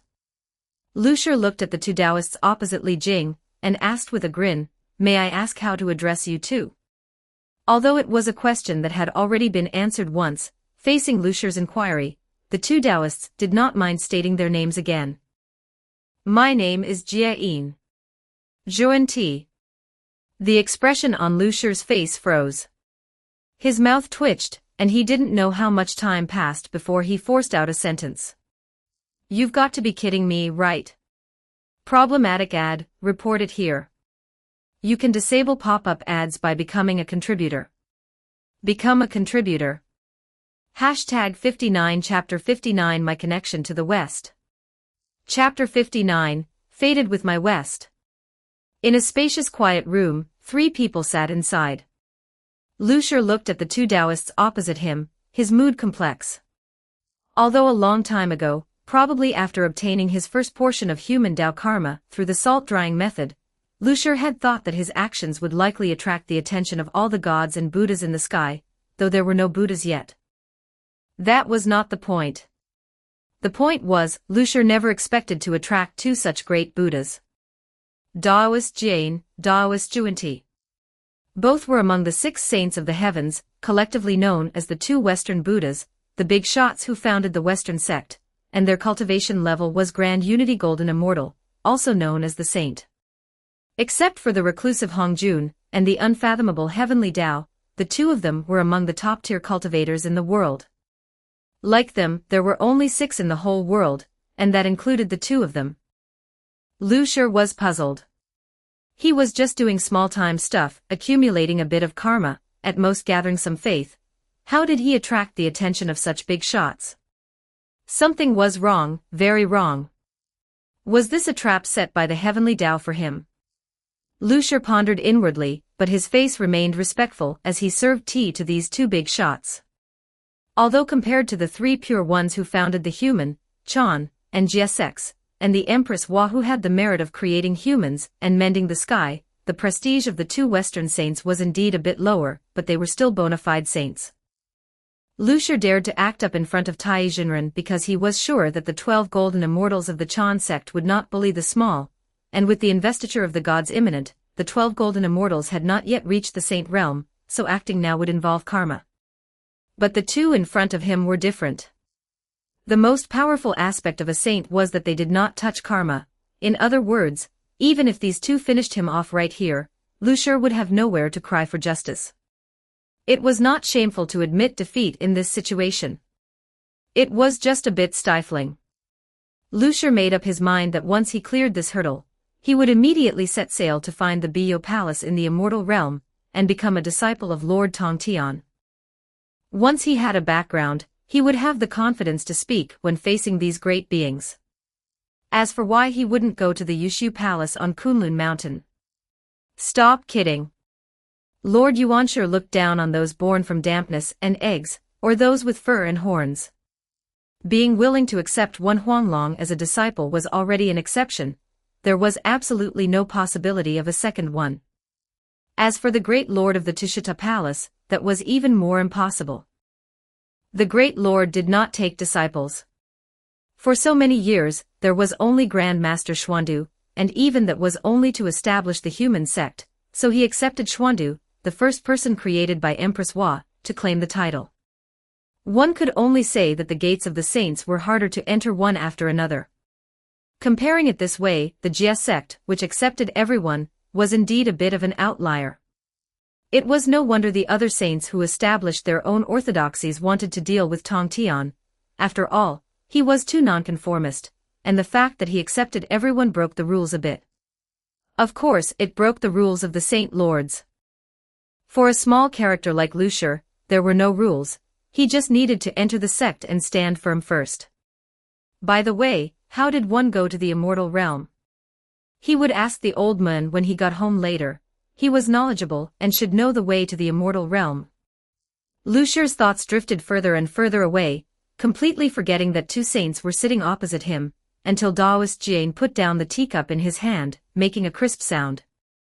Lucier snapped back to reality, his face looking somewhat ugly. He suddenly realized that his state just now was not normal. Although he was usually a bit scattered, he wouldn't wander off in his thoughts at such a critical moment. The only explanation was that something had induced his distracting thoughts, making him unable to control himself from thinking about this and that. And in the entire Chintang Pass, only these 2 in front of him could do this. The moment this question popped up, Lucier had the answer in his heart. These 2 saints wanted to know something, but they couldn't ask directly. The specific reason was unknown. Perhaps it would attract the attention of other saints, or cause resonance with the heavenly Tao. In short, they couldn't say it directly, so they used this method to induce his distracting thoughts, making him think wildly, so they would have the opportunity to get what they wanted from Lucier's thoughts. Sure enough, after Lucier woke up, Daoist Jane smiled. He looked at Lucier with a kind smile and said earnestly, "Little friend, you are fated with my West." Wait a moment. Lucier shouted, interrupting Daoist Jane. Because he knew that this sentence must never be allowed to be spoken by Daoist Jane. During the investiture of the gods' catastrophe, 2 sentences were the most powerful. One was, "Fellow Taoist, please stay." As long as Shingongbao said this to someone, from the Qi practitioners of Kowloon Island down to the three Shao sisters and Zhao Gongming, everyone without exception ended up on the investiture of the gods list. No one could escape. The other sentence was, "You are fated with my West." Compared to the destructive, "Fellow Taoist, please stay, you are fated with my West," had no lethality. In fact, this sentence could even save people, the most typical example being the Ichi immortal Ma Yuan. At that time, the Chan sect had captured Ma Yuan alive, and was taking him to the execution ground to be executed, but he was intercepted by Daoist Zhuanti halfway. After Zhuanti introduced himself, he said to Manjusri Guangfa Tianzuan of the Chan sect, "This person has deep roots, and is fated with my West. I will take him to the West to attain the true fruit." When Manjusri saw a Western saint personally coming to ask for someone, after saying a few complimentary words, he released Ma Yuan. However, Manjusri did not expect that Zhuanti's, "You are fated with my West," was not just for Ma Yuan but also for him. Later, when he, Puxian, and Si Hong had their top 3 flowers and 5 internal qi shaved off in the 9-bend yellow river array of the 3 Shao sisters, losing most of their 1,000 years of cultivation, it was Zhuanti who helped them reshape their bodies and restore their cultivation, and then threw out a, "You are fated with my West," whisking away 3 of the dignified 12 golden immortals of the Chan sect. The power of this sentence could be seen from this. Although this sentence could save one's life, Lucier did not intend to become a monk, nor did he intend to accompany these 2 saints to some bullshit Western paradise. To tell the truth, even if he were to become a disciple of the primordial heavenly Lord and be given the cold shoulder every day, he would not join the Western sect, so he absolutely could not let Jian say, "You are fated with my West." Facing Jian's puzzled gaze, Lucier gave 2 dry laughs, then turned his head to look out the window. The weather is nice today, huh?" Daoist Jian turned his head, and looked at the pitch-black night sky. Lucier also realized that the excuse he found was too stiff, so he immediately changed the subject. It's getting late, haven't the 2 saints had a meal yet? Today happens to be New Year's Eve, I'll go arrange for people to make a few good dishes, let's eat and talk, eat and talk." As he spoke, he shuffled out of the room. After running far away, he couldn't help but slap himself a few times. Damn it, this broken mouth is usually quite eloquent, why is it talking nonsense today? Eat and talk. Saints drink wind and dew and don't eat grains, eat my ass. By the way, what are these 2 actually here for? They can't really be here to pull me into the Western sect, right? Does a small character like me need them to personally come out? Something's fishy, definitely fishy. He muttered and moved away from the quiet room, and in the quiet room, Daoist Zhuanti, who had not spoken the whole time, finally said his first sentence other than his name. He refused. Normal. Daoist Jian still had that happy look, rubbing the teacup in his hand with 2 fingers. The place where he held the cup actually showed a golden jade color, as if it was changing into something of a higher order. It would be strange if he accepted. Daoist Jian said, "His fate is unusual. He clearly met a deadly tribulation, yet he is still alive and well in the world, and has created many strange and exotic things." As he spoke, he flipped his wrist, and a transparent object appeared in his hand, a piece of glass. It is not innate, nor is it grown from acquired things, but utilizes the art of Tao, yet it is not Taoist magic, not even immortal magic, with no magical power at all, yet it can trigger changes in the destiny of heaven and earth. How wonderful! Zhuanti looked at the admiring Jian and said, "As you said, senior brother, he is indeed the most suitable candidate to create the Saha world, but he does not identify with the philosophy of our Western sect in his heart."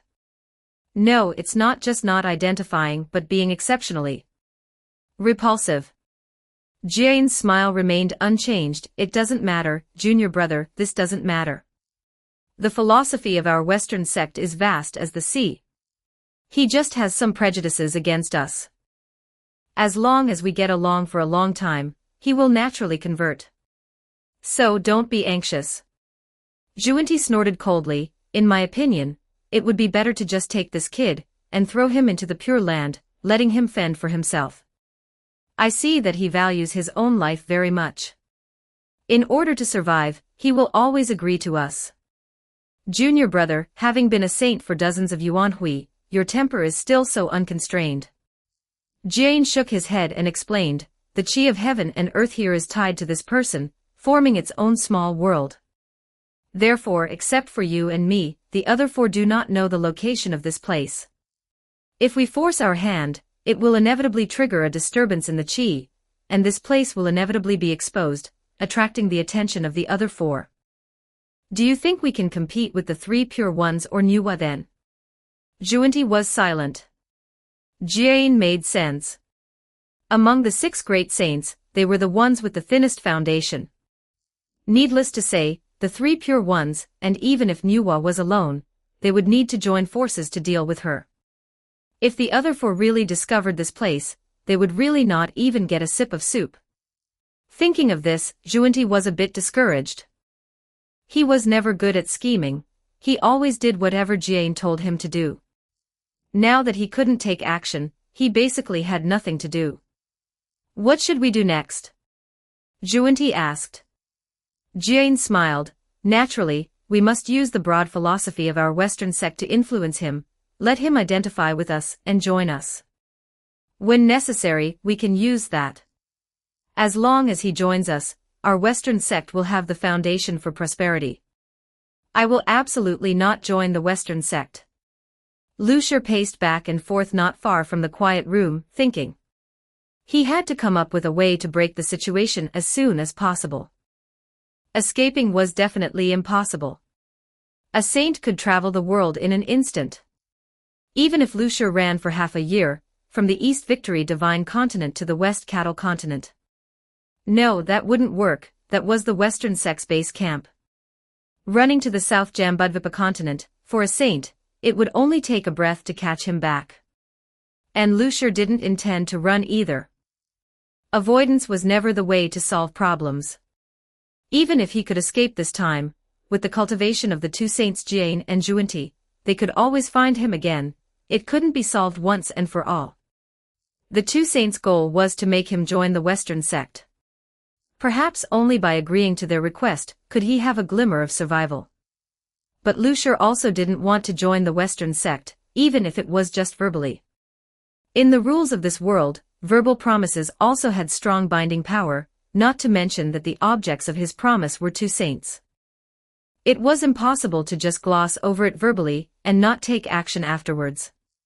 He must think of a way, what method could make Jian and Zhuanti leave here voluntarily, or at least keep their attention off him. Calm down, calm down.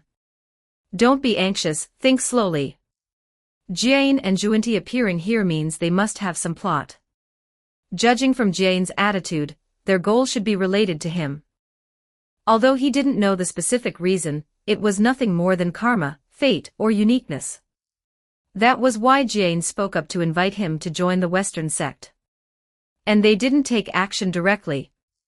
Although he didn't know why, there must be a reason, which at least gave Lu Shi a chance to maneuver. As the saying goes, the great Tao is 50, the heavenly evolution is 49, and one escapes. This so-called one is a glimmer of survival. Nothing will go to a dead end, there will always be a way when encountering mountains, and one can find life in a desperate situation. Think carefully, there must be a way. But speaking of which, why did these 2 saints come to Chintang Pass at this time? Normally, shouldn't they be? Wait. Lu Shi discovered a blind spot. Lu Shi's pacing footsteps suddenly stopped. He suddenly realized that he had made a mistake. He had always held the prestige of the saints too high, thinking that the saints knew everything and could do everything. In fact, under normal circumstances, saints were indeed omniscient and omnipotent, but now was not a normal situation. The catastrophe and turmoil obscured the heavenly secrets, most divination methods would fail, and even as saints, they could not peek into the future. Therefore, if there was a matter, even if it was a major event that could shake heaven and earth, under the cover of the catastrophe, as long as no one told the saints might not necessarily know. Not to mention that this major event itself was backed by people at a higher level. Lu Shi stood still, feeling that he might be able to take a gamble. Lu Shi was not a gambler, because he always felt that if he didn't gamble, he wouldn't lose, but now he had no other path to choose. There were two paths in front of him. Either agree to the two saints and join the Western sect, or gamble everything and give it a shot. Lucier, who had never been a gambler, gritted his teeth and tried hard to calm himself down. He kept warning himself in his heart that there was nothing to be afraid of regarding saints. He carried the heavens and myriad worlds, and the status of Bonfire Land was not necessarily worse than the saints. He was just one of countless Luciers. If pushed, he would just self-destruct, and no one would get off easy. After some self-consolation, his mindset eased a lot, and he returned to the quiet room. In the quiet room, seeing Lucier return, the two saints Jane and Juanty looked at each other and curled their lips simultaneously. Perhaps in the eyes of these two, Lucier had become fish on their chopping block, which could be manipulated at will. And Lucier was not in a hurry. He tried hard to stabilize his emotions, steady his mind, sat opposite the two saints, picked up the teapot, and served tea to the two saints. The kitchen is already preparing, and the food will be delivered in a while. Good. Jane nodded, preparing to say something. But Lucier would not give him a chance to speak. He was very worried that these two guys would play dirty tricks on him, such as chanting two Buddhist scriptures and forcibly converting him. So if he could stop them from speaking, he absolutely could not let them speak. Lucier picked up his teacup and said respectfully, "The two saints have come here, presumably for important matters, but I have doubts, and would like to ask the two saints to answer." Juanty was still as silent as ever. Jane nodded, "No problem, answering questions is our duty. The wonderful methods passed down by the old ancestor are for us to promote, not to keep to ourselves." Good. Lucier nodded, his heart settling down for the most part. He looked at the two saints and asked mysteriously, "Two saints, do you know about the investiture of the gods?" Question mark. Question mark. Looking at the confused expressions of Jane and Juanty, Lucier knew he had bet correctly. Chapter 60, Arrogant and Damned Gods. Upon reflection, Lucier had made a mistake from the very beginning. He had overestimated the so-called saints, thinking they were omniscient and all-knowing. In fact, saints were indeed omniscient, but that was under normal circumstances. Now was not a normal situation. The catastrophe obscured the heavenly Tao, and fate turned into a mist. Even as saints, it was impossible to know everything, especially since the great matter of the investiture of the gods was backed by someone of an even higher status. The investiture of the gods involved too much. It was impossible to keep it completely hidden from Jane and Juanty, but whether it was the three pure ones, Nuwa, or Hongjun, and the heavenly court, they could all choose to not tell Jane and Juanty. In this way, they could at least delay the time it would take for the two saints to learn about the investiture of the gods' catastrophe. Thinking carefully, there should have been a 2 or 3 year gap between Jiangxia receiving the investiture of the gods list and Neza stirring up the sea. Although Neza stirring up the sea had been ruined by Lucier, Jiangxia should have obtained the investiture of the gods list by now, and the investiture of the gods war should have already begun in full. At this time, these two HR representatives of the Western sect weren't at the investiture of the gods battlefield recruiting employees, but had come here to find Lucier. The only explanation was that they didn't know about the investiture of the gods yet. But this was also normal. In the investiture of the gods, the two saints only appeared in the 61st chapter, and the whole story was only 100 chapters long, which showed how late these two appeared. After all, the so-called investiture of the gods was essentially a recruitment event. The Heavenly Court was a startup company, lacking talent for various positions. However, the talents from the two universities, the Chan sect and the Jie sect, all wanted immortal ascension, and did not want to become gods. So the chairman, Hao Tian, went to cry to the headmaster above, Hong Jun, and begged for the investiture of the gods list, which was essentially a recruitment notice. The specific rules were that everyone would fight, whoever died would be on the list. The winners would achieve immortal ascension, and the losers would be invested as gods. The entire investiture of the gods was basically an internal play between the three Taoist sects and the Heavenly Court. It had nothing to do with the Western sect. It was just those two penniless guys smelling an opportunity, knowing there were benefits and deciding to meddle. Now that they weren't participating in the investiture of the gods, it must be because they didn't know about it. As long as Lucier told them about the investiture of the gods, these two shouldn't keep loitering in Chintang Pass, right? Lucier wasn't sure, but he felt that as such a small character, he was far inferior compared to the future Buddhas, Bodhisattvas, and Arhats who would support the entire Western paradise. As long as the two saints knew how to weigh the pros and cons, they would know what to choose. The only problem was that the move of diverting disaster was too ruthless and could easily offend the Chan and Jia sects and the heavenly court, but better a dead fellow Taoist than a dead me. Do it. Anyway, he had already offended the Chan sect, and the heavenly court was probably about the same. His interception of faith would be investigated sooner or later, and they would fall out eventually anyway, so it was all the same. As for the Jia sect, Lord Tong Tian probably wouldn't care about such a small matter. Lucier took a deep breath, tried to calm down, and told the two saints everything about the investiture of the gods all at once. Big trouble. Dragon Raja Lucier rested his chin in one hand and patted Lucier's shoulder with the other. Big brother, you're beyond saving. Beyond saving. Lucier patted Lucier's other shoulder. Beyond saving. Cyberpunk Lucier patted Lucier's back. Beyond saving. Demon Slayer Lucier raised his hand, couldn't find a place to land it, and pulled it back. Lucier shook off everyone's hands. Stop with the snide remarks and think of a solution. What solution could there be? Dragon Raja Lucier shrugged.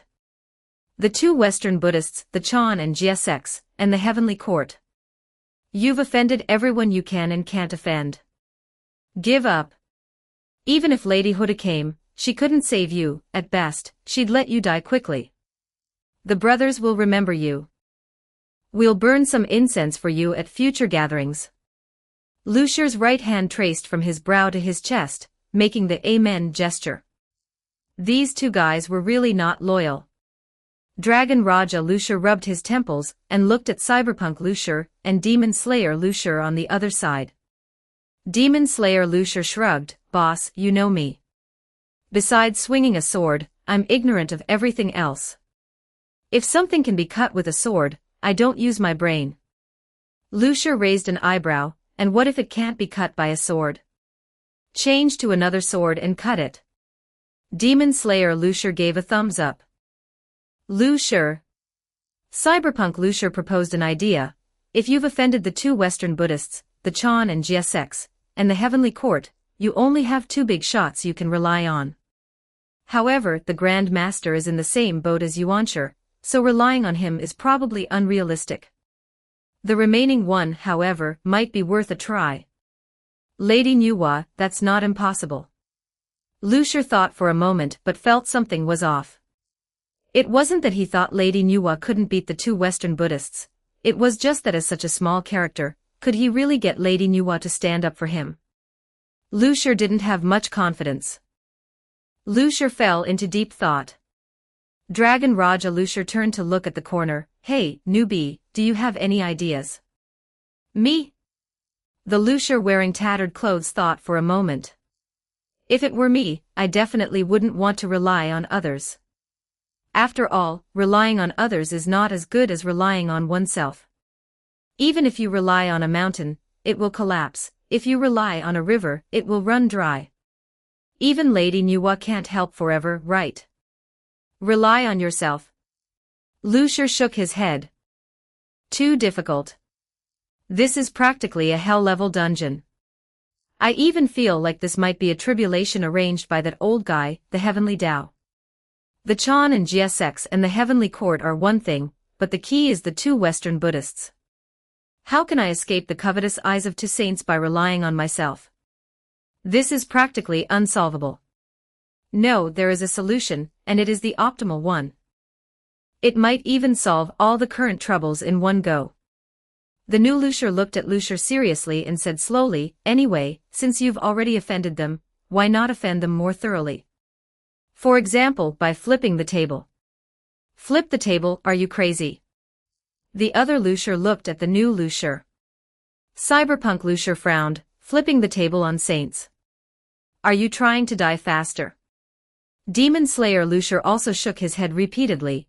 I originally thought this new guy was just poor, but I didn't expect him to be crazy. Speaking of which, mental illness shouldn't be shared, right? I don't want to become a lunatic. Lucier rubbed the goosebumps on his arms. Only Lucier looked at the newcomer with a serious face. How do you flip the table? It's very simple. The new Lucier smiled. The reason you can't deal with those people is that they are beneficiaries of the rules. They are the powerful side. To reverse the current situation, you have to make them adapt to the rules you set. Even immortals and gods cannot be without desires forever. Otherwise, why cultivate? Cultivation itself is a form of demand. Ordinary cultivators need to absorb heaven and earth's spiritual chi. The heavenly court needs to collect folk faith, and also needs talent to fill vacant positions. The disciples under the saints seek liberation and freedom. The sects need to pass on their legacy. And the two Western Buddhists' goal is even more direct, it's you. The new Lucier methodically helped Lucier clarify the situation. His eyes seemed to be glowing, not the golden light of the golden pupils, but a restrained divine light. There is a way to cut off everything these people need. As long as you can do it, it's equivalent to holding the lifeline of all the immortals, gods, and saints in the world. The other Lucier felt their blood boil. Dragon Raja Lucier asked directly, what way? The new Lucier reached out his hand, and the other Lucier exchanged glances.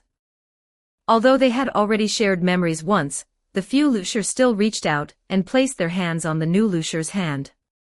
Thus, four words appeared in the minds of all the Lucier. Cutting off the heavens from the earth. Cutting off the heavens from the earth. These four words are simple to say, but the difficulty is extraordinary. Just the great formation needed to seal the heavens and cut off the earth is a big problem, and it also requires finding a form of energy that can maintain the operation of the formation without relying on immortals or gods. These 2 points alone are not something an ordinary person can do, not to mention that while building the formation, one has to constantly guard against the heavenly Tao, the heavenly court, and the 6 great saints. Even the Tao ancestor might intervene. The resistance involved makes one's scalp numb just thinking about it. And for Lucier, this counts as a desperate path of mutual destruction. After all, he is a dragon. If the heavens were cut off from the earth, the living environment of the dragon clan would inevitably be severely restricted. So unless it was a last resort, Lucier didn't intend to take this path. But he didn't completely rule out this plan either. He prepared to keep it temporarily as a backup. The method of cutting off the heavens from the earth, if used well, is definitely a lethal weapon. After the new Lucier returned from Bonfire Land, he had been lying on the bed, staring blankly. The environment he was in was a pitch-black cave. No light could penetrate the surroundings. The wooden bed frame was not sturdy, and it creaked as Lucier tossed and turned. Feeling the lack of power in his body, Lucier sighed. Sure enough, the rules of this world also did not leave too many opportunities for humans. Although the existence of the supernatural allowed Lucier to use a portion of his power, relying solely on this bit of power was not enough to solve the predicament currently faced by humanity. By comparison, perhaps the knowledge of Dragon Raja Lucier, and Cyberpunk Lucier could help him. Lucier climbed off the bed, tidied up the bedding, and left the gloomy cave. The environment outside was much brighter, but it was only the dim light emitted by torches hanging on the walls. People were coming and going in the yellowish firelight, yet they didn't feel anything was wrong. This was the daily life of the humans in this world. Yo, Lucier, you're awake. The man named Ivan greeted Lucier. Remember to go change shifts later. It's your turn for patrol today. All right. Lucier nodded and asked, where's Rick? Went on an expedition, taking Yair and Kareem with him. Is that so? Lucier didn't ask any further. He went to the canteen to get a portion of food. Though it was called food, it was actually just crushed and boiled paste, similar to a potato-like plant. This was the easiest thing for the humans of this world to obtain that could fill their stomachs, at least no one would die from digging for this stuff. Although it didn't taste good. After eating, Lucier went to the cave entrance to change shifts with Ivan. Ivan was a talkative man, especially after he had a daughter. He became even more long-winded, almost able to show off his daughter to everyone around him. Lucier listened quietly as he talked about the little girl, only 4 or 5 years old, named Nona. He remembered that the girl had blue eyes that looked very much like Ivan's, but her hair was not Ivan's black but blue, just like her mother, Maluta. That was a girl with the color of the deep blue, like the sky. Of course, not the sky of this world. After Ivan left, Lucier did not stay at the cave entrance. Instead, he took a spear and walked out of the cave. This was a very dangerous act, because he could be discovered by other races at any moment, thereby endangering all the survivors in the cave. Moreover, more importantly, the environment outside the cave was not suitable for human survival. But that didn't matter. Lucier had the confidence not to be discovered by other races, and he had enough ability to resist the harsh environment. He pushed open the wooden door, left the cave, and stood under the uncovered sky, not a blue sky, but a chaotic red. Large chunks of ash, like snow, fell, swirling around Lucier's body as they landed on the ground. Lucier recalled the legends of this world. The thing called the sun seemed to have existed in the past. The legend said, white flames emitted brilliant light, and the sky was an incomparably clear azure. It is said that the great war ignited by the gods and their creations turned the earth into scorched soil, and the ashes obscured the firmament. The ashes impacted the starlight flowing in the sky, the spirit corridor, emitting light and dyeing the sky red. And that red covered every piece of land where mutual slaughter still continued. Or rather, that was the whale and the flowing blood of the planet itself.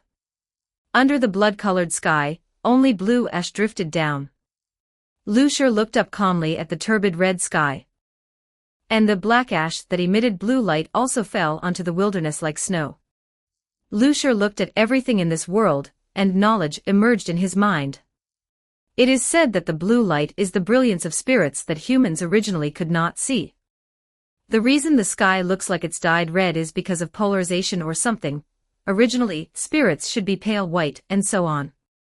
As for why humans, who don't have spirit corridors connected to their nerves, can also see it, it is said that it is because the spirits destroyed after colliding with the ash emit their final brilliance before death. Spirit remains. For the vast majority of living beings, including humans, it is a deadly poison. Once exposed skin touches it, the surface will be scorched. Entering the eyes will cause blindness. Ingesting it by mistake will cause internal organs to melt. Clearly shining with blue brilliance, yet it is called black ash, because that thing is equivalent to death. It's just that for lives living in such a world, death might be a mercy, who knows? Lucier reached out his hand, caught a piece of black ash, and quietly felt the burning in his palm. Gods, truly a group of arrogant and damned guys. Problematic ad, reported here. You can disable pop-up ads by becoming a contributor. Become a contributor.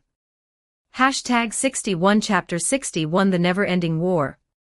Chapter 61, The Never-Ending War. A war that has lasted forever.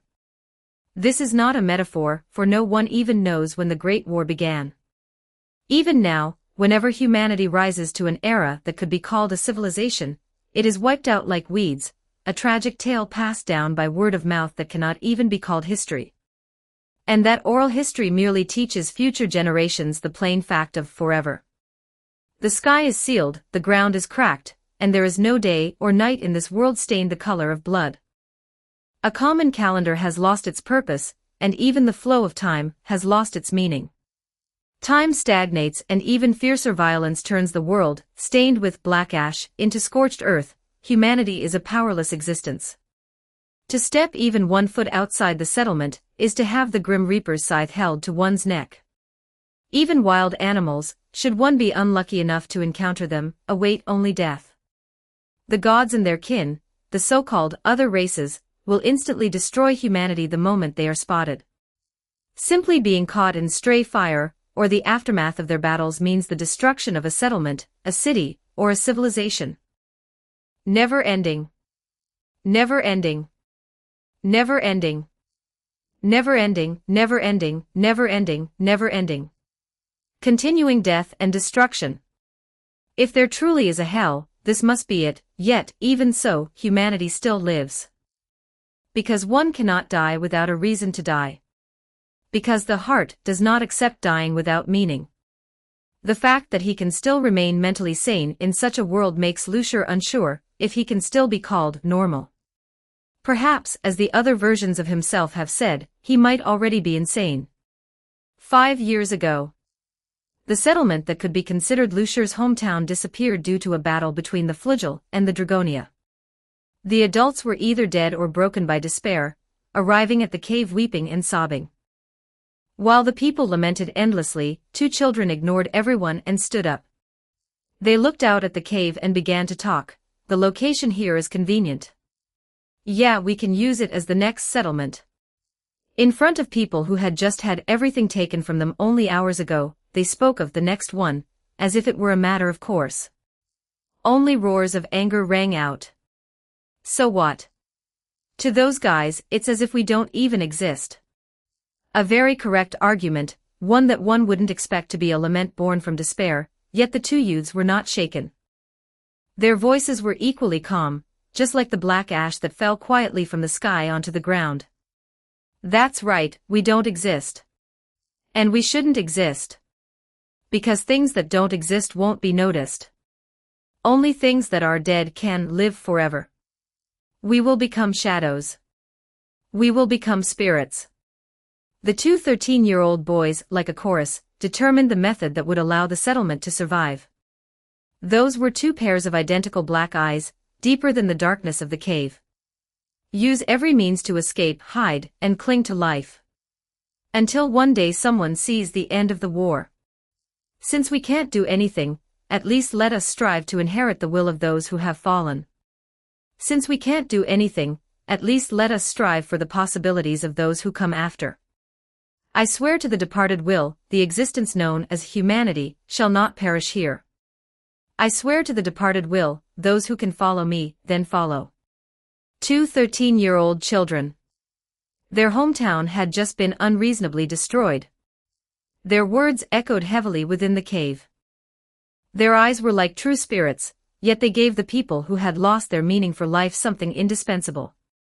That was a reason to live. And the meaning of death.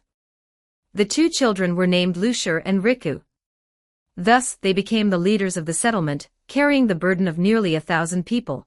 It has been 5 years since then. Lucier stood amidst the falling black ash, recalling everything about this world. In the future, this world will become a prosperous and orderly world. The human and ex machina couple who seized the Star Cup established absolute rules for this world, turning all wars in this world into games. A pair of siblings who are very good at games will also come to this world in the future, saving the last remaining human kingdom from countless predicaments. But that is all thousands of years later. The fact is, the current world still follows the simplest, most direct, and most cruel rule, survival of the fittest. The winner gets everything, while the loser turns to ash, falling into the eternal black ash.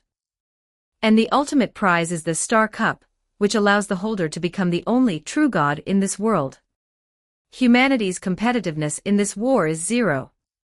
Old Deus born from wishes and concepts of the planet, Phantasma born into the world from wild imagination, elves who constitute spirits, Dragonia that exist in the past, present and future, the giant gigants, Flugel created by the most powerful Old Deus, the god of war, elves who are magic itself, dwarves who are skilled at forging, fairies who can gain strength from emotions, ex machina who can connect all individuals into a whole, demonia with immense destructive power, vampires with long lives, lunamana who live on the moon, were beasts who cannot use magic but have physical abilities comparable to Flugel, and Siren who live in the water.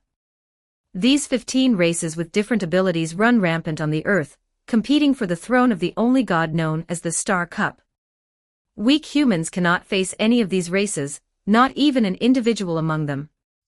Even the existence known as humanity is not worthy of being called a race. To other races they are like beasts, just living existences, a monkey that can talk and think, that's about the feeling. Lucier does not feel angry because this is the truth. Humanity's physical condition cannot even compare to ordinary beasts, nor can they communicate with spirits to use magic.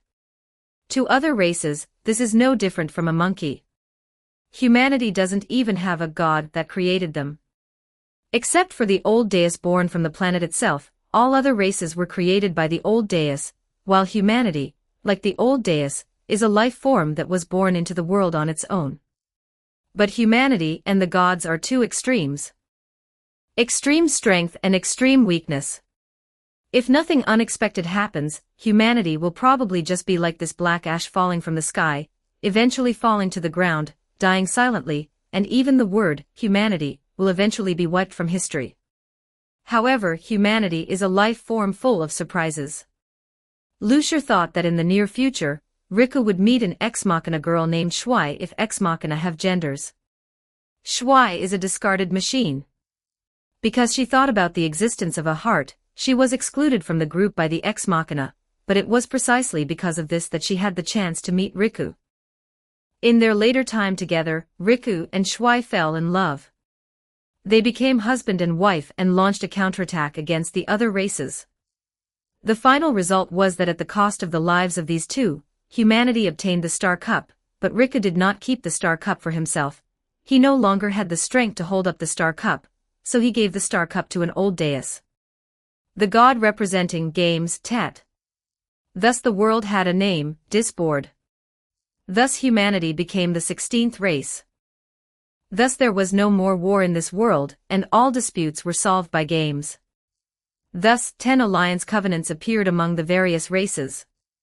1. All murder, war, and plunder are prohibited in this world. 2. All disputes shall be resolved by the outcome of games. 3. Games must be wagered with bets that both sides judge to be equal. 4. Provided that it does not violate 3. The content of the game, and the wagers are not restricted. 5. The challenged party has the right to decide the content of the game. 6. Any bets made sworn to the pledges must be upheld. 7. Disputes between groups should specify an authorized representative. 8. If any misconduct is discovered during a game, it will be treated as a defeat. 9. In the name of God, the above rules are absolute and unchangeable. 10. Let's all play together in peace. It's a beautiful ending, but Lucier doesn't like this ending. Although all victories come with sacrifices, if even the people who created that beautiful world couldn't see it in the end, then it's not perfection. Lucier looked at the black ash falling from the sky and made a silent decision. He wants to lead humanity to win this war. In his own way.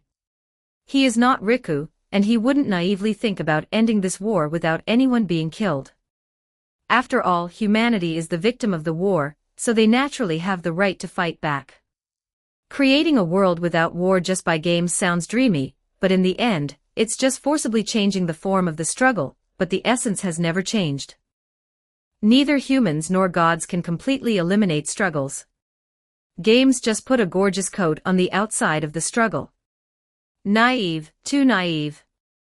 It is precisely because Riku was too naive that humanity thousands of years later would be constantly plundered by other races, and even almost perished. Lucier was never that naive. He knows that truth is only within the range of cannons, and dignity is only on the edge of the sword.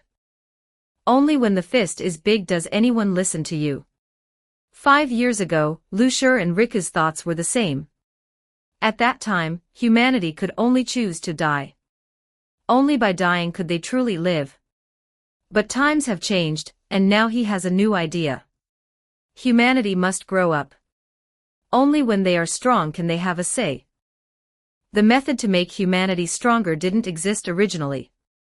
After all, there are only 2 ways to become stronger in this world, possessing a strong physique, or being able to communicate with spirits and master magic. But Lucier brought a 3rd way from another world. Technology. Modern technology, future technology, metaphysical technology, alchemy technology. What humans are good at is wisdom and using tools. Technology can complement the strength that humanity needs. Cultivation is impossible. There is no spiritual power in this world. Humans cannot cultivate magic power. At most, Lucier has a little magic power and dragon blood in his body, which can barely engrave alchemy matrices and artifact refining runes. But he certainly can't do it by himself. Lucier intends to let humanity possess powerful weapons capable of deterring other races, just like the Flugels, Heavenly Strike, the Dwarfs' Core Blast, the Elves' Void Realm Zero Protection, weapons capable of large-scale surface destruction. And this kind of weapon can be independently built by humans without special abilities. Even without Lucier, it can be produced. Yes, in fact, such weapons do exist, and Lucier also knows some production methods. Cyberpunk Lucier can just hack a company and get the production plan. The only question is, can that kind of thing be made in this world? Lucier thinks it might be worth practicing. Although the physical rules of different worlds may not be completely interoperable, any world with basic physical rules must have rules that can be utilized. Humans have always been masters of utilizing rules. Lucier. Someone is calling his name. Lucier's ears moved, and he turned his head. Lucier. The voice came from inside the cave, and it sounded like Caron's voice. Caron is Riku's sister, and can be considered the deputy for both Riku and Lucier. Generally, the settlement's decisions are discussed and decided by Riku and Lucier. If one of them is temporarily on an expedition, the decision-making power falls to the other person, and Caron is responsible for communication and execution. Time to go back. Lucier turned and walked back into the cave.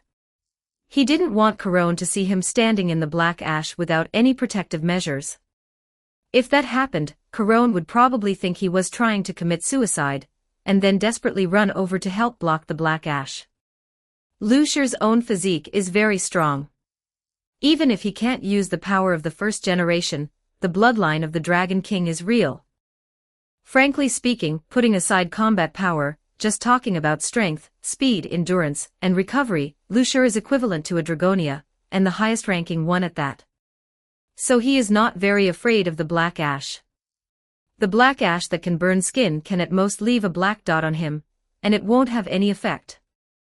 But Caron can't. She is a real human. If she gets a little bit of black ash, she will have burns, bleeding, and skin ulceration. In severe cases, she might even die directly. There have been cases in the settlement where people died because they did not receive timely treatment after coming into contact with black ash. Lucier walked back into the cave and replied, "I'm here." His voice echoed in the tunnel, and soon, rapid footsteps sounded from not far away. The girl with red shawl hair ran over, holding a lunchbox in her hand. "You were just on guard duty, yet you ran outside. What are you thinking, you gatekeeper?" Caron glared at Lucier with her eyebrows raised. Although she was accusing him, it looked like she was acting like a spoiled child. Lucier took the lunchbox from Caron's hand. "Troubling you to bring me food again, thanks, Caron." This was obviously changing the subject. Caron heard it but didn't say anything more, instead continuing Lucier's words, "Riku is not here, so I happened to make an extra portion and just sent it to you." That's what she said, but in fact, every time Riku went on an expedition over the years, Caron would accidentally make an extra portion of food and send it to Lucier. No matter if Lucier's job that day was a guard, a protector, or handling the settlement's affairs, she could accurately deliver it to Lucier. "Your cooking is as good as ever," Lucier praised. Being able to make delicious food out of various fruits and weeds, Caron's craftsmanship is really not a cover. Lucier even felt that she should have been born in the world of Chuka Ichiban, or Food Wars. Of course. Caron put her hands on her hips, showing a triumphant look. Lucier smiled, finished his lunch in a few bites, and then started to clean up. "By the way, did Riku tell you where he is going on an expedition?" "No." Caron thought seriously, then shook her head. "He only said that he would be back in 10 days at the earliest." 10 days, huh? Lucier nodded. After a while, he suddenly said, "After the shift change tonight, come to my room." "Okay." Caron agreed subconsciously, then immediately reacted, her whole face turning red, and she stammered, You, what do you want to do?" Nothing. Lucia shrugged. Anyway, it's definitely not what you think. Ah. Why are you biting me? Humph. Chapter 62, Participants in the War. Knock, knock. Come in. Carone pushed the door open and found Lucia hunched over the table, doodling something or other. What are you doing? Carone curiously leaned over to look at the sketch Lucia was drawing. The blueprint depicted many things that Carone couldn't recognize at all. Some were long, some were short, and they seemed like they could be assembled together, but even as a combined object, it still felt incredibly foreign to her. Next to each part were many written annotations, but although Carone recognized every character, when they were put together, she couldn't understand their meaning. Crossbow limb, crossbow mechanism, crossbow bow.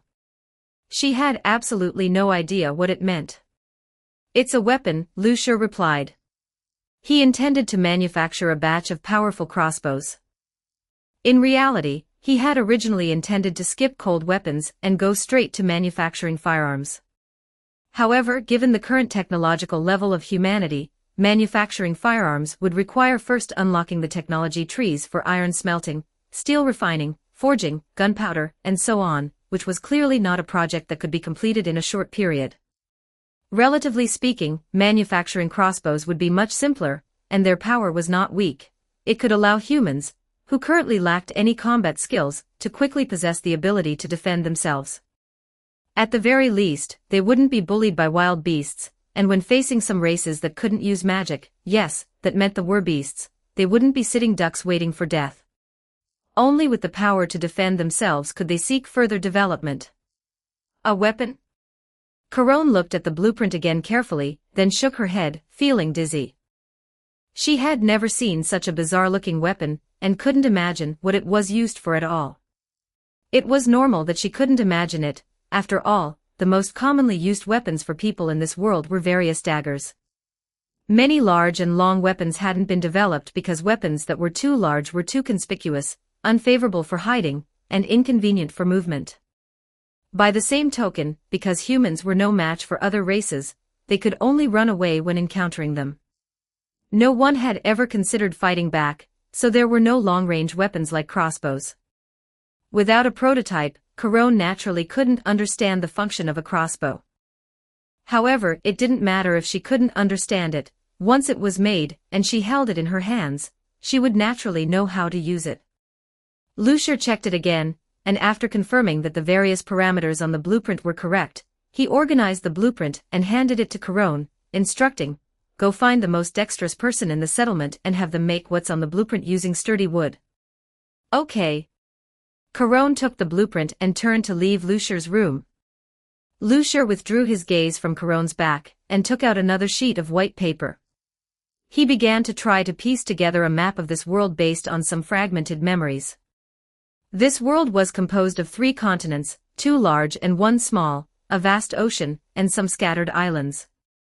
All the oceans were the territory of the Oceanids, but the combat power of this race was not strong, and they could only survive in water, so they did not participate in the struggles on land and were considered a race outside the war. Another race with a similar stance to the Oceanids was the Lunaminis, as the guys living on the moon had no interest in the only god on the ground.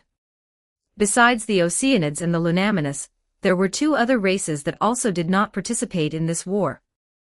The elves, the fundamental existence that constituted the elemental corridor, to some extent, they might not even count as a race, but rather something similar to magic power or spiritual power in other worlds. Generally speaking, as long as it was a living thing, there would be elemental spirits within it. But humans didn't have them, so strictly speaking, humans couldn't be considered life. The Demonia were failed products created when the Devil King, among the Phantasma, tried to create new Phantasma. They were a group of mindless beasts. Although they themselves participated in this war, all races unanimously assumed that the Demonia were not part of the war. After all, no one wanted a group of mindless guys to become the final victors.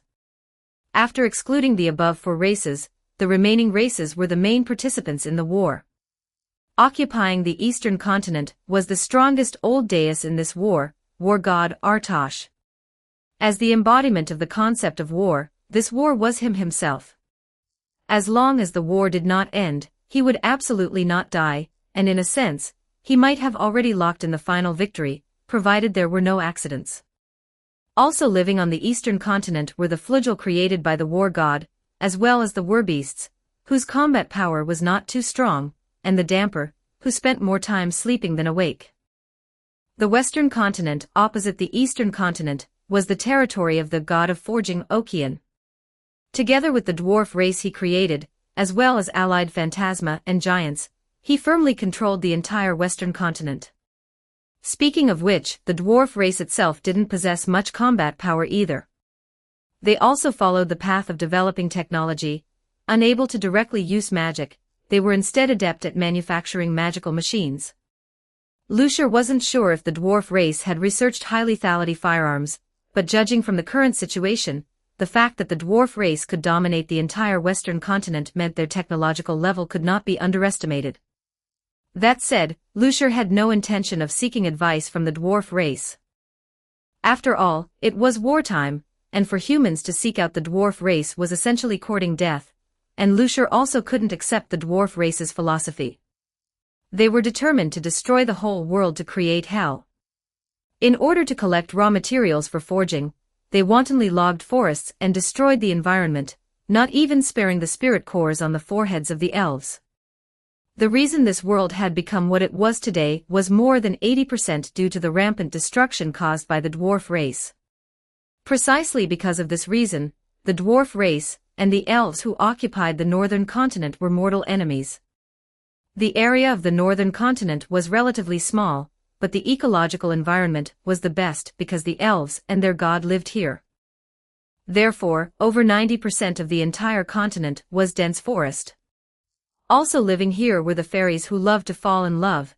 They were also war allies with the elves. As for the remaining Dragonia and Ex Machina, they lived at the border of the northern and western continents.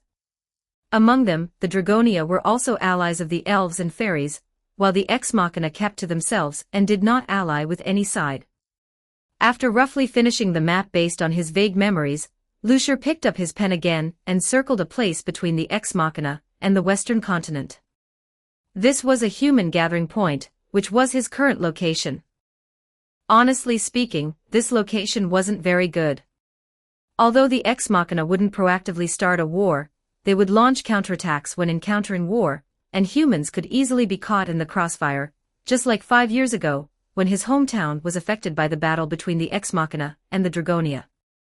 Furthermore, this place was too close to the dwarf race, making it easy to become a target for those scientific madmen of the dwarf race to test their weapons.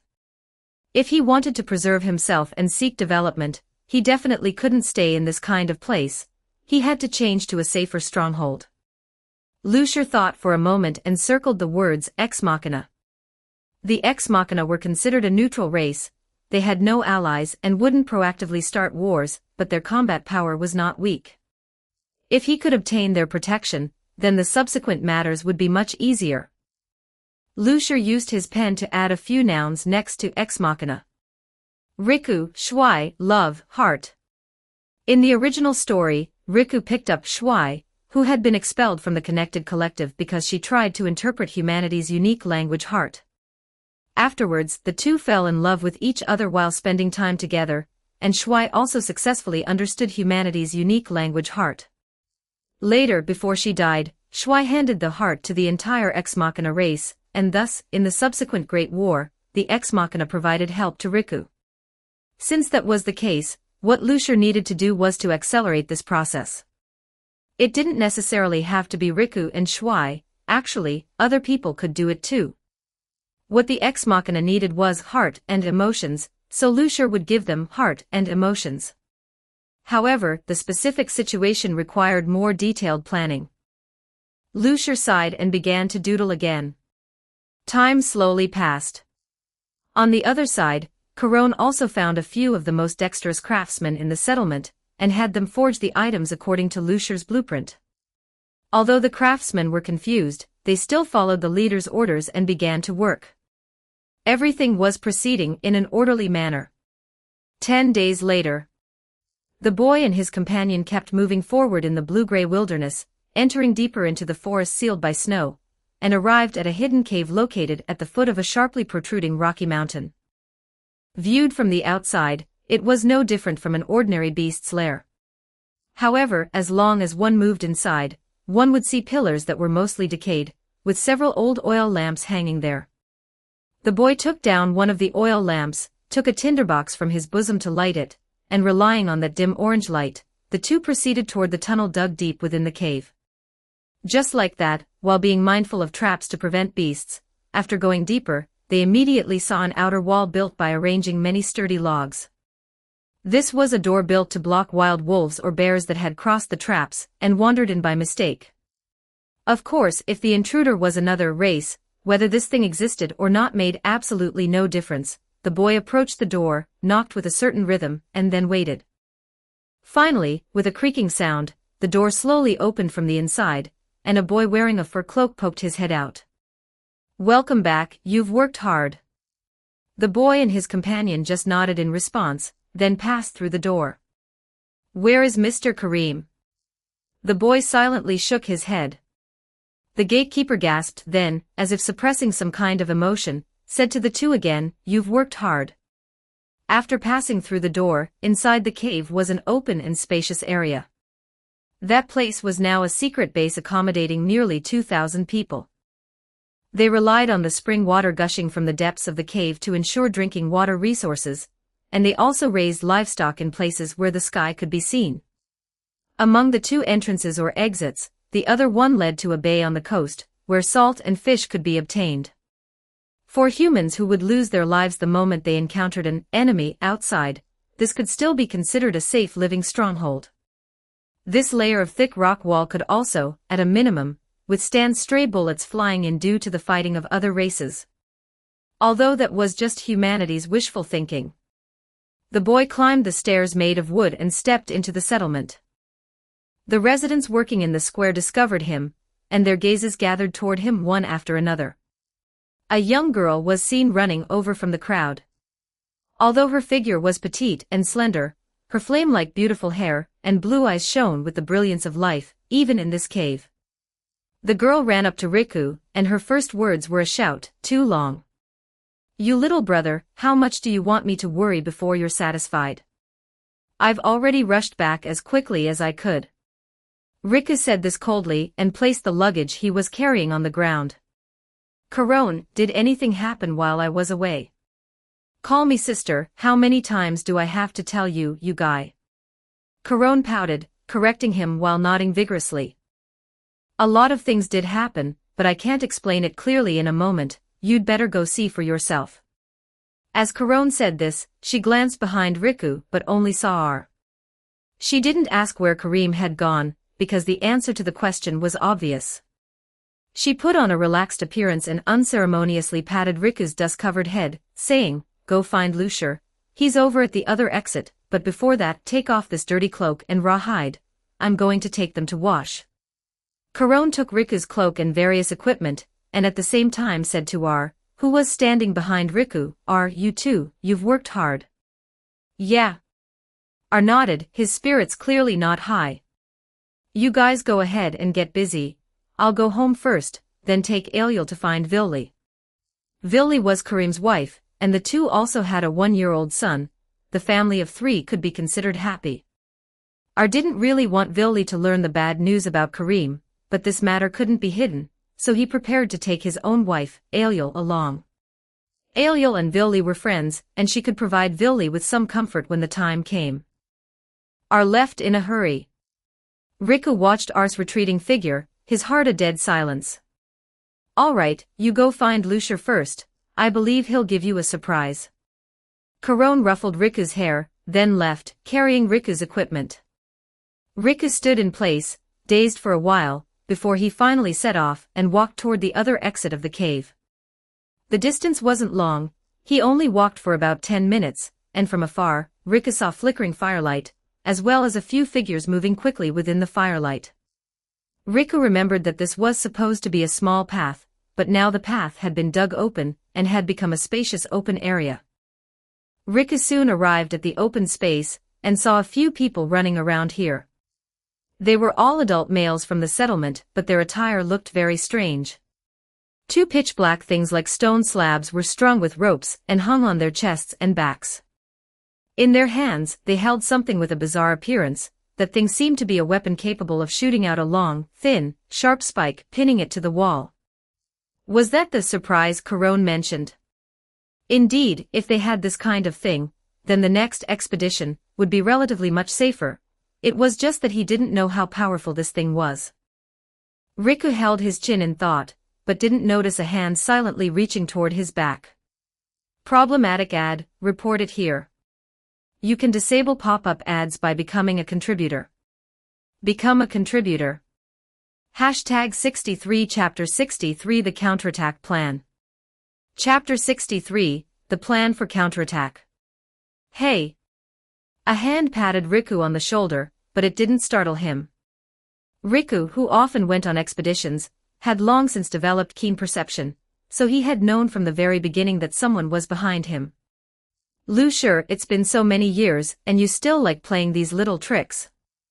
Riku turned around, his expression somewhat helpless. Sure shrugged, at least this means I still maintain a healthy mindset. Fine.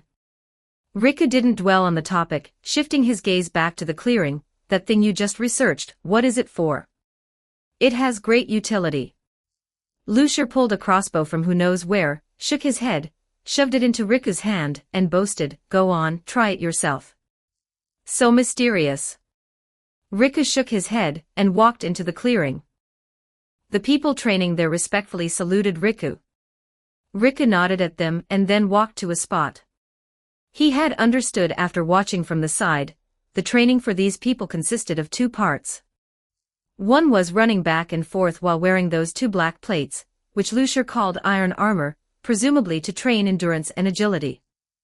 The other part was using the weapon in their hands to shoot at a target in the distance painted with circle after circle, where hitting the red center area was the most accurate. Riku spent 2 minutes figuring out the operation of the hand crossbow, then quickly loaded a bolt onto the mechanism and pulled the trigger. Thwack! Accompanied by a soft sound, the bolt firmly nailed into the target, hitting the bullseye. But Riku's movements weren't finished. He quickly loaded another bolt and this time, without even aiming, he raised his hand and fired.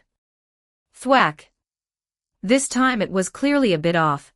It didn't hit the bullseye, but it was still within the innermost white circle. Riku quickly loaded arrows again, firing 10 shots in less than a minute, all hitting the target. His accuracy was even higher than the other guys who had been training here for several days.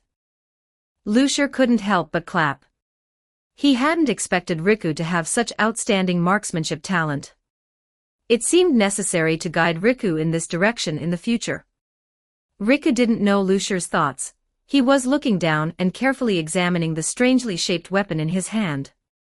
It had to be said, this thing really gave him a surprise. It was compact, easy to carry, attacked quickly, and had strong lethality.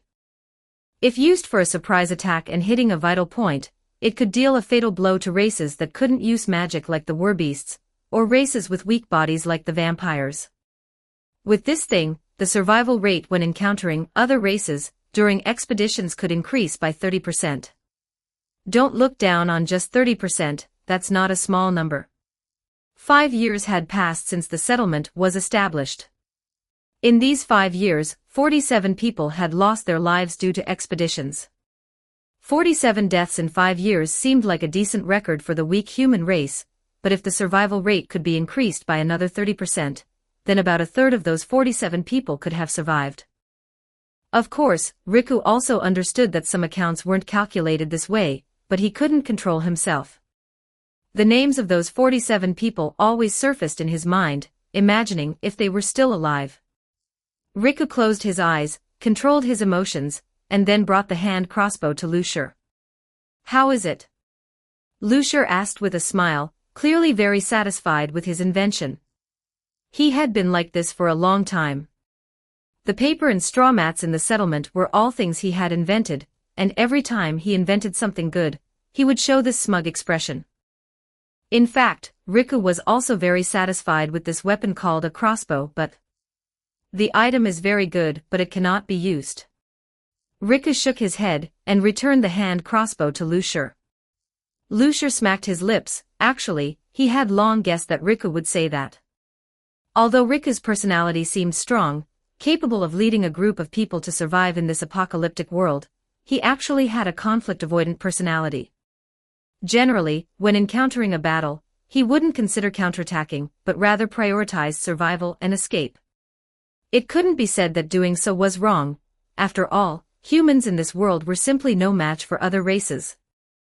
According to Riku's plan, at least they could leave a spark for humanity when facing crises, so they wouldn't be completely wiped out. But Lucier's considerations were different from Riku's. He was very clear that when there was no power to fight back, Riku was indeed right. Preserving oneself was the only way to seek development. But having the power to fight back meant giving the enemy a head-on blow. Seeking peace through struggle leads to survival, while seeking peace through compromise leads to death. This was an unchanging hard truth in any world. Riku. Lucier looked at Riku seriously. I know you want everyone in the settlement to survive. You think that as long as we are alive, there will be hope. But Riku, you have to know that hope won't appear on its own. Only by fighting for it can we hold hope in our hands. I know you hate war, but living in this world, we have no choice. We cannot survive without fighting. Only by becoming stronger, only by fighting back, is the path humans should take. I won't hide it from you, the hand crossbow is only the first-generation weapon. Actually, I have already planned what kind of weapons to develop subsequently. The strongest among them could even rival the attacks of an old deus. Additionally, there are several others that can improve individual combat capability. As long as humans hold those weapons, even when facing a flugel, we would have the strength to fight. So this time, Riku, listen to me, okay? A long silence. Riku didn't say a word from beginning to end. He quietly listened to everything Lucier described to him, feeling that such a future was filled with a sense of unreality. But Lucier's eyes were full of certainty, which made a glimmer of confidence surge deep within Riku's heart. Perhaps, although it was only a thought, perhaps, humans could really rise from the dust of this world and launch a counterattack and revenge against other races. What do you plan to do? Riku asked softly. Hearing this, Lucier immediately pulled out the map he had hand-drawn a few days ago. Look, we are here now. He pointed to the current location of the human settlement. From our location heading south, we will enter the kingdom of the dwarves. That group of little people living underground poses a great threat to us, and they also have the giants and phantasma as allies, so we must stay away from them. As he spoke, his finger traced along the map. From here heading north, we will enter the territories of the Dragonia and elves. The Dragonia are actually fine, they don't care about land ownership. The elves are relatively gentle-natured, and they are petty, and have a mortal feud with the dwarves. As long as we can get intelligence on the dwarves, we have a chance to exchange it for help from them. How do we get intelligence on the dwarves? Riku asked. Lucier pointed to a valley. We can go here. In reality, it wasn't a valley but a crater. It was caused by a small conflict that happened in this area previously, which resulted in an air battleship manufactured by the dwarves crashing, creating a large man-made pit on the ground. Until now, the wreckage of the air battleship was still lying in the deep pit. The dwarves didn't have the habit of recycling waste, so this thing would likely lie in the pit for a long time. If we go there, we should be able to get the intelligence left behind by the dwarves, which can be used as an important bargaining chip. And finally, Lucier pointed to a place a bit to the east of the human settlement. According to my deduction, the stronghold of the Ex Machina is very likely in this area, but the specific location is unknown, so I plan to go find it myself. Lucier said seriously, they have no allies, will not initiate wars, and are not very aggressive towards humans. More importantly, humans have something they need, and they can be wooed to become our protective umbrella. Riku listened to Lucier's analysis and couldn't help but nod, a very practical and feasible plan, but I have one question. What question? Riku pulled the map away from in front of Lucier and displayed it before him. Can you tell me where you learned about these distributions of power? Lucier, I deduced it. Although until the end, Lucier couldn't explain clearly where he had obtained the distribution of power for each race, Riku didn't probe further. After all, in terms of trust, Lucier and Corone were the two people he trusted most in this world, so he didn't ask again, but instead chose to do exactly as Lucier had arranged. Thus, a situation that had never occurred in the 5 years since the settlement was established appeared. The two leaders actually left the settlement at the same time to go on an expedition. Riku took a few well-trained warriors, all of them fully equipped, and was responsible for going to the location of the air battleship wreckage to collect intelligence. Lucier, on the other hand, went out alone to find the stronghold of the Ex Machina. Although acting alone was a very dangerous behavior for weak humans, given that the Ex Machina were a quite vigilant race, once more than a certain number of individuals moved near their active area, it would cause them to enter a latent observation state. Therefore, Lucier could not act with others. Such a dangerous thing. Originally Riku and Corone both felt someone else should do it, but Lucier believed that besides himself, no one could convince the Ex Machina, so he insisted on going to negotiate with them personally. Actually, there was another aspect. He had sufficient confidence in his own strength. Tasks that were very dangerous for others didn't have much difficulty for him. As long as he didn't run into a powerful old deus, the problem wouldn't be too big. Thus, the two groups set off simultaneously. With both leaders gone, the various matters of the settlement naturally fell onto Corone's shoulders. Fortunately, as Riku's sister, Corone had usually handled many things, so taking over their work now was quite manageable, although she would be much busier than usual. This made Corone couldn't help but complain that these two guys were really too inconsiderate, and would definitely have a hard time finding wives in the future. Since that was the case, she would reluctantly be with Lucier.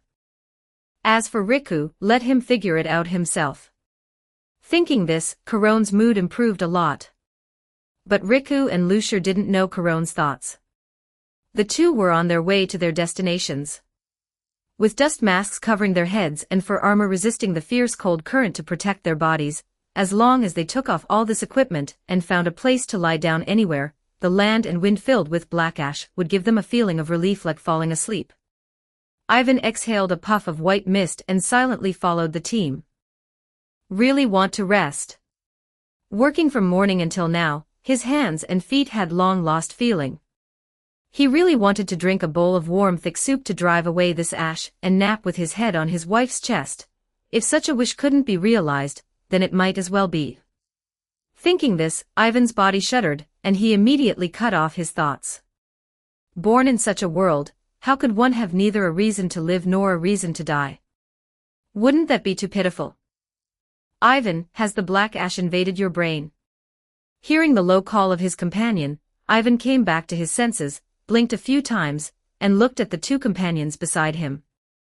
Kaffa, I just rested for a bit, after all, I am old too. If you count as old, then we are about the same, aren't we? Kaffa said with a bitter smile. Ivan, as if joking, replied to the youth who was a generation younger than himself, you need to be prepared in your heart. One day your body will suddenly be unable to act tough like before. People are all like this. Even so, that can't be at a time like this. If you have rested enough, we should go. The team totaled 5 people, draped in raw animal hides, crawling along the shadows of the rocks on all fours. Limbs losing sensation, starving without eating, all of this was to avoid being discovered by the enemy for survival. And also to come here. Ivan nodded in agreement, not saying a word as he looked down the hill. Just as expected, there was a huge crater there, and a pile of steel that had crashed in the center. That was the air battleship that had crashed in the last conflict. It was also the purpose of this group of theirs. There was a crack in the armor of the wreckage that seemed to be enterable, and they hid in the shadow of the crack. Ivan asked a youth, how is the spirit needle plate reacting? It's no good, there is too much black ash. The spirit needle plate is just spinning due to the influence of the black ash spirit reaction. Ivan clicked his tongue internally. So that was it, it meant one layer of life insurance was missing. The spirit needle plate was a tool made by combining glow stones, capable of sensing large spirit reactions with ordinary obsidian. It could sense the gods and their kin, simply put, the massive amount of spirit energy contained within those monsters and guide them to their location. This was a tool that Riku and Lucier had researched together, but now it was of no use. In this way, they could only rely on their 5 senses to search for the enemy. To deal with monsters that possess supersensory abilities that humans could not hope to reach, this really made one unable to laugh. Ivan could only rub the hand crossbow and quiver at his waist to feel a little bit of peace of mind. Let's proceed with caution. The leading Riku called out, and everyone quietly crawled down. Chapter 64, Visiting the Ex Machina. Without any complications, the group carefully infiltrated the interior of the wrecked aerial warship. Brushing away the accumulated dust, they sat down for a moment, secretly rejoicing at the good fortune of having arrived here alive. Focus. Not daring to relax too much, Ivan immediately warned himself. They calmed their minds, becoming insignificant specks of dust, even suppressing their breathing and heartbeats. Even so, their 5 senses remained sharp, not letting even a single mote of dust escape their notice, before they began to investigate the ship. Relatively speaking, this place had a lower level of danger. Because they were far from the front lines, and where they stood was an abandoned dump. However, it was still far from safe, because there might be monsters that had escaped from the battlefield. Or other races unrelated to the war might be wandering nearby. Or if the dwarf who had piloted this warship was still alive, even if they were in a dying state, the lives of these 5 would end immediately.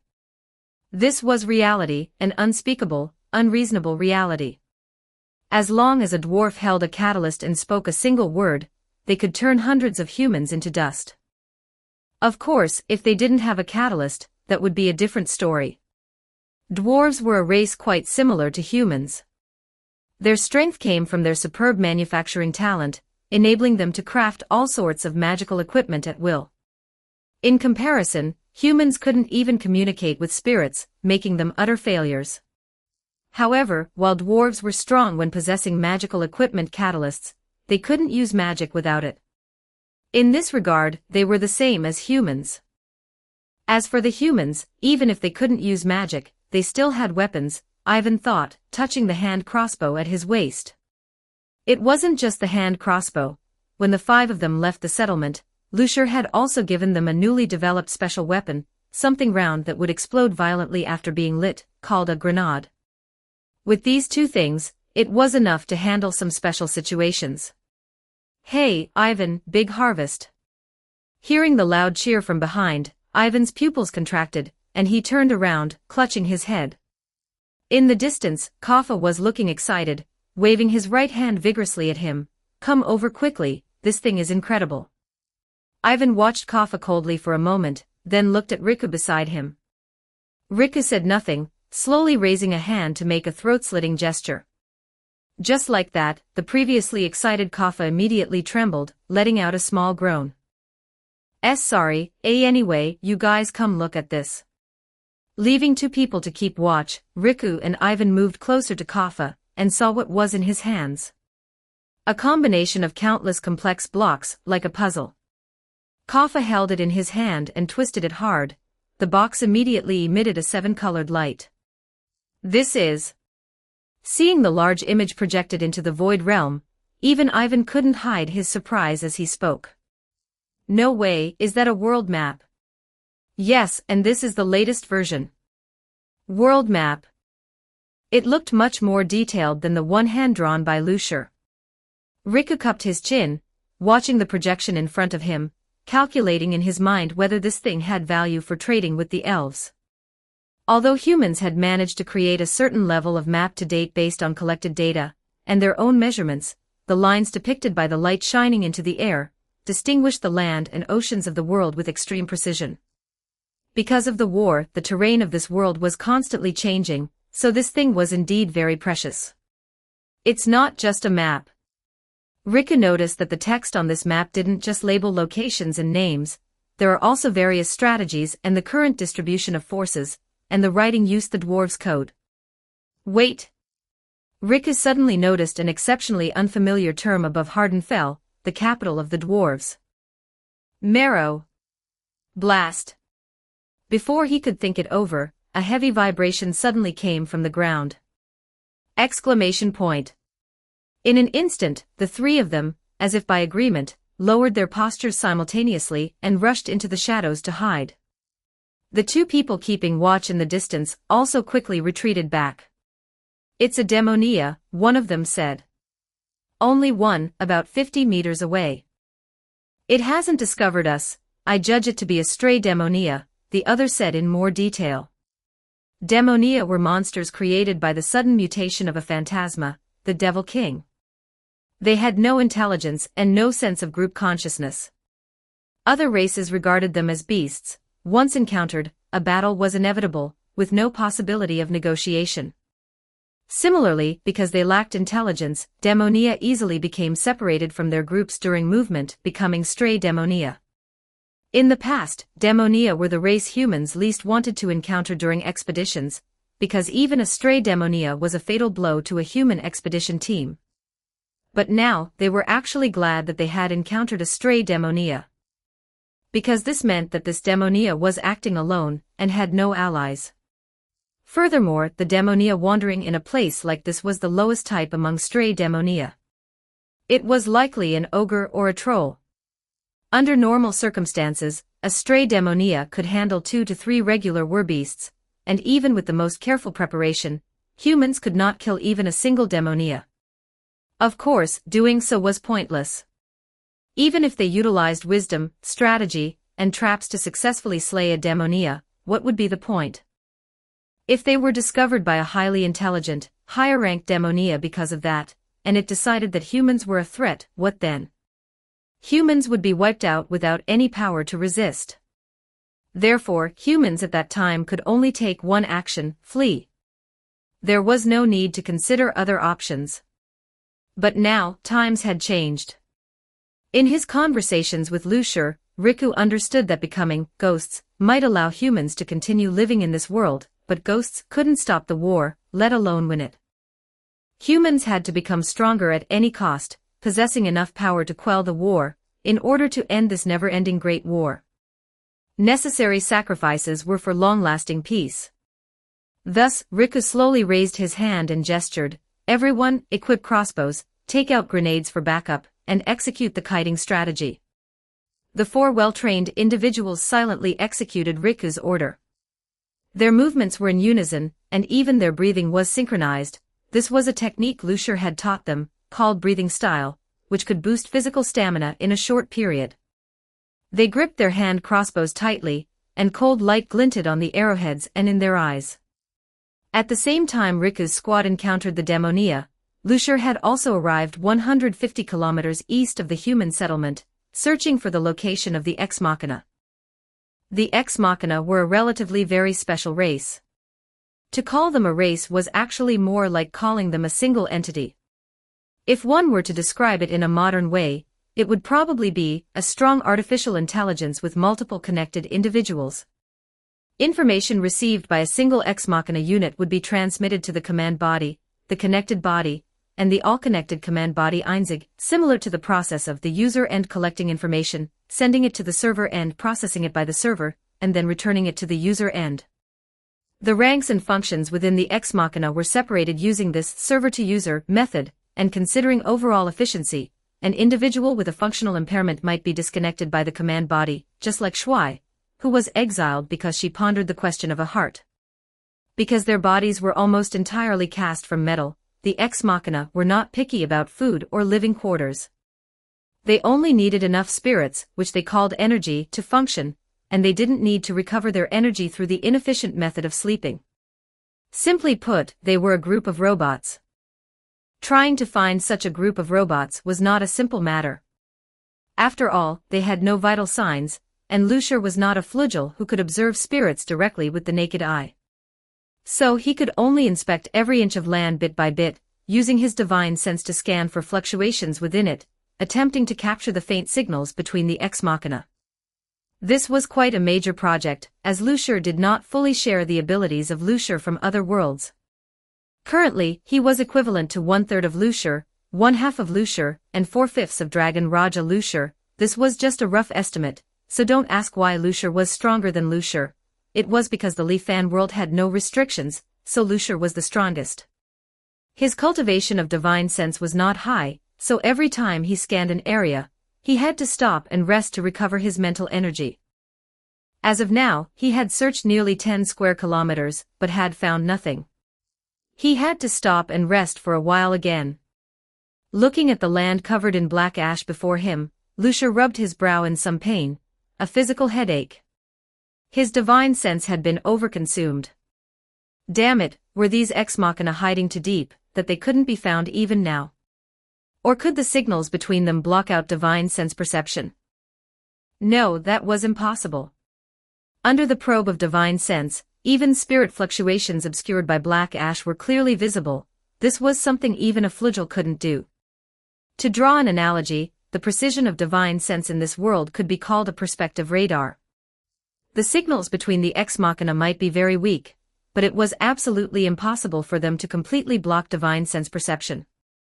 The only conclusion was, the ex machina were not in this area.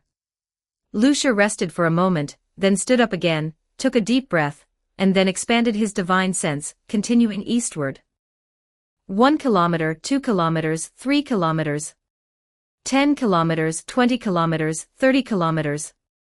Finally, at a spot 210 kilometers away from the human settlement, Lucier made a discovery. It was an unremarkable rock wall, looking exceptionally steep. No matter how one thought about it, it was impossible for anything to live there. But there were strong signals active within the rock wall. There was absolutely no sign of spirits from the outside. The ex machina didn't know what method they used to hide the spirit fluctuations. This was a perfect hiding place that even a flugel couldn't find, but they had been discovered by a human. Lucier conjured a gust of wind, letting himself slowly hover in front of the rock wall, reached out his hand, and gently touched the rock wall. Boom! With a deafening roar that shook the earth, all the signals captured by his divine sense were instantly displayed. The next second, all those signals returned to normal. Lucier frowned slightly and quickly crossed his arms to block his front. Boom! There was another earth-shaking roar. A white light blasted through the rock wall, striking Lucier directly and knocking him flying. Immediately after, countless ex machina flew out from the broken position in the rock wall, looking down at Lucier as he climbed up from the ground. At this moment, Lucier looked exceptionally disheveled. Because he had rolled on the ground, his whole body was covered in black ash, and both his sleeves had vanished, revealing 2 arms covered in scales. Tisk, attacking without even saying hello, you ex machina, are really quite impolite. Lucier brushed the black ash off his body, his voice full of condemnation, which left the ex machina opposite him stunned. If they remembered correctly, it seemed like this guy in front of them had made the first move, attacking their base, and they were only counterattacking. Analysis: no spirit presence detected within the attacker. Judgment: attacker's race is monkey. The leading ex machina's tone had no fluctuation at all, it was completely robotic. Lucier gritted his teeth. Who are you calling a monkey? I am a human. A human. Human. Correction, target race suspected to be human. Query, humans do not possess the ability to withstand omnidirectional crossfire. Judgment, target is Dragonia or Flugel, using human identity as a disguise. Listening to the ex machina, Lucier just felt quite speechless, and what made him even more speechless was that he couldn't refute it, because the ex machina's judgment was, to some extent, completely correct. His essence was actually closer to Dragonia than humans, but unfortunately, he still couldn't communicate with spirits, nor could he synchronize the power of the past and future onto himself. That being said, other than his physical strength being similar to Dragonia, he was slightly inferior in all other aspects. Of course, this topic was not suitable for discussion at this time. Lucier straightened his clothes. Although the robe was already tattered, he still meticulously brushed off all the black ash from his body, then looked up at the ex machina above. Warning, unknown race disguised as human, state your purpose, otherwise all your actions will be considered an attack. The Ex Machina were a race that would not initiate an attack. They would only be forced to counterattack when subjected to an attack. Precisely because of this, as long as Lucier had no clear intention to attack, he was absolutely safe. He looked at that Ex Machina and shook his head. You are not enough. Query. Cut the nonsense. Lucier interrupted the Ex Machina, speaking with extreme seriousness. Call the all-connected command body Einzig out. My business is only for him. Problematic ad, report it here. You can disable pop-up ads by becoming a contributor. Become a contributor. Hashtag 65 Chapter 65 Major Events in the Settlement. Chapter 65, a major event in the colony. My name is Lucier, and my race is human. Recording, individual designation, Lucier, individual race, suspected human. As the conversation began, Lucier couldn't help but lose his composure. No, what do you mean by suspected? Did I not express myself clearly? Lucier looked at the Ex Machina opposite him, voicing a question from the depths of his soul. The Ex Machina standing opposite him merely watched him calmly. Lucier felt somewhat helpless. The all-connect command body of the Ex Machina Einzig, like all Ex Machina, appeared to be a robot on the surface, but if one ignored the exposed mechanical parts, Einzig could actually be considered a quite handsome young human, with red hair that seemed to be burning silently. It just watched Lucier quietly, saying nothing. This was normal. Lucier had anticipated this situation before the conversation began. Although the Ex Machina were classified as a race, in reality, their inherent intellect and emotions were infinitely close to zero. In contrast, their thinking and rationality were exceptionally prominent, so rather than calling them sentient beings, it was better to call them logical beings. As a race that relied entirely on logic and calculation to think, there would naturally be no emotional fluctuations when conversing. In terms of communication experience, it was not even as good as the AI of modern society. Request, please state your purpose, human provisional. We will determine whether there is a need for a counterattack based on your intentions. Einzig opened the topic directly with a voice devoid of any fluctuation. All right, it seemed the tactic of using smooth talk wouldn't work here. Lucier scratched his hair and simply got straight to the point. Einzig, do you want to form an alliance with us? Perhaps Lucier had been too blunt, so much so that even with the Ex Machina's powerful computing ability, Einzig's thinking experienced a momentary blank, but it quickly reacted, its voice the same as always. Judgment. Humans do not belong to the 15 races, their bodies are fragile, they cannot communicate with spirits, they cannot use magic, their overall strength is weak, and there is no value in an alliance. As expected of an Ex Machina, it didn't know the meaning of tact at all. Lucier smiled and looked at Einzig, having to admit that everything the other party said was indeed fact, but that may be true, but value is relative.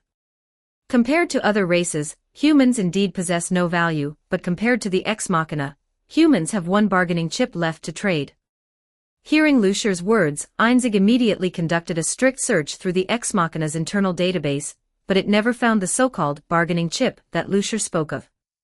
Question, please explain the bargaining chip in detail. It asked. Hearing Einzig's question, Lucier smiled. He did not directly lay the so-called bargaining chip on the table, but instead asked Einzig a question in return. I heard that there are some subtle differences between the all-connect command body of the Ex Machina and other Ex Machina individuals. Although these differences are so subtle that even the command body itself cannot perceive them, they do exist. Is that the case? Einzig's expression remained unchanged, but Lucier's divine sense felt the spirits on its body rising rapidly, having reached a critical point, and it could launch an attack at any moment. However, Lucier was not panicked in the slightest. He continued, I heard that you, as the command body, remember the codes of all Ex Machina, and even for the 1,468 units lost in the war to kill the dragon, you can accurately call out their names. Perhaps this is related to the Ex Machina's massive database, but doesn't it also indicate something else? Lucier looked at Einzig, which had no expression and seemed to truly not care at all about what he said, and slowly stated his deduction, command body, you actually missed them, right? Perhaps even you don't know what to call this thought that keeps circling in your mind. After all, the ex machina cannot understand things like emotions and feelings. To be safe, you didn't even synchronize this data with other units, but without a doubt, you do possess. Before Lucier could finish his sentence, an incoming dragon strike interrupted his words. Ah, it hurts, it hurts, it hurts. The white light dissipated, revealing Lucier with his bare arms. Although he said it hurt, the expression on his face was one of wild laughter. What is this? Embarrassment?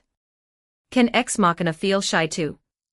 Einzig still had that indifferent expression on its face. Explanation: I am merely eliminating an individual who stole our classified information. If he hadn't taken a dragon strike head-on, Lucier probably would have really believed its nonsense. However, being able to force an emotionless ex machina to break its composure might actually be a good thing. Lucier pressed his advantage.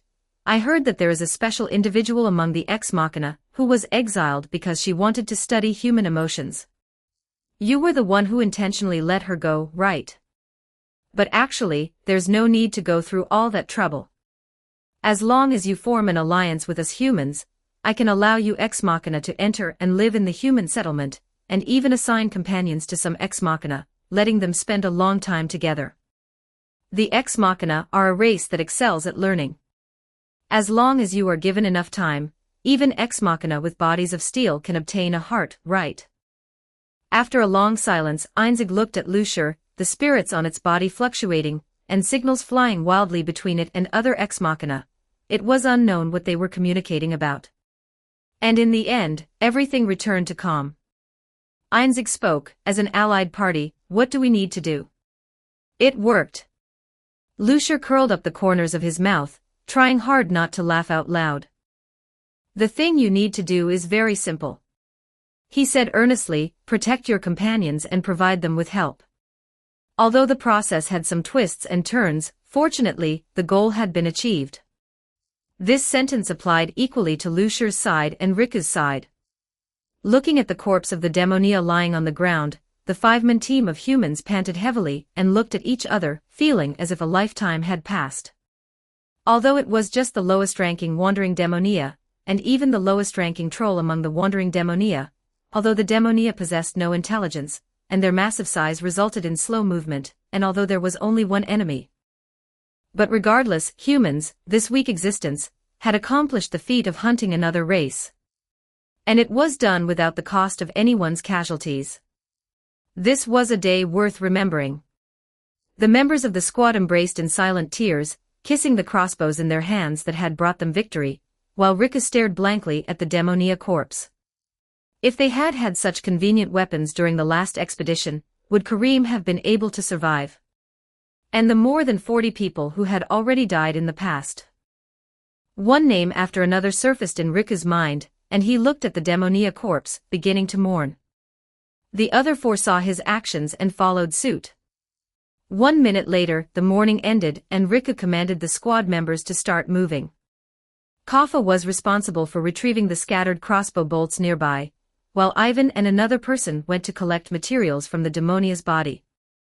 This was what Lucier had instructed them before they left: if they could hunt another race, they must bring the body back, and even if they couldn't pack it all away, they must at least take samples. The dead demonia was just ordinary flesh and blood, and would not trigger a reaction from the spirits. Riku was not worried about whether bringing the demonia's flesh back to the colony would bring disaster upon the colony, because this thing would not be put into the colony at all, but would be sent directly to another location far away from the human colony, where there was a laboratory Lucier had built himself. The retrieval of the arrows was to conceal the fact that humans already possessed military strength in the short term. Riku was responsible for personally copying the map Kaffa had discovered, and the last person was responsible for continuing to keep watch. With division of labor and cooperation, the five were extremely efficient, completing their respective tasks in just 5 minutes. Withdraw. At Riku's command, the five-man squad left the ruins. Just 15 minutes after the five had left, 2 figures arrived at the ruins. They had dark brown skin, which was the mark of the dwarf. Gnome, your judgment was correct, another race really has been here. One of the dwarfs said, looking at the demonia's corpse. The dwarf named Gnome examined the demonia's corpse. The wounds on the body are roughly divided into two types, one caused by explosions and burns, and the other by small, sharp-cutting wounds. The former is highly likely the explosion I heard, and the latter looks like wounds caused by the claws of the warbeast race. Has a warbeast infiltrated? The unnamed dwarf reached out, and in the distance, something formed by the complex combination of several blocks, like a puzzle, flew up from thin air, and landed in its hand. Spirits surged, and the box emitted a seven-colored light, but in an instant the light retracted. Someone has touched it. The unnamed dwarf made a judgment. And Gnome conducted a more in-depth inspection of the demonia's corpse. The heart and brain are missing, and some flesh is also missing. It doesn't look like something that pack of beasts could do. In short, an enemy has appeared in our territory. The unnamed dwarf crushed the box in its hand, and turned to leave the ruins, notify the patrol troops, and have them strengthen their defenses. The existence of Core Blast has been leaked. The stupid birds and weeds could come knocking at any time. Yes. Everything seemed to have changed, and yet everything seemed not to have changed. Changes that couldn't be seen on the surface, but in reality, undercurrents were already surging. This was in regards to the entire world. And for humans, their lives could be said to have undergone a heaven-turning, earth-flipping transformation. Because two sensational things had happened. The first, Riku had returned leading his expedition squad. This time, they not only brought back supplies and intelligence, but also a message that left people unsure if it was good or bad. They had used the weapon invented by Lucier to kill a demonia. Some people thought this was a good thing, as it meant humans possessed the ability to protect themselves, and casualties in future expeditions would be greatly reduced. Others felt it was a bad thing, worrying that after humans became stronger, they would become a threat in the eyes of other races, and subsequently bring disaster upon the colony. Both sides held their own opinions and argued endlessly, and yet both were very reasonable, so much so that even Riku did not know which side was correct, and which was wrong. And this problem was not resolved until Lucier returned. On the night of Lucier's return, a meeting was held in the colony. Lucier explained the situation they were currently facing to everyone in the colony, and firmly stated that humans could choose not to become a threat, but they absolutely must not lack the power to protect themselves. Playing dead in a war could indeed help one survive, but if you wanted others not to attack you, you had to become strong enough. The survival policy of the human colony began to change from then on. It was not for the sake of continuing the race, but for survival and resistance. Lucier's return solved the first matter, but he brought a second matter, because accompanying Lucier back to the colony were 1,000 ex machina. According to Lucier, these 1,000 ex machina would be assigned to individuals or families in the colony. They would become the companions of humans, responsible for protecting and helping humans. In return, the individuals or families assigned an ex machina must treat the ex machina as humans, and could not view them as machines. This matter was much bigger than the matter of Riku and the others hunting the demonia. Many people felt they could not accept living with ex machina, and even worse, some directly spoke harshly to the ex machina that Lucier brought back to the colony. Although that was the case, Lucier still understood them relatively well. After all, it was the great war between the ex machina and the Dragonia that had destroyed the homes of some people in the colony. It would be strange if they could calmly accept the integration of the ex machina. For this, the solution Lucier gave was to take it one step at a time. First, find some individuals who were not repulsed by the ex machina, arrange ex machina companions for this group, let the people of the colony adapt to the existence of the ex machina gradually, and then add the remaining ex machina to the colony in batches. Under Lucier's operation, although some people still had complaints, these complaints were suppressed, and a disturbance was eliminated into nothingness.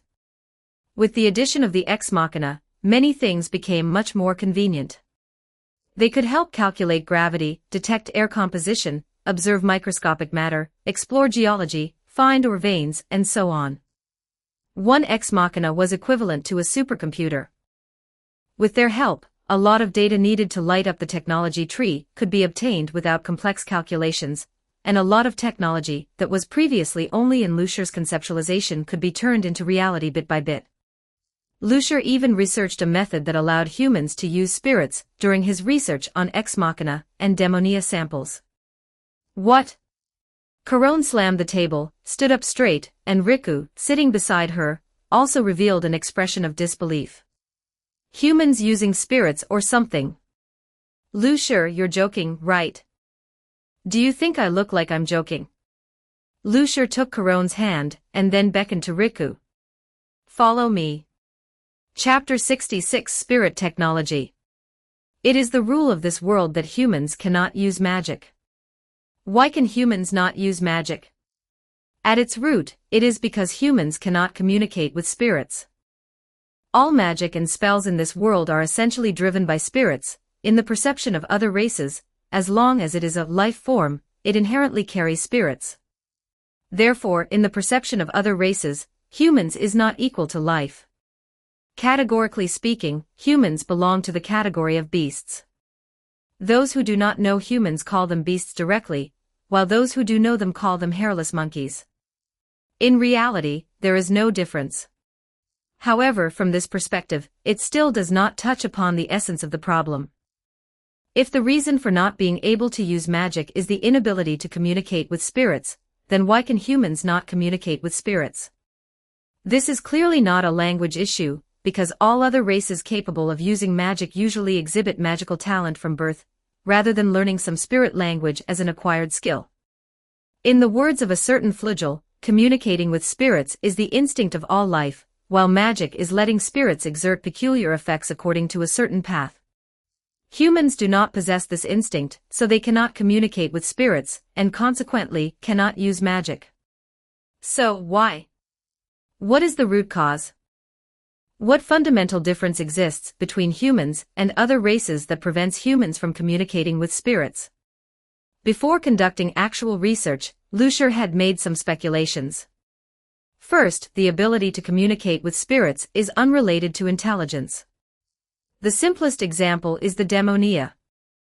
The demonia are a race without intelligence. Even higher-ranking demonia struggle to think about complex problems, but even so, they are still able to communicate with spirits, are ranked among the races, and some can even use magic by instinct. Therefore, the ability to communicate with spirits is unrelated to the level of intelligence. Secondly, it is unrelated to race.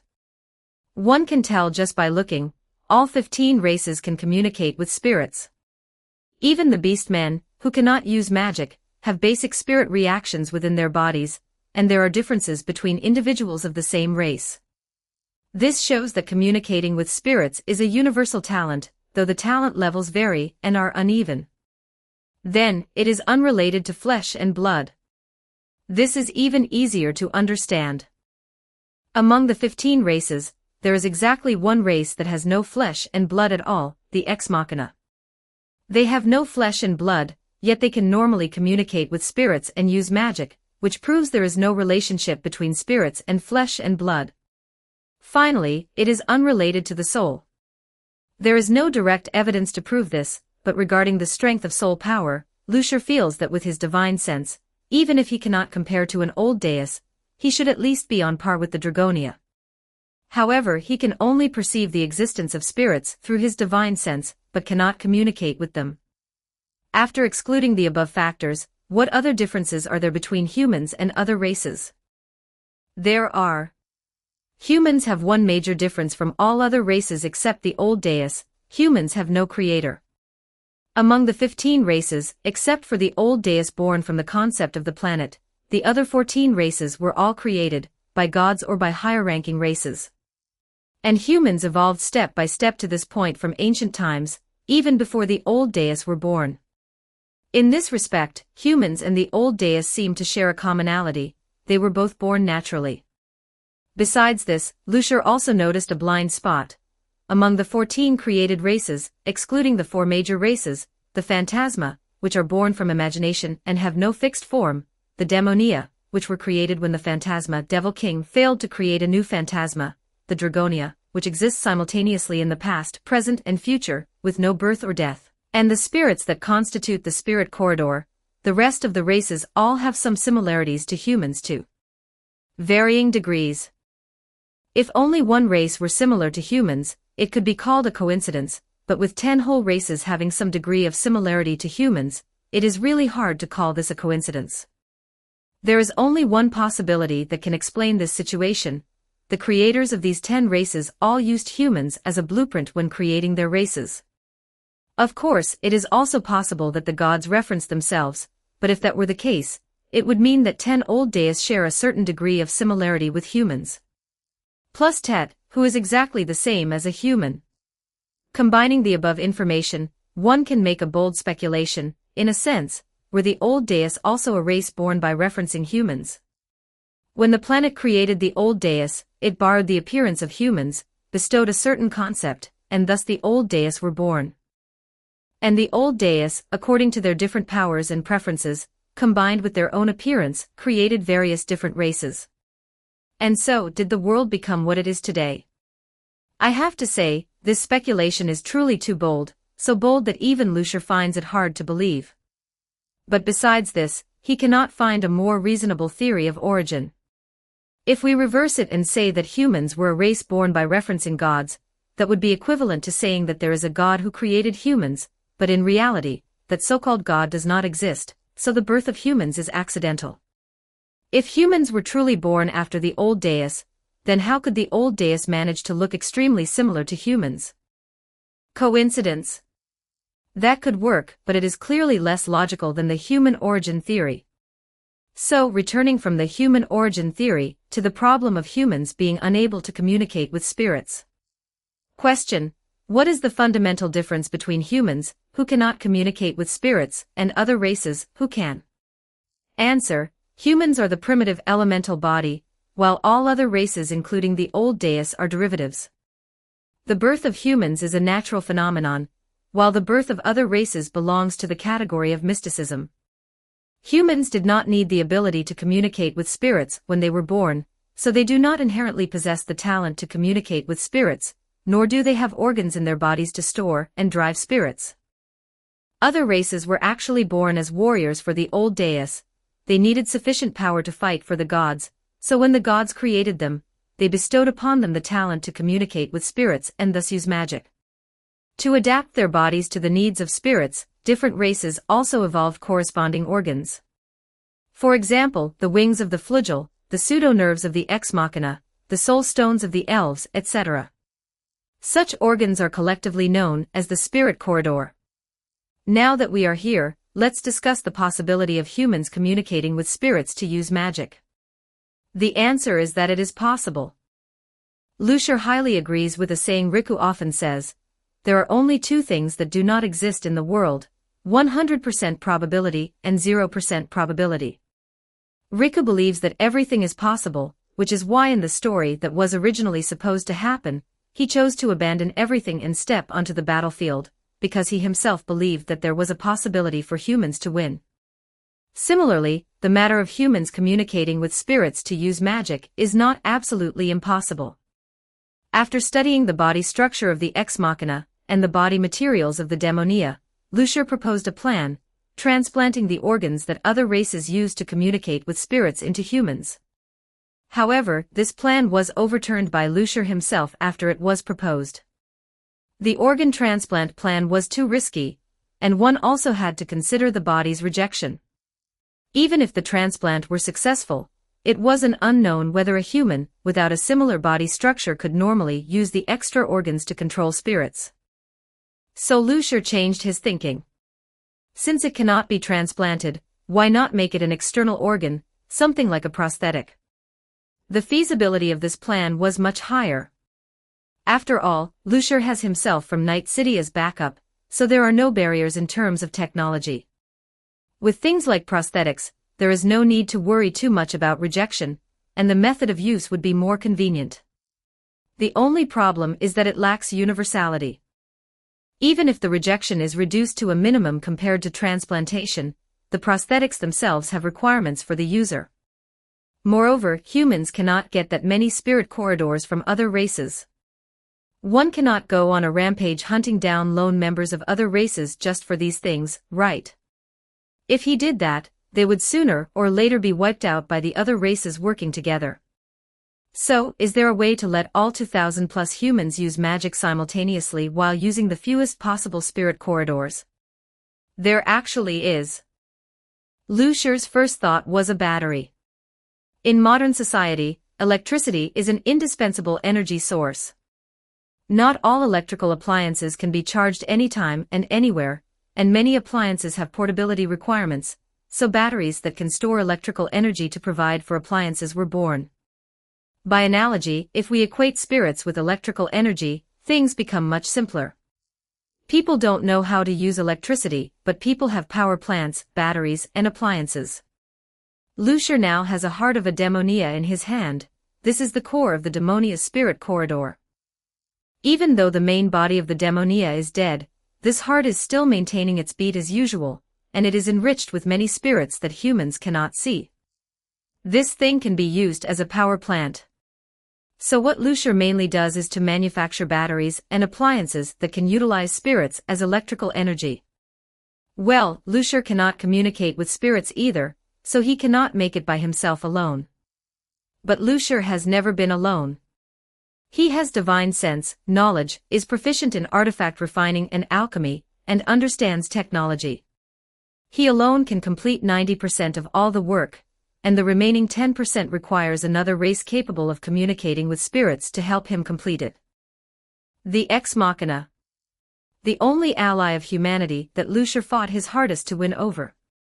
They possess super strong computing power and brains connected together, and have the ability to analyze and replicate any armament and magic.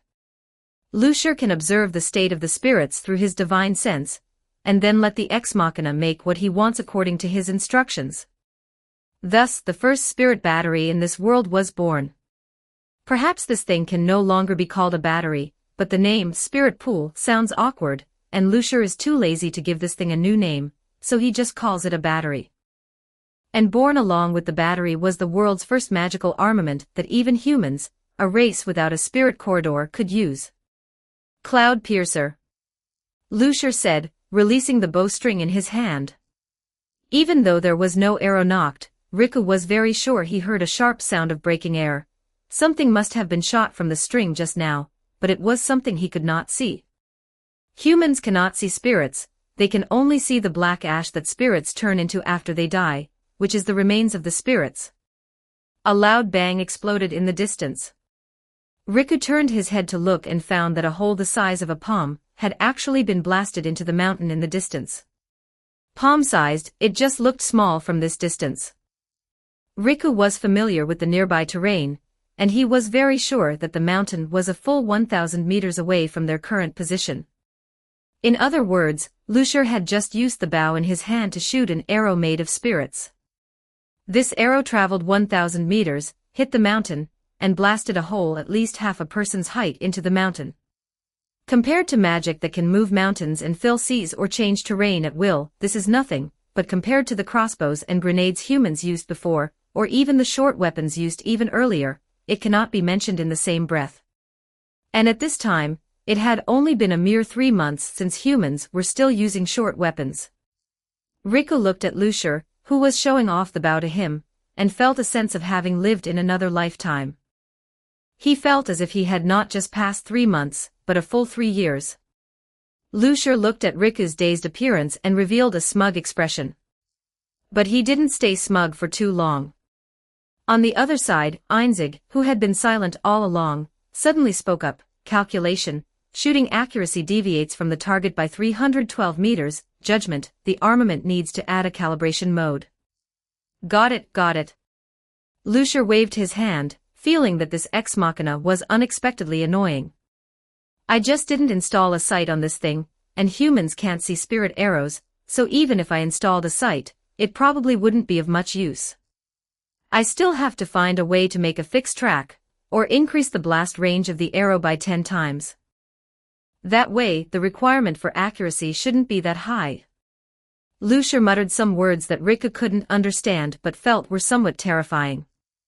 Riku's expression remained unchanged, and he slowly moved to the side. He never knew that his good friend was actually a madman. Well, actually, to some extent, he himself was also a madman. After chatting for a while longer, Riku suddenly asked, "Does this thing of yours have a name?" "A name?" Lucier shook the bow in his hand. "Didn't I just say it?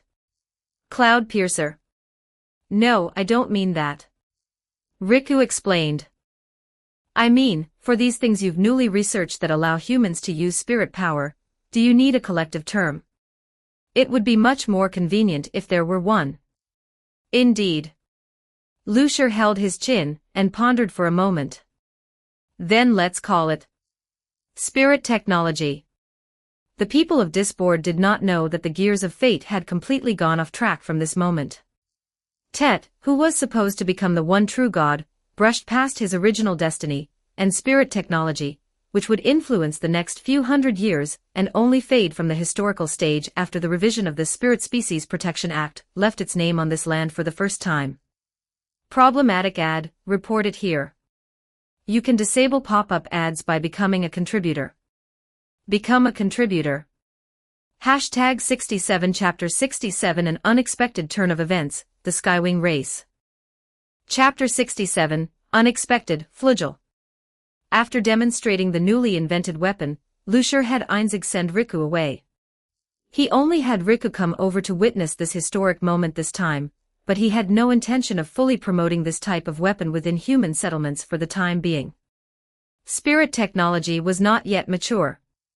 According to Lucier's vision, this technology should not be applied solely to weapons, but rather to every aspect of human life. Construction, medical care, transportation. Only in this way could humanity be considered to be developing comprehensively. Lucier stood in place, pondering for a moment, before preparing to return to the laboratory to further modify the existing technology. However, the moment he turned around, his divine sense suddenly detected a strange fluctuation. Space had been opened. Lucier frowned and turned back around. He saw an angel. He had been careless. Lucier had to admit, perhaps it was because he had unlocked the Golden Finger, Bonfire Land, or perhaps it was because he had shared abilities with other Luciers from other worlds, leading to a massive increase in his strength.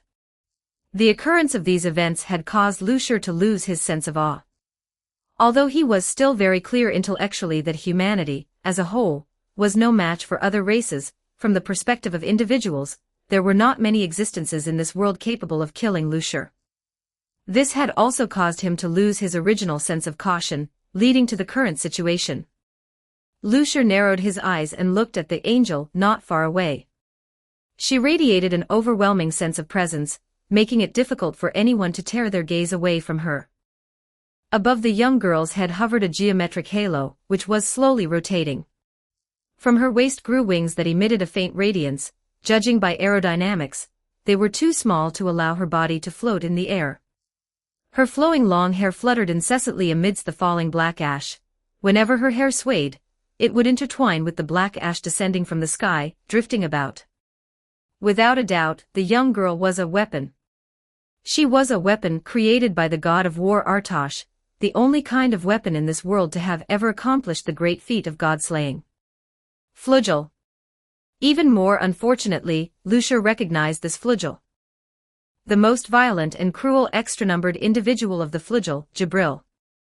While Lucier was examining Jibril, Jibril was also examining Lucier. She couldn't perceive any spirit fluctuations at all, and there were no particularly obvious racial characteristics on his body, just like those balding monkeys. However, he could fly, and there was no spirit participation in the flight process. The principle was unknown. Could it be some rare, special individual? Or perhaps a special race that hadn't been classified? Jibril thought to herself, her gaze colliding with Lucier's. Oh my, I just followed the spirit reaction to take a look. I didn't expect to encounter such an unexpected harvest. Indeed, Jibril had been attracted by Lucier's experiment. Lucier had been careless, he had underestimated the sensitivity of other races in this world toward spirits. He had failed to minimize the commotion caused by the experiment, which was why he had drawn out this deep-sea bomb. Fortunately, this place was very far from the human settlements. Fortunately, he had already set up arrays to hide traces around the human settlements in advance. And fortunately, Einzig had also left because it needed to escort Riku back to the settlement. Here, there was now only Lucier alone. In this way, things were much simpler. Lucier's expression became serious. "Oh my, looking at you, are you planning to fight me?" Jibril looked at Lucier in surprise, and then she laughed again. "Honestly, I have no interest in the heads of balding monkeys, but it seems you are somewhat different from them, at least you can fly." I'll tentatively set your rarity to 4. Jibril's hobby was collecting from various major races, and she would rank the rarity of each race's head based on comprehensive conditions. Currently, the highest was Platinum grade, the head of an old deus, followed by the heads of Dragonia and Ex Machina, which were rarity 5. Actually, the heads of Ex Machina didn't originally have such a high rarity, but after they defeated the Dragonia, attacking Ex Machina became a taboo for all major races. Even in the Flugel's nest, Avantheim, this was the consensus. The rarity of Flugel heads had therefore continued to rise, reaching the level of rarity 5. What an honor! Lucier's expression remained unchanged. He raised his hand, and Cloud Piercer appeared in his hand out of thin air. Jibril's eyes lit up. What was that just now? Space folding. I clearly didn't feel any spirit fluctuations. Where exactly did you pull that thing out from? Want to know? Lucier pulled the bowstring of Cloud Piercer, but this time, what condensed on the bow was not the spirit arrows invisible to the naked eye, but arrows of mana with colorful brilliance. As a weapon developed by Lucier himself, he naturally had to keep an ace up his sleeve.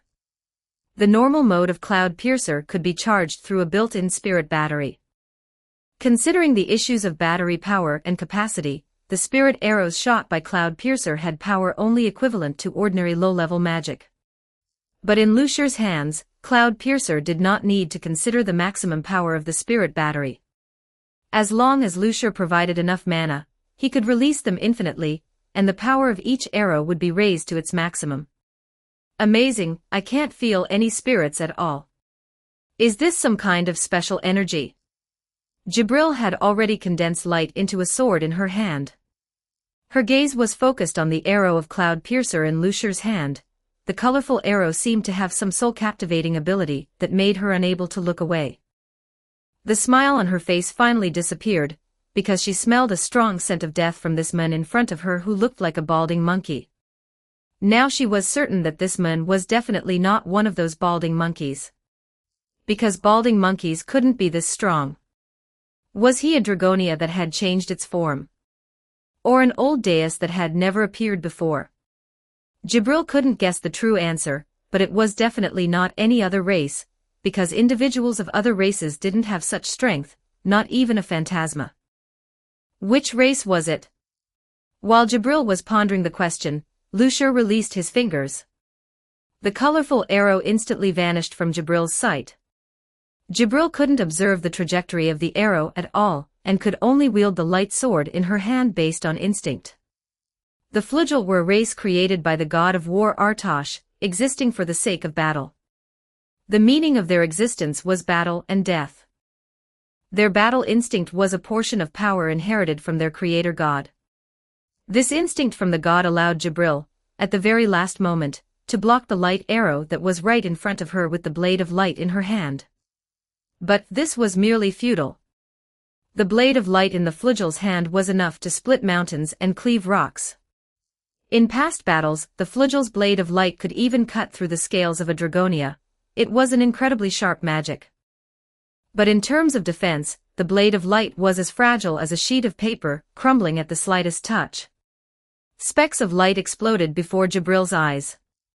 The light arrow's speed did not diminish at all, heading straight for Jibril's heart, but Jibril revealed a cunning smile. The specks of light actually aggregated violently the instant they shattered, wrapping the light arrow within them. This was not some kind of magic or technique, but merely a crude application of spirits. Using this method to condense spirits into a cocoon, to firmly lock something in place was a common method used by Flugel when dealing with attacks. Moreover, this cocoon was exceptionally sturdy. The Flugel had tested it internally, using the Flugel's ultimate move, Heaven Strike, to calculate. A Heaven Strike at 5% power could pierce through the ocean, 10% could flatten a mountain range, and a Heaven Strike at 20% power could barely cause the cocoon to show cracks. So how much power of Heaven's Strike would be needed to instantly shatter the blockade of the cocoon? The answer was 60%. A power sufficient to change the topography of half a continent. And the light arrow released by Lucier absolutely possessed this level of power. The moment the cocoon wrapped around the light arrow, Jibril immediately retreated. Now she was very clear about the strength of both sides. She was definitely not the opponent of this strange individual. The other party's individual combat power had already infinitely approached the three great dragon kings of the Dragonia, an enemy that Jibril, as a single Flugel, absolutely could not contend with. The nature of the Flugel was battle and death, but that did not mean they did not fear death. Although in every sense they were immortal existences, when facing death, they would still feel fear and retreat. The light arrow streaked past, leaving a colorful afterimage in space, and then, the moment Jibril's face changed drastically, it hit. The blue explosion light evaporated the moment it dug into the Earth's crust. The red, vaporized Earth caused a small-scale crustal tsunami, and super-high heat soil and sand, reaching several thousand degrees, were instantly sent up to the stratosphere. Even a Dragonia would not come out unscathed if hit head-on by such a move, let alone the Flugel, whose own defensive power was not high. These winged folks were best at attacking and dodging. But Jibril had nowhere to dodge. Lucier had already completely locked down the surrounding space the moment he shot the arrow. She had no path for escape and could only unfold a protection magic, with her eyes splitting in rage. However, it was useless. The strongest individual in this world was the god of war among the old Deus, Artosh, followed by other old Deus, and then the three great dragon kings of the Dragonia. The Flugel had indeed once slain an old Deus, but that was when the entire Flugel race poured out, paying a heavy price, to subjugate a relatively ordinary old Deus. Usually, it took 3 Flugel to contend with 1 Dragonia.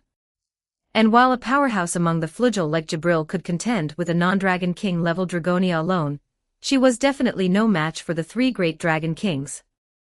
Her protection magic could withstand ordinary roars, but it absolutely could not withstand the roar of the Dragonia, nor could it withstand Lucier's full power strike. Yes, full power. Lucier was very clear that when facing an enemy like Jibril who was powerful, and had rich combat experience, the best method was to completely defeat her before the opponent could figure out his background, making her completely lose the ability to resist. Probing move by move was just child's play. In war, one must never hold anything back. So he had brought out his full strength from the very beginning. Space lockdown to prevent Jibril from escaping. Lock-on tracking to ensure precise hits. Added penetration, so that no magic could defend against the arrow. Added blast, so that the arrow could absolutely inflict heavy damage on the opponent upon hitting. Added healing, to prevent Jibril from dying directly after being heavily injured. Yes, Lucier did not intend for Jibril to die, in fact Jibril would not die. Flugel are all immortal. Their essence was actually the technique of the god of war Artosh. As long as the god of war was still alive, no matter how many times they were killed, Artosh could resurrect them. Therefore Lucier absolutely could not kill Jibril, because once Jibril died here, she would resurrect in the Flugel's nest, Avantheim, the next moment. If that happened, the Flugel would soon send a large army to raze this area to the ground. This was not a good thing. Although this was the territory of the dwarfs, if the Flugel wanted their army to enter, they would inevitably clash with the dwarfs. However, the human settlements were also in this range. Although they were a full 200 kilometers away from this area, the Flugel wouldn't care about that much. They would wipe out all life within a radius of 500 miles, even shaking the yolks inside the eggs. So even for the sake of the settlements, Jibril could not die. Lucier rode the wind, arriving above the spot where Jibril had fallen. With a wave of his hand, he dispersed the large amount of dust, revealing Jibril, who was pinned tightly to the ground below, her front body charred black from the explosion, and on the verge of death. Under that level of attack, there was no such thing as smoke means no damage. Even if a Dragonia came, it would have to lose a few dragon scales. The colorful brilliance on the arrow had already faded. At this moment, it was emitting a faint green light, simultaneously destroying Jibril's spirit corridor while healing the injuries on her body. Perhaps because of the heavy injuries, Jibril had already fainted, and her body had regressed into the appearance of a young child. This was a special ability of the Flugel. In cases of heavy injury or excessive consumption, they would lose most of their power and regress to their childhood stage, facilitating rapid recovery. Lucier landed lightly on the ground, extended a finger, and tapped it on the forehead of the unconscious Jibril, applying over a dozen layers of seal on this dangerous weapon. Then, he grabbed Jibril's collar and lifted her up like he was picking up a kitten, quickly leaving the scene. The Flugel might not have a huge reaction in the short term, but if Jibril did not return to Avantheim for too long, that Flugel first-generation individual who had a decent relationship with her would very likely run out to look for her. This was the location where Jibril's spirit reaction last stopped. Lucier could not stay here for long. He returned quickly to the laboratory to pack up all the experimental devices. Anything he couldn't take, he destroyed directly. After doing all this, Lucier did not stop his pace, and headed straight toward the nearest dwarf settlement. The pursuit of the Flugel could not be avoided. Even if Lucier himself had no spirit reaction on him, as long as he was carrying Jibril, there was a possibility of being tracked down by the Flugel. Therefore, the only plan now was to find a way to find a scapegoat. Chapter 68, He Flees, They Pursue. Lucier stood at the entrance of the cave, watching a swarm of Flugel flying overhead, blotting out the sky. They were all looking for him. As for the time, never mind, dates are meaningless, the calendar of this world has been completely thrown into chaos. According to the Flugel calendar, it should be this time, but if converted to the dwarf calendar, it would be that time. If counting from the day Lucier captured Jibril, it should be the 10th day now. His current location was a barren mountain near Hardenfell, the capital of the dwarf. In fact, he had just passed through here 3 days ago, making this the second time. Trying to shake off the pursuit of the Flugel was truly no simple matter. Lucier had done everything in his power to divert their attention, hide his tracks, and had even intentionally broken into Hardenfell, the capital of the dwarf, halfway through. But these winged bird people acted as if they had installed a tracker on him. No matter where he ran, large swarms of Flugel would follow one after another. This resulted in Lucier having to move to a new location every hour. This game of one person fleeing and a group pursuing had lasted for 7 whole days. That's right. It was only on the 3rd day of Jibril's disappearance that the Flugel discovered the fact that this extra individual was missing. They dispatched several hundred Flugel to trace the lingering spirit energy left by Jibril, eventually finding the place where Lucier and Jibril had fought. However, by that time, Lucier had already taken Jibril deep into the territory of the dwarf. With his strength, even while carrying a Jibril who had lost her power and regressed to her juvenile stage, infiltrating the territory of the dwarf was not a difficult task. His original plan was to borrow the power of the dwarf to force back the Flugel pursuit team, but he hadn't expected this group of Flugel to be so arrogant, killing their way from the edge of the dwarf territory straight into the heartland in one breath. Wherever Lucier ran, they killed their way to. Such arrogance, such combat power, they were truly worthy of being a race that had once killed an old deus. Along the way, there were even for small-scale battles that broke out, with the dwarf fighting the Flugel, and giants and several phantasma also participating. Lucier had originally wanted to join the fun, but considering that he was the culprit behind the war, he decided not to openly court death, and instead just dusted off his pants and slipped away. 7 days, 7 whole days of long-distance running without sleep or rest. To be honest, Lucier didn't feel tired, but he did find it a bit boring. If he couldn't beat them, Lucier would have even wanted to square off with these bird people in a real, head-on fight. But never mind, because he couldn't beat them. In a one-on-one fight, Lucier would win completely, but this was war. The Flugel would not talk to him about any Jianghu code of honor. Those guys were better at starting with Heavenly Strike, and if they had the support of God of War Artosh, they could even start with Godly Strike. The strongest attack in this world, bar none. Lucier knew without having to test it that he couldn't withstand it. All he could do was run, trying his best to stall for time while fleeing for his life. 3 days ago, when he first passed through Hardenfell, he had fashioned a clone to return to the human settlement, instructing Riku and Einzig to immediately lead the humans and Ex Machina in the settlement to migrate. He had arranged for the next settlement to be in the place where the Ex Machina once resided. That place was originally a cliff, but later, Lucier had blasted away half the mountain, so a path for going up and down had been created. That place was sufficiently hidden, sufficiently safe, and had ample living supplies. More importantly, it was far enough away from the dwarf and elves, but it had become very close to the Dragonia. But that didn't matter. The Dragonia had been very quiet since the death of the Enryu, one of the 3 great dragon kings, and there was a vague trend of them withdrawing from the war. In fact, they had no need to participate in the war from the very beginning. Although the race of Dragonia was also created, they were created by wishes, rather than so-called gods. There is no dragon god in this world. In other words, even if the Dragonia could lift the Star Cup and win the war, they could not become the one true god, because the Dragonia had no god. For humans, the same logic actually applied.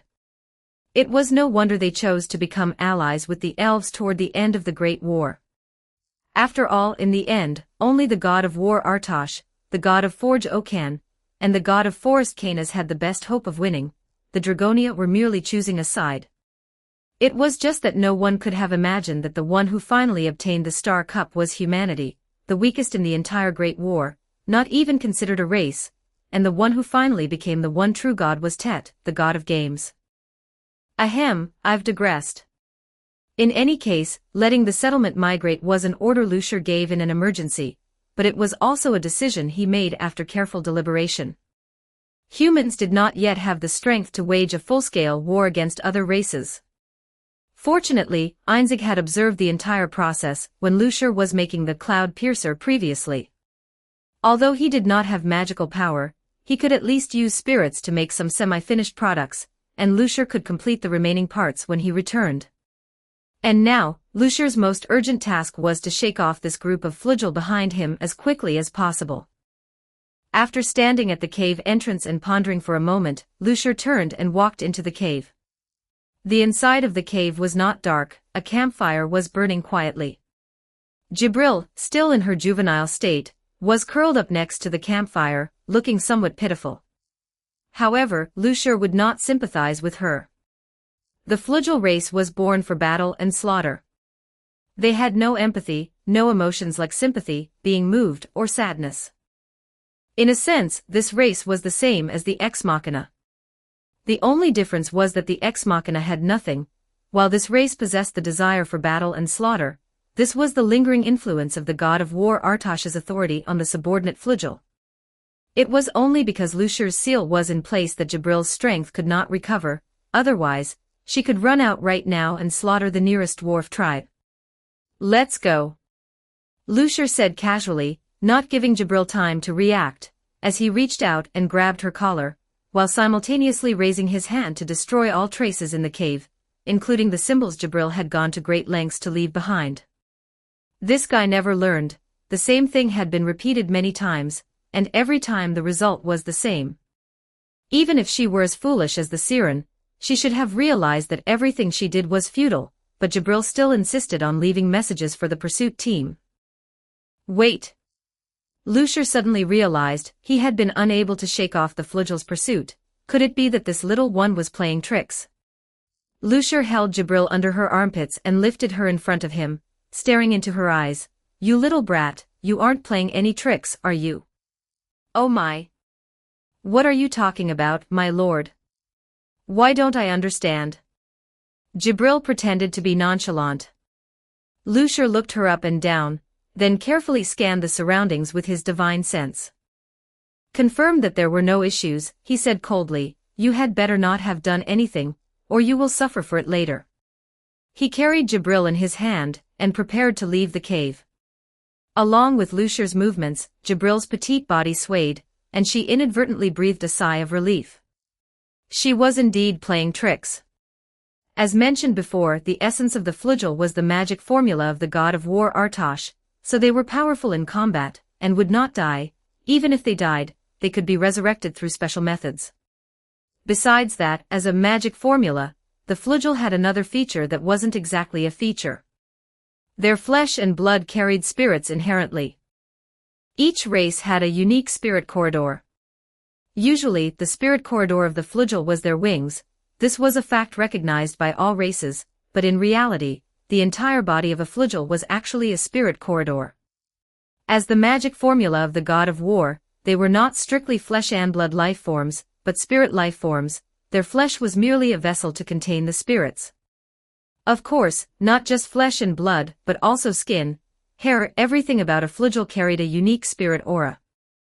Because her physical state had been sealed by Lucier, Jibril could not gather spirits, but every time she arrived at a place, she would drop half a strand of her hair.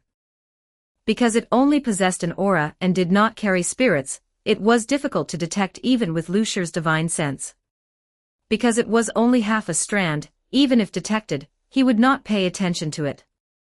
But this half strand of hair was as bright as a lighthouse in the dark night to Azriel, the first individual of the flugel. "Please, Senior Azriel, be a little faster." Jibril prayed in her heart. "This strange guy has already become suspicious of me." The city in the sky, Avantheim. This was the country of the flugel, and in reality, it was also on the body of a phantasma. Phantasma were such exaggerated existences. Rather than saying these guys were the same race, it was better to say they were different individuals born from the same method of birth, and there was no so-called concept of race between them. Some phantasma did not like war, so they disappeared. Some phantasma craved victory, so they joined different camps according to different philosophies, such as those phantasma that allied with the dwarf. But Avantheim was different. It just floated there quietly, becoming the home of the flugel. And in the throne hall at the very center of this city in the sky, the first individual of the flugel, Azriel folded her wings, retracted her halo, and knelt down slowly. How is the extra individual? Sitting securely on the highest throne was a man showing muscles as strong as rock. He was the strongest god, and also the god of war, the creator of the flugel, the old deus Artosh. His huge body was about twice the size of a flugel, his black beard, as tough as steel, hung down, and the 18 wings on his back wrapped around his body like a cloak. With his deeply defined features, being looked down upon by that sharp and moist golden gaze was enough to make Azriel's brain go numb. However, Azriel knew that even that majestic appearance, which was hard not to feel fear and trance from, was only a small part of her creator, a drop in the ocean, a slight manifestation of his powerful strength. Still searching. According to the aura remaining on the hair, we are getting closer and closer to her. Azriel reported respectfully as if praying, but honestly, the content was completely incomprehensible to her. The most unique individual among the flugel, Jibril, who dared to take action even when facing the first individual Azriel, and the creator Artosh, the individual who could rank in the top 3 in combat power among the entire flugel, was actually captured by an unknown guy. What was even more outrageous was that until now, they didn't even know what race the guy who snatched Jibril away was. Is that so? Haha, is that so? As if having inferred something, the master of the flugel, that is, the god who created the flugel, smiled with a hidden meaning, and Azriel could not understand the deep meaning in this smile. The master would not say more, so it was impossible to speculate on what the master's intentions were. No, she felt ashamed of her own arrogance. Speaking of her humble self, daring to speculate on the abyss-like master, the god's intentions, that was truly a crime of great disrespect. The master is the strongest, the master is the pinnacle, the strongest god, the god of war Artosh, the king of kings. Supreme, as the incarnation of the concept of war, no one is the master's opponent, because he is the strongest, he is the strongest. However, Azriel had not seen the master smile for a long time, that kind of fierce and impassioned smile. For thousands, tens of thousands of years, the master had only sat on the throne, melancholy and lazy, resting his cheek on his hand, bored. Now, anyone could see that he was in a good mood. It's almost time. It seems that someone who wants to kill me has finally appeared. Hearing that, Azrael gasped. How is that possible? She frowned and replied, there is no one on this earth who can compete with my master. Regarding the master's melancholy, Azrael only knew the reason: the master was the god of war. War is mutual slaughter. Competition, fighting, killing and being killed, both sides betting on life and death, honing their own soul and existence. Such a cycle of intersection is precisely the concept that gave birth to the master, and it is also the essence of the master. Therefore, the master would go to the battlefield in person to evoke the intent to kill. Hate, rage, rebel, bet your fragile life, use all your wisdom, and challenge foolishly. Trample everything with overwhelming power, that is the meaning of becoming the strongest. To pacify the world with force, to manifest power and law, to define the strongest person, that is the master. However, one-sided slaughter cannot be called war. Therefore, the master had been depressed in a sense of weariness for a long time. The strongest without a challenger, what meaning does that have? After speaking, the god of war Artosh's expression changed. He withdrew his smile, and looked down at the lower realm with calm eyes. And it was at this moment that things happened. Jibril had made a mistake. It was not that Lucier had become suspicious of her, he was already certain that she was definitely playing tricks. Although due to cognitive barriers, he could not guess what tricks Jibril was playing, it was certain that this girl was doing something behind his back. So next, Lucier did not intend to run around aimlessly anymore. He prepared to make use of Jibril's little tricks to give the pack of hunting dogs biting at his heels a hard blow. He carried Jibril, looked up to confirm the direction, and then flew toward the capital of the dwarf without any hesitation. Hardin fell. In fact, he had passed through there 3 days ago, but that time he had only lured the Flugel pursuing him into the capital of the dwarf, prompting them to break out into war. This time, however, his target was something else. A dangerous item buried deep beneath Hardin fell. A powerful weapon that the dwarf had researched, with enough power to kill a god. Problematic ad, reported here. You can disable pop-up ads by becoming a contributor. Become a contributor. Hashtag 69 Chapter 69 The War Never Ceases. Chapter 69, War Never Ceasing. To win this long-standing war, every race had to prepare some secret weapons. For example, the elves. Their secret weapon, the Void Realm Zero Protection, was a special spell designed specifically to counter phantasma.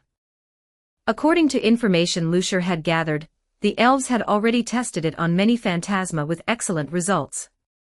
Lucier guessed that the elves' ultimate target was likely the city in the sky where the Flugel lived, Eventheim, since that thing was, by nature, a powerful phantasma.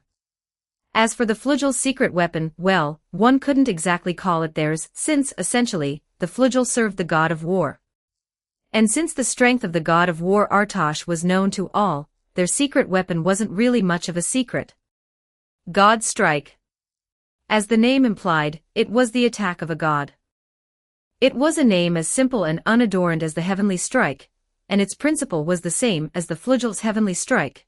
It involved condensing and compressing an ultra-high concentration of spirits to fire a beam of light, a powerful attack that obliterated all enemies in its path.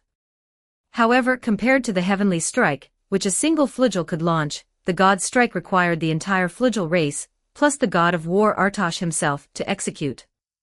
Its power was dozens, if not hundreds, of times greater, possessing enough force to destroy the heavens and the earth in a physical sense. Both the elves and the Flugel had their secret weapons. As the third party in this tripartite standoff, the dwarves naturally wouldn't fall behind. And the dwarves' secret weapon, by any measure, was the most effective in actual combat. Core Blast. The most powerful magical bomb created by the dwarves. Its power was capable of destroying a continent, annihilating surrounding spirits, and even slaying an old deus. It sounded mysterious, but in reality, Lucier understood this thing far better than he understood the God Strike or the Void Realm Zero Protection. According to some data Riku had found on a dwarf sky battleship, the principle behind the core blast was the detonation of inactivated spirit cores. The principle of detonating these spirit cores was, in fact, a type of fusion reaction.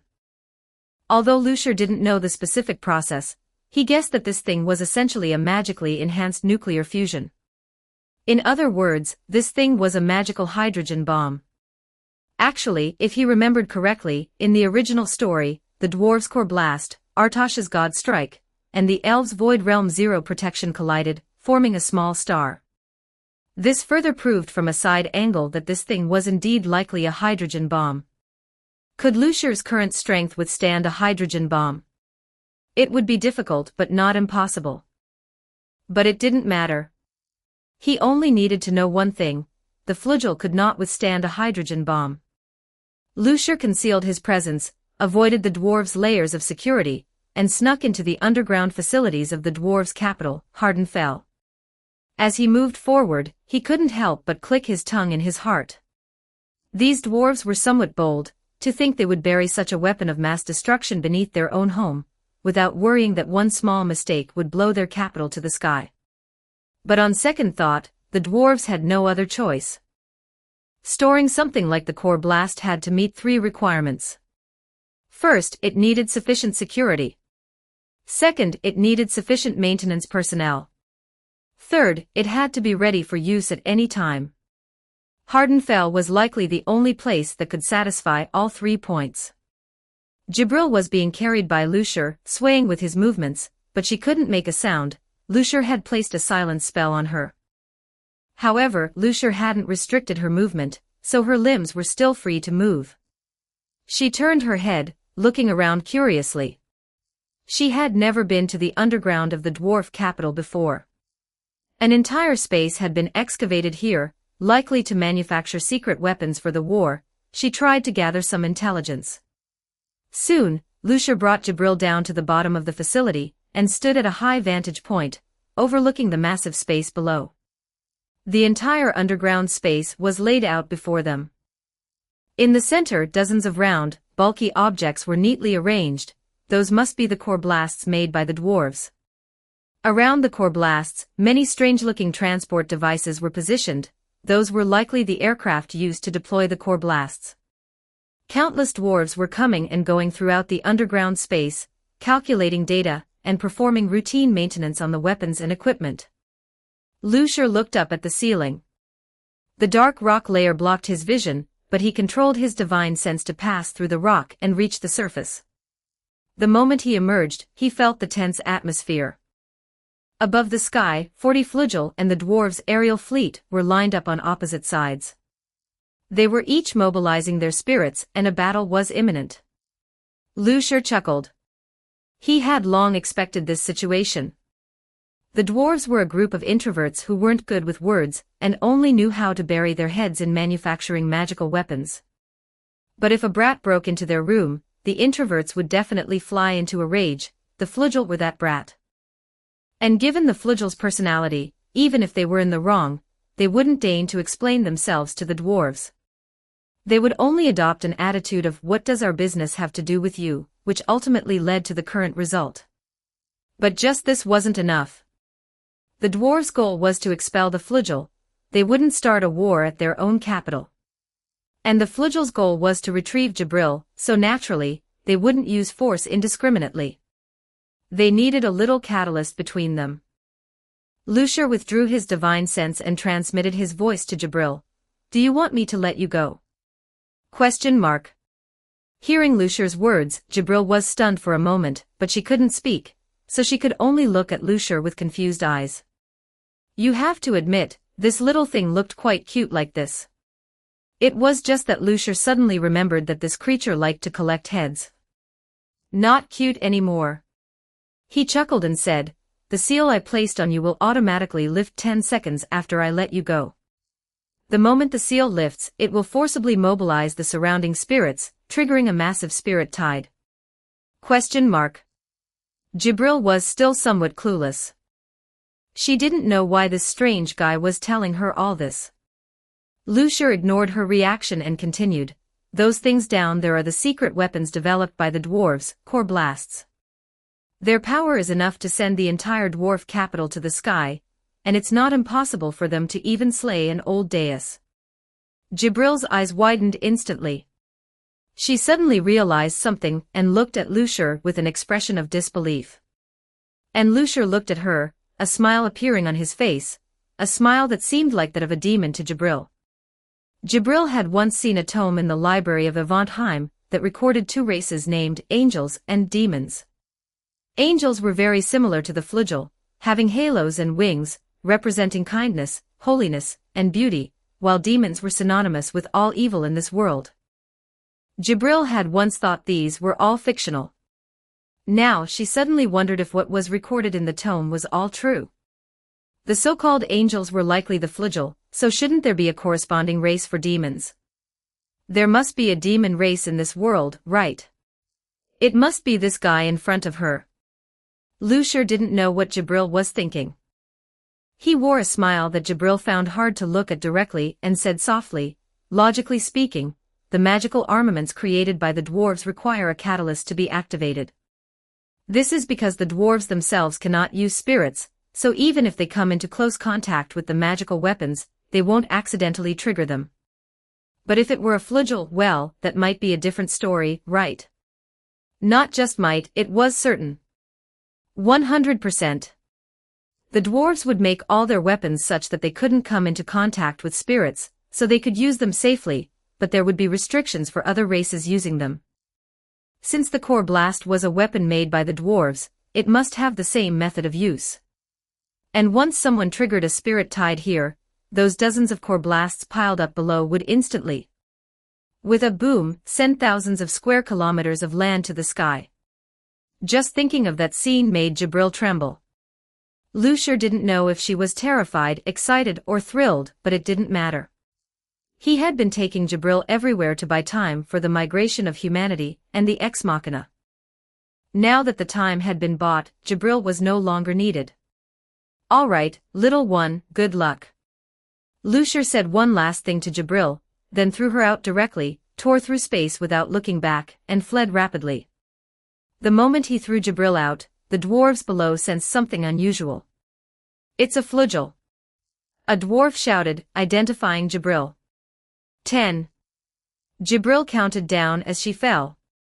She still couldn't speak, or rather, even if she could, she had nothing to say at this moment. The flagel would not truly die, and there was no need to leave last words. For her, it might be the pain of having her whole body torn apart, and then she would wake up again in Avantheim the next second. There was no fear, nor hatred. The flagel were born for battle and slaughter. The meaning of their existence was to kill and be killed. Winners and losers, nothing more, no need to dwell on it. However, she had indeed firmly remembered that guy. The guy who didn't have a name, and looked like a bald monkey. When she woke up, she would definitely go and cut off that guy's head. After experiencing this incident, the rarity of that guy's head was undoubtedly of the highest tier. She would take it off with her own hands. 9. Don't let her get close to this side, guards.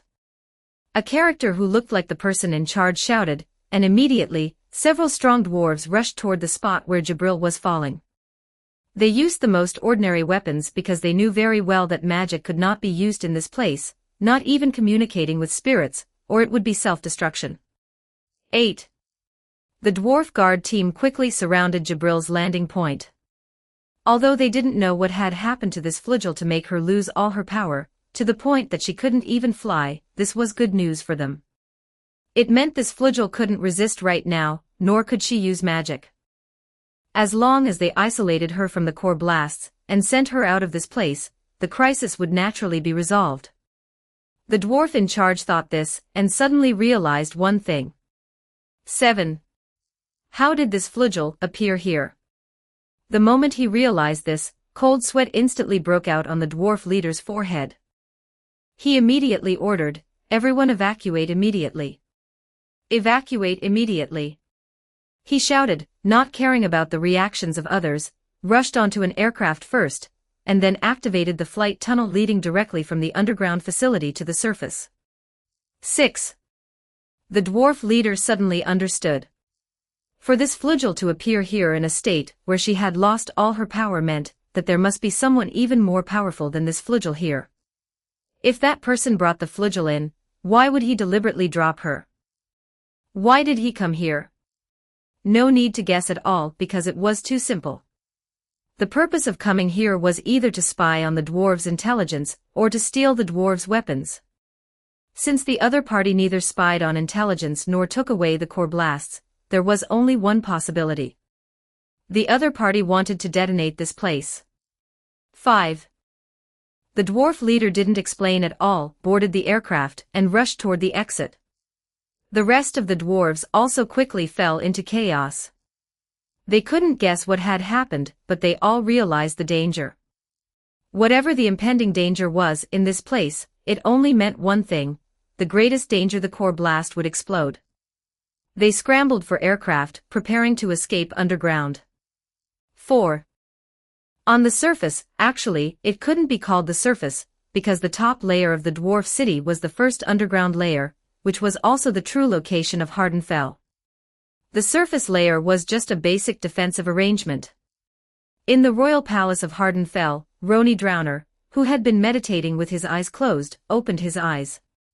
He felt a rather ominous premonition. As the supreme ruler of the dwarves, besides the god of the forge, Vulcan, Rony could perceive everything happening within the entire Hardenfell. Naturally, what was happening in the underground facility could not escape his attention. After all, those were core blasts that could blow Hardenfell to the sky if one was not careful. One could not be negligent. It was just unexpected that someone would actually dare to target the core blasts. Fortunately, when the core blasts were placed under the capital, Rony had prepared defensive measures in advance, arranging for dwarf craftsmen to forge a piece of magical equipment capable of defending against powerful attacks. Even if all the core blasts detonated simultaneously, Hardenfell could minimize the losses as much as possible. He immediately activated the protective equipment, shrouding the entire Hardenfell, but his mind began to ponder: did this incident have any connection with the flugel on the surface? Come to think of it, these flugel had been searching in the dwarves' territory for some time. Could it be that they had learned of the location of the core blasts, and were searching for them? But if that were the case, then who was the one trying to detonate the core blasts this time? 3. Both sides above the sky remained in a standoff, but as time passed, their fighting spirit inevitably waned. However, just when both sides were preparing to call it a day, an aura transmitted up from underground. Jibril. The leader of the flugel was absolutely certain that it was Jibril's aura. She was now underground. These damn ground rats actually hid Jibril underground. The flugel leader didn't think carefully about how the weak dwarves could defeat a top flugel and imprison her. She only confirmed Jibril's location, and then, everyone prepare. Her command was the action of the flugel troop. Heavenly Strike Formation, deploy. 2. Lucier tore through space and appeared thousands of kilometers away, looking in that direction through a clairvoyance spell. Watching the flugel and the dwarves start fighting, a smile hooked the corner of his mouth. The most basic goal had been achieved. As for whether the core blast would explode later, it actually didn't matter. If it exploded, it was just a pleasant surprise; if it didn't, it was no loss to Lucier. Of course, if it could explode, that would be for the best. He looked in that direction, counting silently in his heart. 1. Boom. The earth shook violently, airwaves rolled, and a huge mushroom cloud soared into the sky, blowing away both sides that were preparing to attack in the sky. Lucier could feel the heat wave surging even from far away. He raised his hand, cast a recording spell, and recorded this scene. This recording would be kept until future generations, and would be called a peaceful day by future people, but that was all a matter of the future. And now, Lucier knew, war was about to begin. Or rather, war, never ceasing. Chapter 70, Death, Fire, and Sea Assemble. Did two newcomers actually arrive at once this time? The no-game no-life Lucier was probably the last to arrive at this gathering, and when he saw the number of people gathered around the campfire, he couldn't help but sigh. Across from the no-game no-life Lucier was Cyberpunk Lucier. Lucier and Lucier stood to the left of Cyberpunk Lucier, while Dragon Raja Lucier and Lucier stood to his right. Besides these acquaintances, there were two familiar yet strange guys present. Looking at this guy's attire, I guess he's from Konoha village, Dragon Raja Lucier said, pointing at one of the two newcomers. Do you even need to say that? Lucier said with a black line on his face. It's not like we can't see his forehead protector. That's right, one of the two newcomers was indeed from Naruto's Konoha village. Greetings, seniors. Ninja Lucier revealed a humble and gentle smile as he greeted all the Luciers present. It was hard to imagine that this guy could develop such a gentle personality in that kind of world, or was this just a superficial disguise? The other newcomer's clothing was also very distinct, a jet black samurai uniform paired with a pure white haori, simple, elegant, yet memorable. It's a Soul Reaper. It's a Soul Reaper. Did we not watch Bleach before we transmigrated? Lucier spotted the blind spot. Seems that way. Lucier stroked his chin. That's exactly the problem. Soul Reaper, Lucier said, tearing his hair out. Do you know how I've spent these years?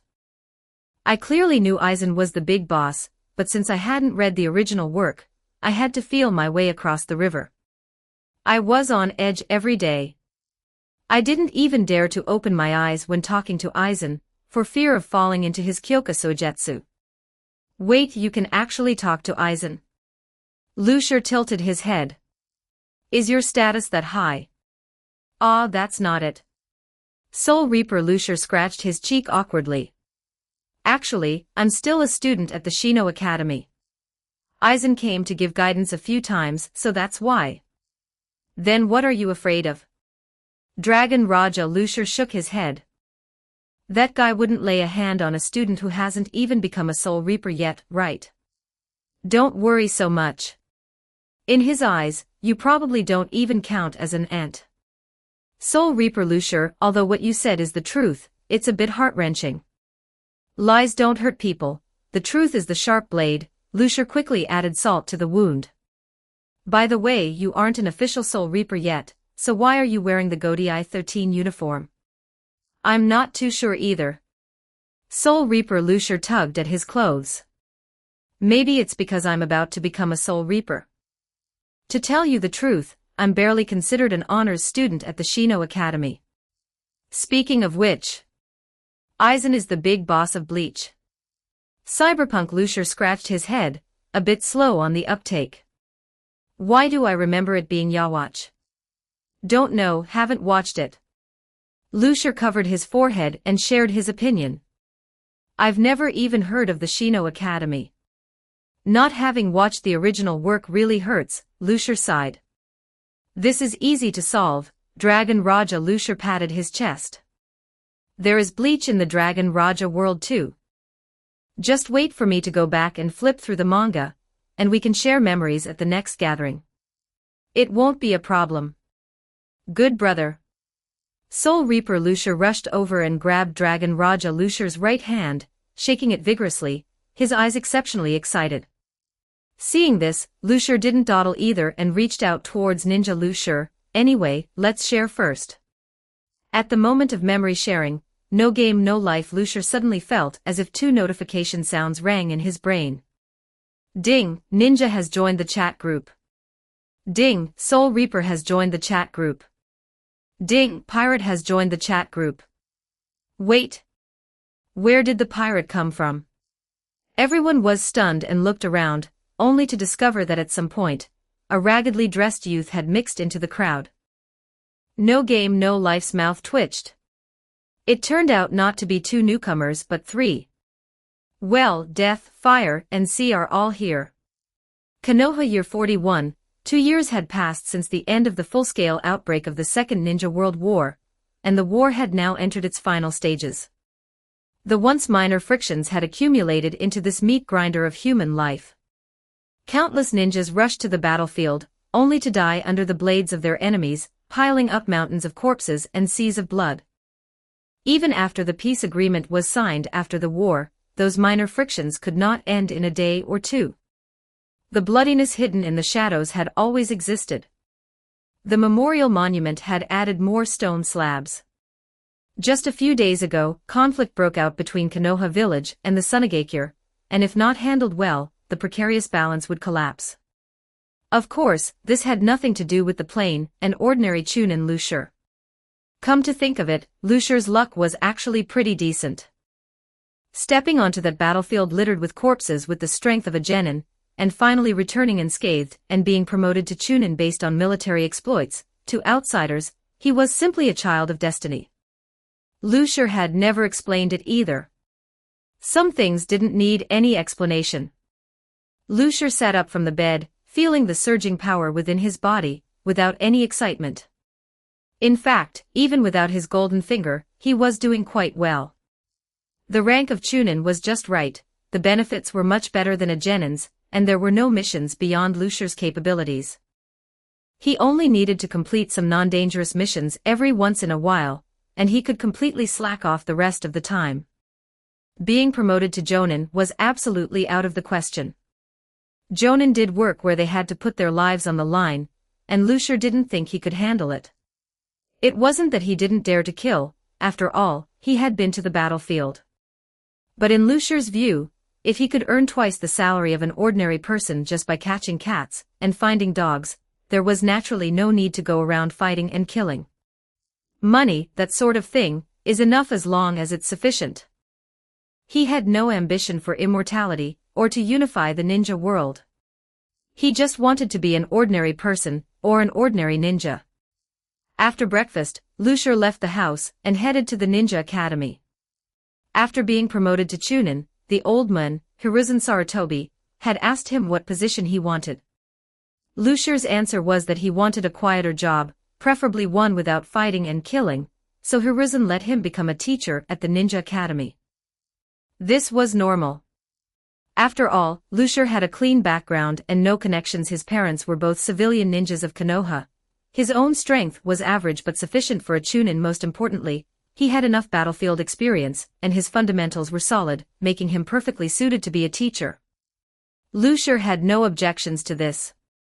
After all, in this godforsaken place called Konoha, a quiet job that didn't involve fighting and killing, besides the finance department or being an assistant to the Hokage, the former was too lucrative to be his turn, and he definitely wasn't qualified for the latter, meant he could only end up as a teacher at the Ninja Academy, or he could give up his status as a ninja and do a civilian job, but the salary would be halved.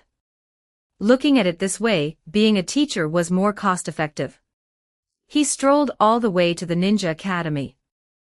Many children accompanied by their parents recognized him and greeted him in a friendly manner. Lushur responded to each one, his face always wearing that gentle smile. Today was the first day of school at the Ninja Academy, and a new batch of students was enrolling. Lushur was in charge of one of the classes. "Lushur, you're still the same as always." A familiar voice reached Lushur's ears from behind. Lushur turned his head and first saw two heads of white hair, one tall and one short. There were two most famous white-haired people in Konoha. One was the pervy immortal Jiraiya of the Sannin, but that guy roamed outside all year round and rarely appeared in the village, so the one appearing before Lushur was the other one. The white fang of the leaf, Tsukumo Hatake.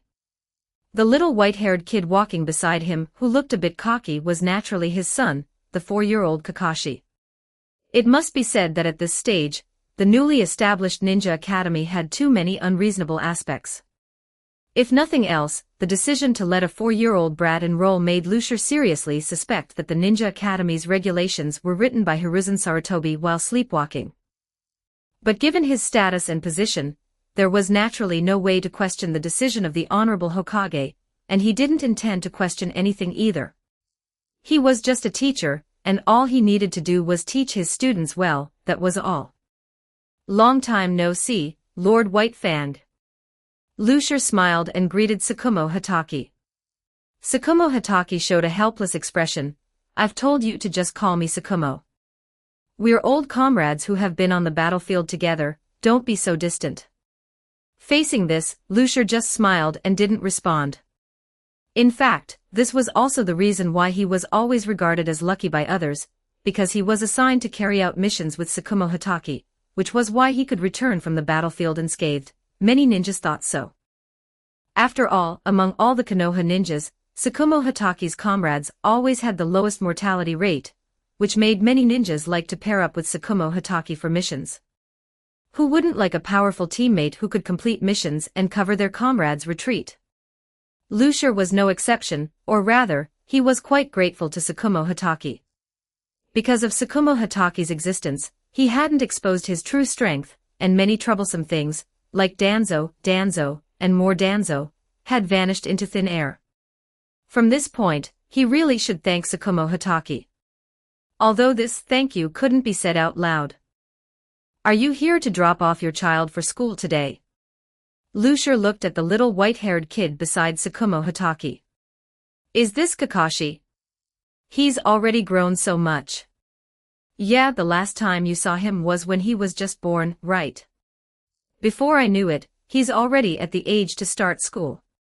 Tsukumo Hataki sighed with emotion, then patted Kakashi's little head. Say hello to your uncle. Hello, uncle. Although Kakashi looked reluctant, he obediently called out. It must be said that Kakashi at this point in time was still quite cute, with a standard tsundere feel. If it weren't for that incident later, his personality would probably be quite popular. Lucier's thoughts jumped, then he came back to his senses and reached into his sleeve to take out a scroll. Good boy, here, take this as a school entrance gift. Kakashi turned to look at Tsukumo Hataki. Tsukumo Hataki nodded at him, and then smiled. It's a school entrance gift from your Uncle Lu, just take it. But if I may say, Lucier, your school entrance gift is a bit inappropriate. Kakashi is only 4 years old and doesn't even have much chakra, and you're giving him a ninjutsu scroll. By the time he can use this thing, he might have already graduated from the ninja academy.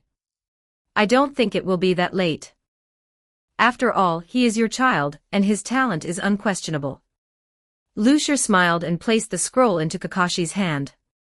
And what's written inside is just some small techniques, not real ninjutsu. It's enough for a kid to play with. He was telling the truth. Because he had to hide his strength, he couldn't bring out many things openly, such as lightning release, super electromagnetic cannon, scorch release, fire tornado technique, or water release, high-pressure water blade technique. If he brought those out, he would purely be a target for Danzo. So the scroll he gave Kakashi didn't contain any serious ninjutsu, only some small techniques on chakra application, such as how to use lightning release chakra to guide magnetic transformation, how to combine different elemental chakras into new techniques, and how to compress chakra to increase the power of ninjutsu. Even if Kakashi understood these things, learned them, or even applied them in actual combat, to others, it would just be Kakashi's gifted talent, and it would have nothing to do with Lucier. This way, he could naturally avoid Danzo's gaze. Of course, Lucier wasn't afraid of Danzo. Let alone a mere Danzo, even if Uchiha Madara and Senju Hashirama were reborn, Lucier would never be afraid.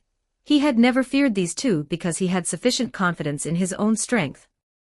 In a one-on-one situation, even if he couldn't defeat these two gods of the ninja world, he would definitely not be defeated easily.